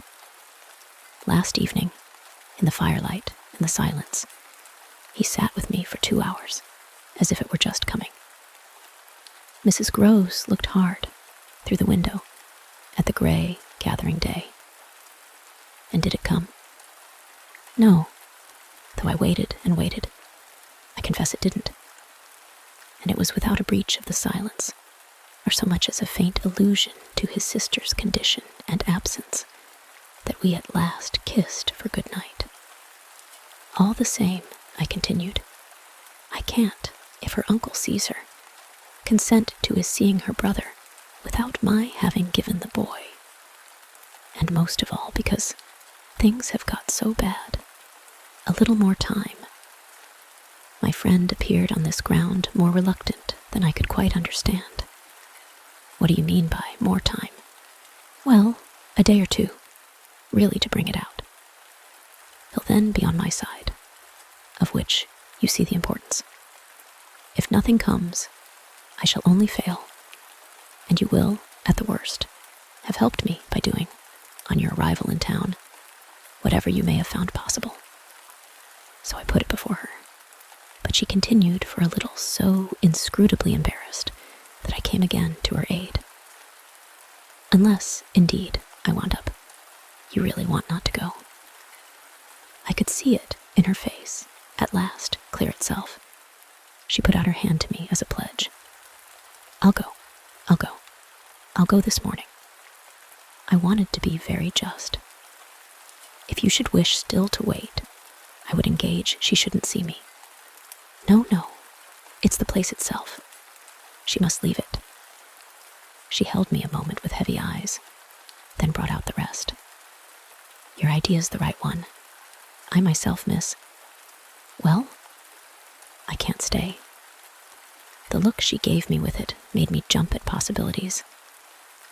You mean that, since yesterday, you have seen? She shook her head with dignity. I've heard. Heard? From that child. Horrors. There. She sighed with tragic relief. On my honor, miss, she says things. But at this evocation she broke down.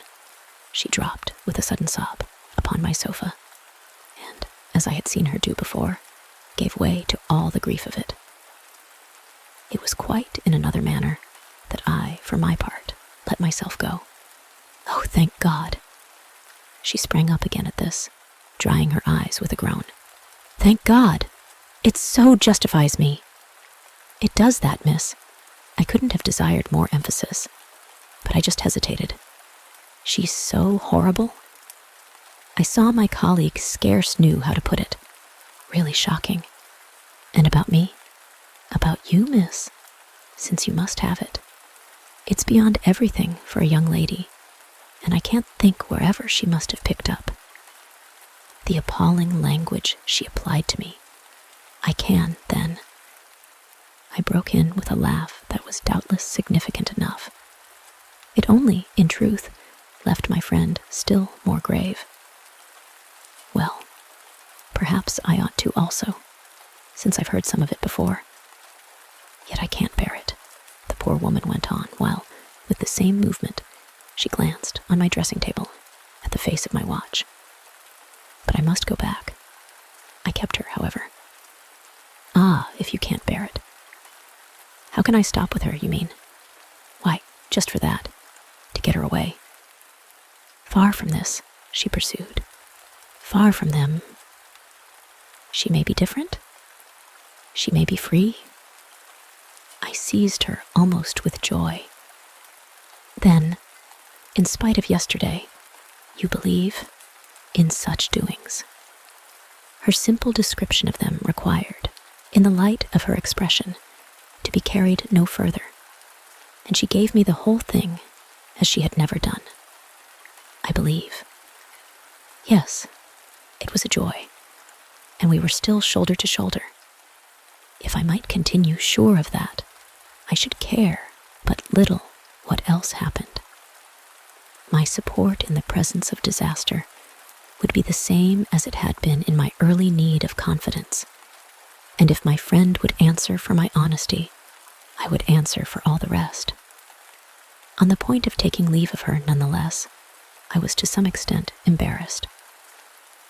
There's one thing, of course, it occurs to me to remember. My letter, giving the alarm, will have reached town before you. I I now perceived still more how she had been beating about the bush, and how weary at last it had made her. Your letter won't have got there. Your letter never went. What then became of it? Goodness knows, Master Miles. Do you mean he took it? I gasped. She hung fire, but she overcame her reluctance. I mean that I saw yesterday, when I came back with Miss Flora, that it wasn't where you had put it. Later in the evening, I had the chance to question Luke, and he declared that he had neither noticed nor touched it. We could only exchange on this one of our deeper mutual soundings, and it was Mrs. Gross who first brought up the plum with an almost elated, "You see?" Yes, I see that if Miles took it instead, he probably will have read it and destroyed it. And don't you see anything else? I faced her a moment with a sad smile. It strikes me that by this time your eyes are open even wider than mine. They proved to be so indeed, but she could still blush, almost, to show it. I make out now what he must have done at school. And she gave, in her simple sharpness, an almost droll, disillusioned nod. He stole. I turned it over. I tried to be more judicial. Well, perhaps. She looked as if she found me unexpectedly calm. He stole letters. She couldn't know my reasons for a calmness, after all pretty shallow, so I showed them off as I might. I hope then it was to more purpose than in this case. The note, at any rate, that I put on the table yesterday, I pursued, will have given him so scant an advantage, for it contained only the bare demand for an interview, that he is already much ashamed of having gone so far for so little, and that what he had on his mind last evening was precisely the need of confession. I seemed to myself, for the instant, to have mastered it, to see it all. Leave us, leave us. I was already at the door, hurrying her off. I'll get it out of him. He'll meet me. He'll confess. If he confesses, he's saved. And if he's saved, then you are. The dear woman kissed me on this, and I took her farewell. I'll save you without him, she cried as she went. Chapter 22. Yet, it was when she had got off, and I missed her on the spot, that the great pinch really came. If I had counted on what it would give me to find myself alone with Miles, I speedily perceived, at least, that it would give me a measure. No hour of my stay, in fact, was so assailed with apprehensions as that of my coming down to learn that the carriage containing Mrs. Gross and my younger pupil had already rolled out of the gates.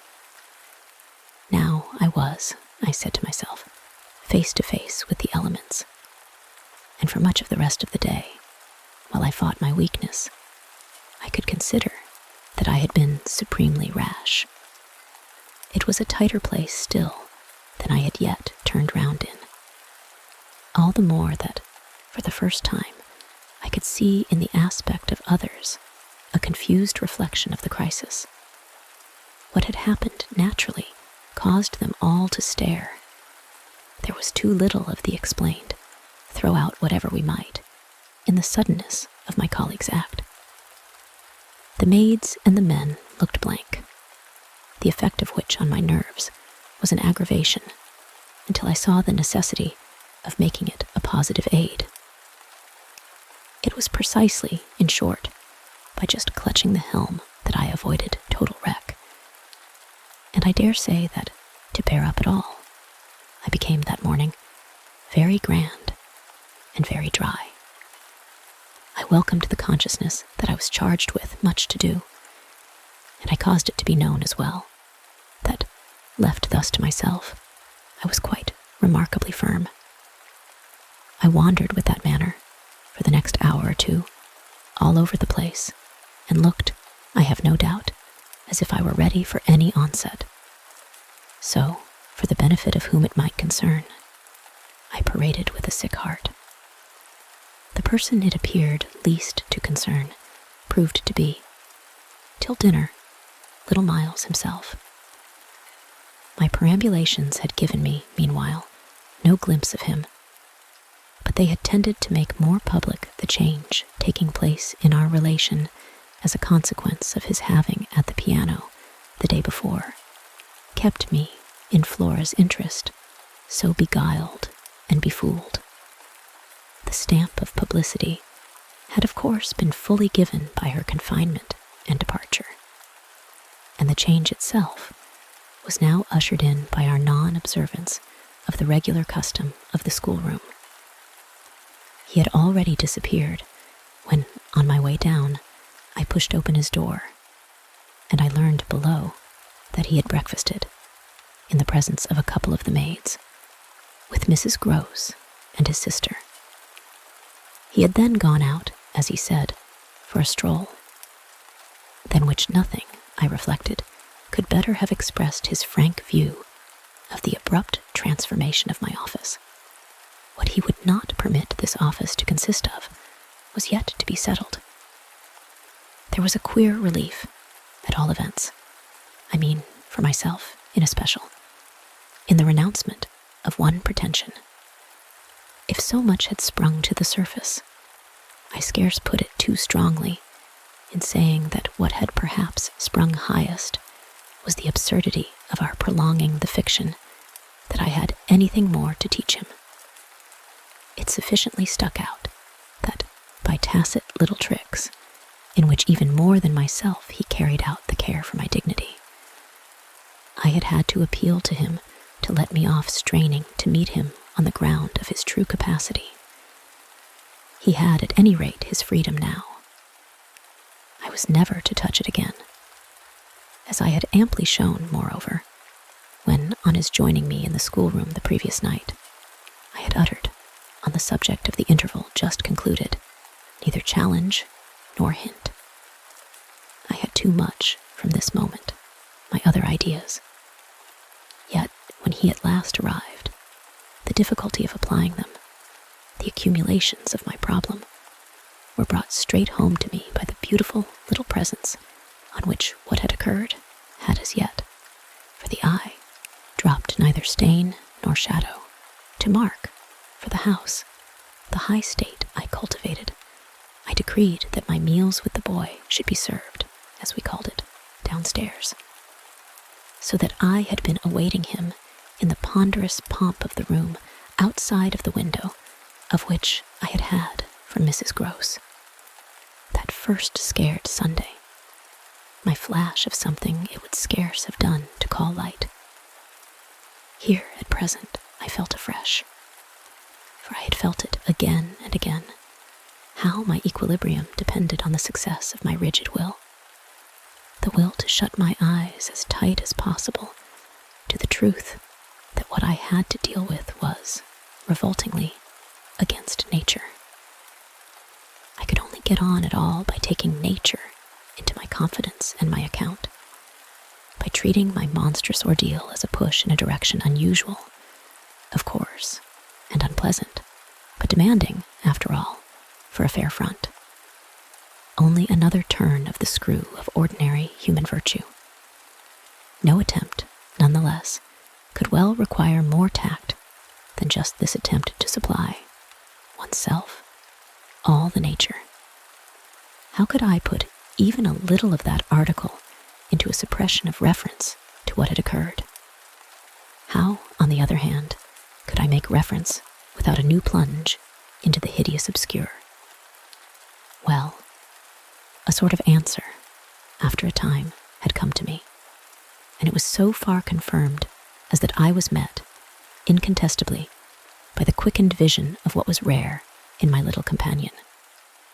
It was indeed as if he had found even now, as he had so often found at lessons, still some other delicate way to ease me off.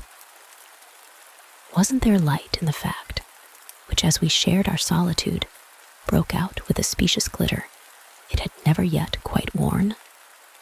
The fact that, opportunity aiding, precious opportunity which had now come, it would be preposterous, with a child so endowed to forgo the help one might wrest from absolute intelligence? What had his intelligence been given him for, but to save him? Mightn't one, to reach his mind, risk the stretch of an angular arm over his character? It was as if, when we were face to face in the dining room, he had literally shown me the way. The roast mutton was on the table, and I had dispensed with attendance. Miles, before he sat down, stood a moment with his hands in his pockets and looked at the joint, on which he seemed on the point of passing some humorous judgment. But what he presently produced was, "I say, my dear, is she really very awfully ill? Little Flora? Not so bad, but that she'll presently be better. London will set her up." Bly had ceased to agree with her. "Come here and take your mutton." He alertly obeyed me, carried the plate carefully to his seat, and, when he was established, went on. Did Bly disagree with her so terribly suddenly? Not so suddenly as you might think. One had seen it coming on. Then why didn't you get her off before? Before what? Before she became too ill to travel. I found myself prompt. She's not too ill to travel. She only might have become so if she had stayed. This was just the moment to seize. The journey will dissipate the influence. Oh, I was grand. And carry it off. I see. Miles, for that matter, was grand too. He settled to his repast with a charming little table manner that, from the day of his arrival, had relieved me of all grossness of admonition. Whatever he had been driven from school for, it was not for ugly feeding. He was irreproachable, as always, today. But he was unmistakably more conscious. He was discernibly trying to take for granted more things than he found, without assistance, quite easy. And he dropped into peaceful silence while he felt his situation. Our meal was of the briefest, mine a vain pretense, and I had the things immediately removed. While this was done, Miles stood again with his hands in his little pockets and his back to me, stood and looked out of the wide window through which, that other day, I had seen what pulled me up. We continued silent while the maid was with us. As silent, it whimsically occurred to me, as some young couple who, on their wedding journey at the inn, feel shy in the presence of the waiter. He turned round only when the waiter had left us. Well, so we're alone. Chapter 23. Oh, more or less. I fancy my smile was pale. Not absolutely. We shouldn't like that, I went on. No, I suppose we shouldn't. Of course we have the others. We have the others. We have indeed the others, I concurred. Yet, even though we have them, he returned, still with his hands in his pockets, and planted there in front of me. They don't much count, do they? I made the best of it, but I felt wan. It depends on what you call much. Yes, with all accommodation, everything depends. On this, however, he faced to the window again, and presently reached it with his vague, restless, cogitating step. He remained there a while, with his forehead against the glass, in contemplation of the stupid shrubs I knew, and the dull things of November. I had always my hypocrisy of work, behind which, now, I gained the sofa. Steadying myself with it there, as I had repeatedly done at those moments of torment that I have described as the moments of my knowing the children to be given to something from which I was barred. I sufficiently obeyed my habit of being prepared for the worst. But an extraordinary impression dropped on me as I extracted a meaning from the boy's embarrassed back, none other than the impression that I was not barred now. This inference grew in a few minutes to sharp intensity and seemed bound up with the direct perception that it was positively he who was. The frames and squares of the great window were a kind of image, for him, of a kind of failure. I felt that I saw him, at any rate, shut in or shut out. He was admirable, but not comfortable. I took it in with a throb of hope. Wasn't he looking, through the haunted pane, for something he couldn't see? And wasn't it the first time in the whole business that he had known such a lapse? The first, the very first.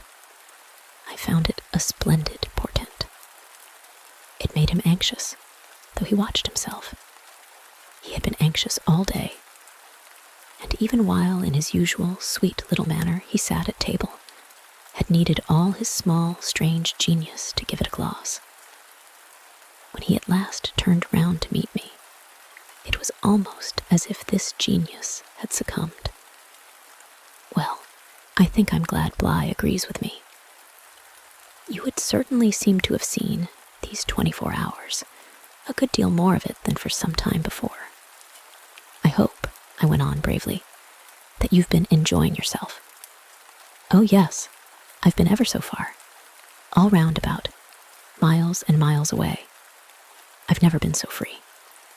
He had really a manner of his own, and I could only try to keep up with him.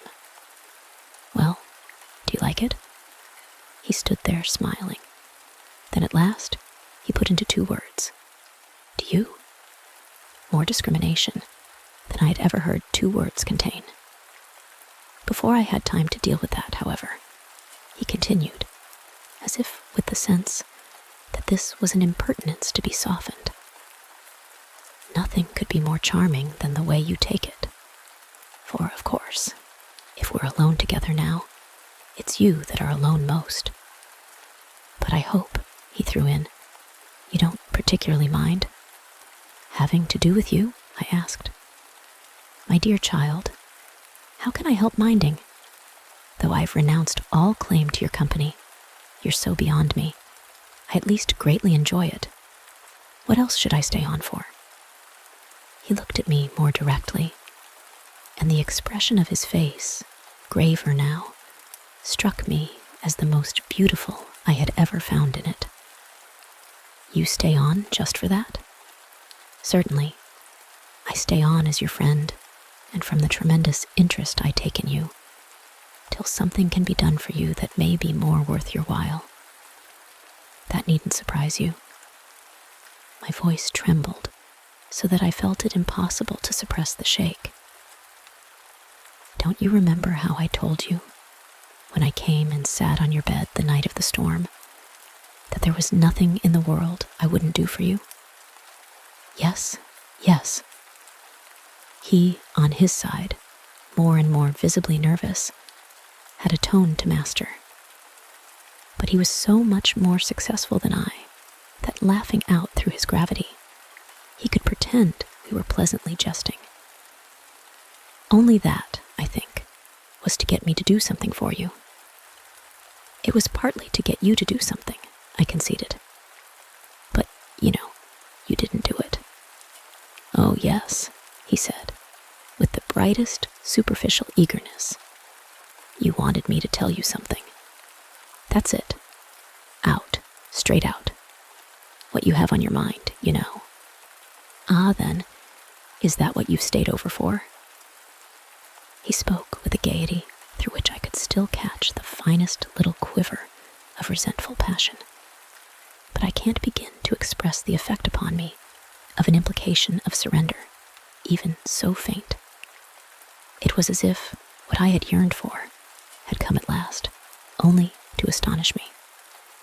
Well, yes, I may as well make a clean breast of it. It was precisely for that. He waited so long that I supposed it for the purpose of repudiating the assumption on which my action had been founded. But what he finally said was, "Do you mean now? Here? There couldn't be a better place or time." He looked around him uneasily, and I had the rare, the queer, impression of the very first symptom I had seen in him, of the approach of immediate fear. It was as if he were suddenly afraid of me, which struck me indeed as perhaps the best thing to make him. Yet in the very pang of the effort, I felt it vain to try sternness, and I heard myself the next instant so gentle as to be almost grotesque. "You want so to go out again?" "Awfully." He smiled at me heroically, and the touching little bravery of it was enhanced by his actually flushing with pain. He had picked up his hat, which he had brought in, and stood twirling it in a way that gave me, even as I was just nearly reaching port, a perverse horror of what I was doing.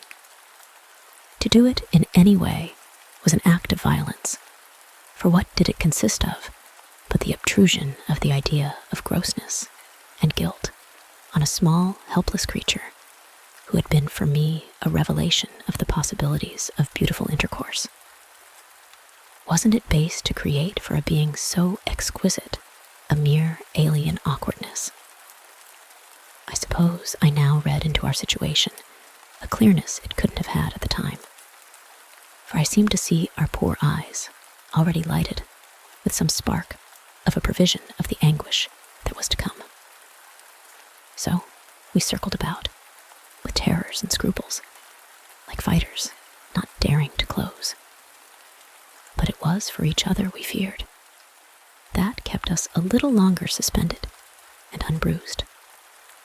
"I'll tell you everything," Miles said. "I mean, I'll tell you anything you like. You'll stay on with me, and we shall both be all right. And I will tell you. I will. But not now." "Why not now?"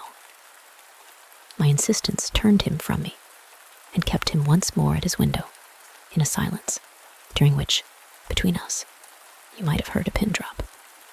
Then he was before me again, with the air of a person for whom outside, someone who had frankly to be reckoned with was waiting. "I have to see Luke." I had not yet reduced him to quite so vulgar a lie, and I felt proportionately ashamed. But horrible as it was, his lies made up my truth. I achieved thoughtfully a few loops of my knitting.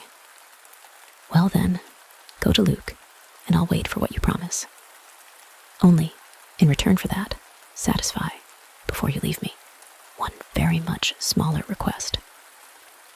He looked as if he felt he had succeeded enough to be able still a little to bargain.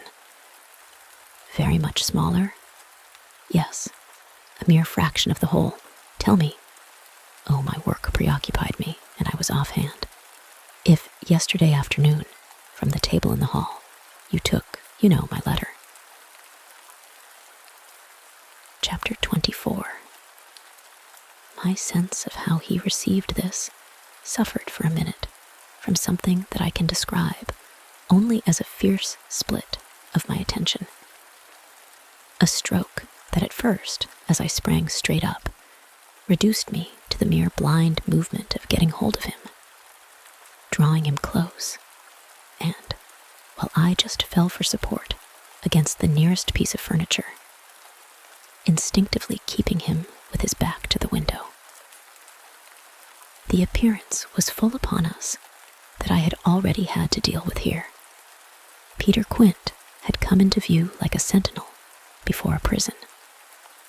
The next thing I saw was that, from outside, he had reached the window, and then I knew that, close to the glass, and glaring in through it, he offered once more to the room his white face of damnation.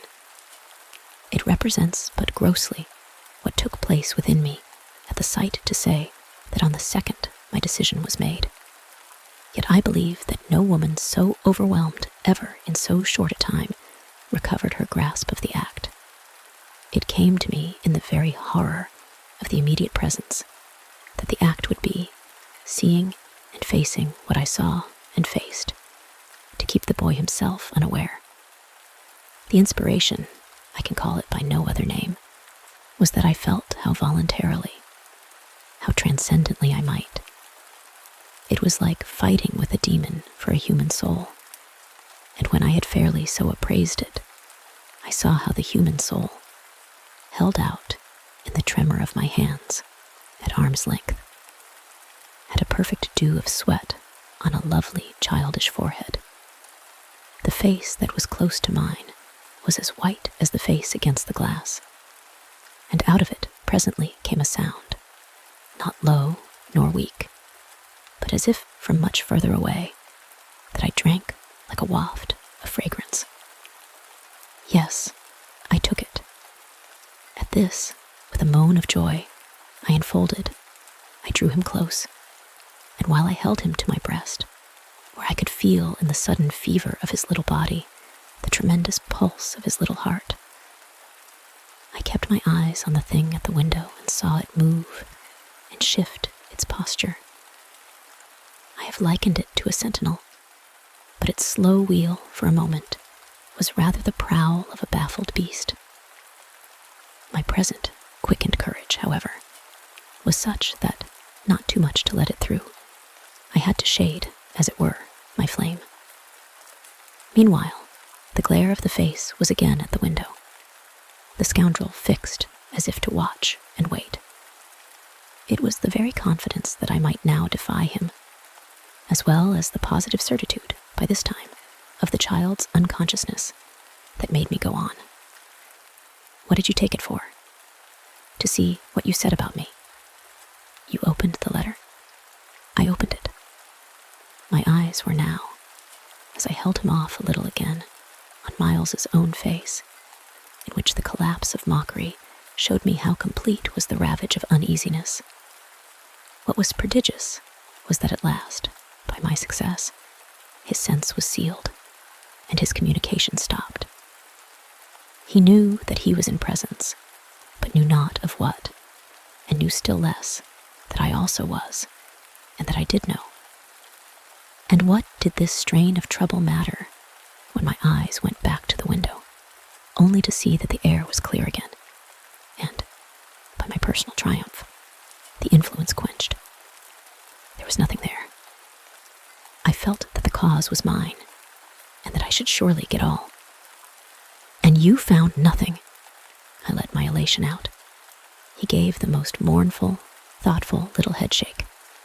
Nothing, nothing, nothing, I almost shouted in my joy. Nothing, nothing, he sadly repeated. I kissed his forehead. It was drenched. So what have you done with it? I've burned it. Burned it? It was now or never. Is that what you did at school? Oh, what this brought up. At school? Did you take letters? Or other things? Other things. He appeared now to be thinking of something far off, and that reached him only through the pressure of his anxiety. Yet, it did reach him. Did I steal? I felt myself redden to the roots of my hair, as well as wonder if it were more strange to put to a gentleman such a question, or to see him take it with allowances that gave the very distance of his fall in the world. Was it for that you mightn't go back? The only thing he felt was rather a dreary little surprise. Did you know I mightn't go back? I know everything. He gave me at this the longest and strangest look. Everything? Everything. Therefore, did you? But I couldn't say it again. Miles could, very simply. No, I didn't steal. My face must have shown him I believed him utterly. Yet my hands, but it was for pure tenderness, shook him as if to ask him why. If it was all for nothing, he had condemned me to months of torment. What then did you do? He looked in vague pain all round the top of the room, and drew his breath 2 or 3 times over, as if with difficulty. He might have been standing at the bottom of the sea, and raising his eyes to some faint green twilight. Well, I said things. Only that? They thought it was enough. To turn you out for. Never, truly, had a person turned out shown so little to explain it as this little person. He appeared to weigh my question, but in a manner quite detached and almost helpless. Well, I suppose I oughtn't. But to whom did you say them? He evidently tried to remember, but it dropped. He had lost it. I don't know. He almost smiled at me in the desolation of his surrender, which was indeed practically, by this time, so complete that I ought to have left it there. But I was infatuated. I was blind with victory, though even then, the very effect that was to have brought him so much nearer was already that of added separation. Was it to everyone? I asked. No, it was only two, but he gave a sick little headshake. I don't remember their names. Were they then so many? No, only a few. Those I liked. Those he liked. I seemed to float not into clearness, but into a darker obscure. And within a minute, there had come to me out of my very pity the appalling alarm of his being perhaps innocent. It was for the instant confounding and bottomless. For if he were innocent, what then on earth was I? Paralyzed, while it lasted, by the mere brush of the question, I let him go a little, so that, with a deep-drawn sigh, he turned away from me again, which, as he faced toward the clear window, I suffered, feeling that I had nothing now there to keep him from. And did they repeat what you said? I went on after a moment. He was soon at some distance from me, still breathing hard and again with the air, though now without anger for it, of being confined against his will. Once more, as he had done before, he looked up at the dim day, as if, of what had hitherto sustained him, nothing was left but an unspeakable anxiety. Oh, yes, he nevertheless replied. They must have repeated them. To those they liked, he added. There was, somehow, less of it than I had expected. But I turned it over. And these things came round? To the masters? Oh, yes, he answered very simply. But I didn't know they'd tell. The masters. They've never told. That's why I ask you. He turned to me again, his little, beautiful, fevered face. Yes, it was too bad. Too bad? What I suppose I sometimes said, to write home. I can't name the exquisite pathos of the contradiction given to such a speech by such a speaker. I only know that the next instant I heard myself throw off with homely force. Stuff and nonsense. But the next after that, I must have sounded stern enough.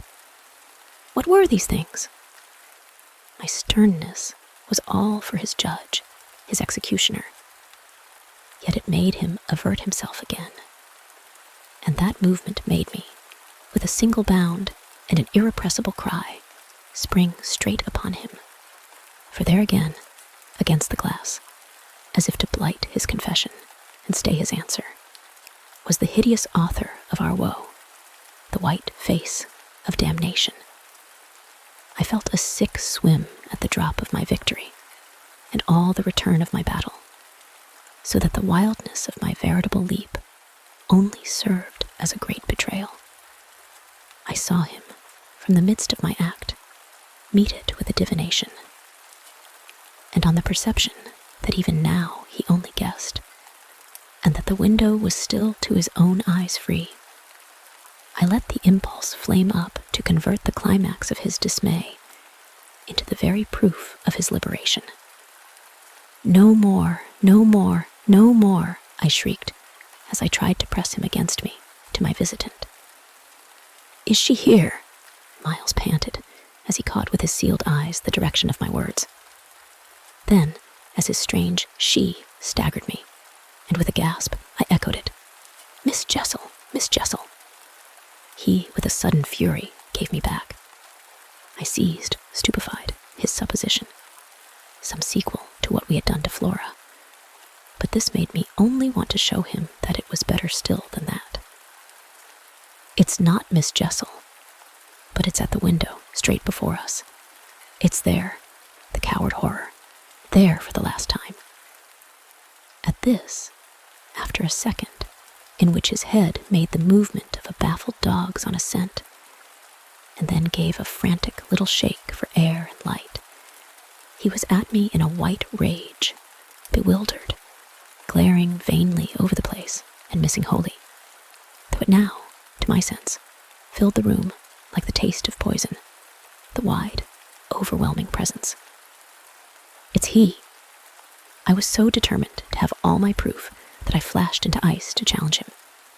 Whom do you mean by he? Peter Quint, you devil. His face gave again, round the room, its convulsed supplication. Where?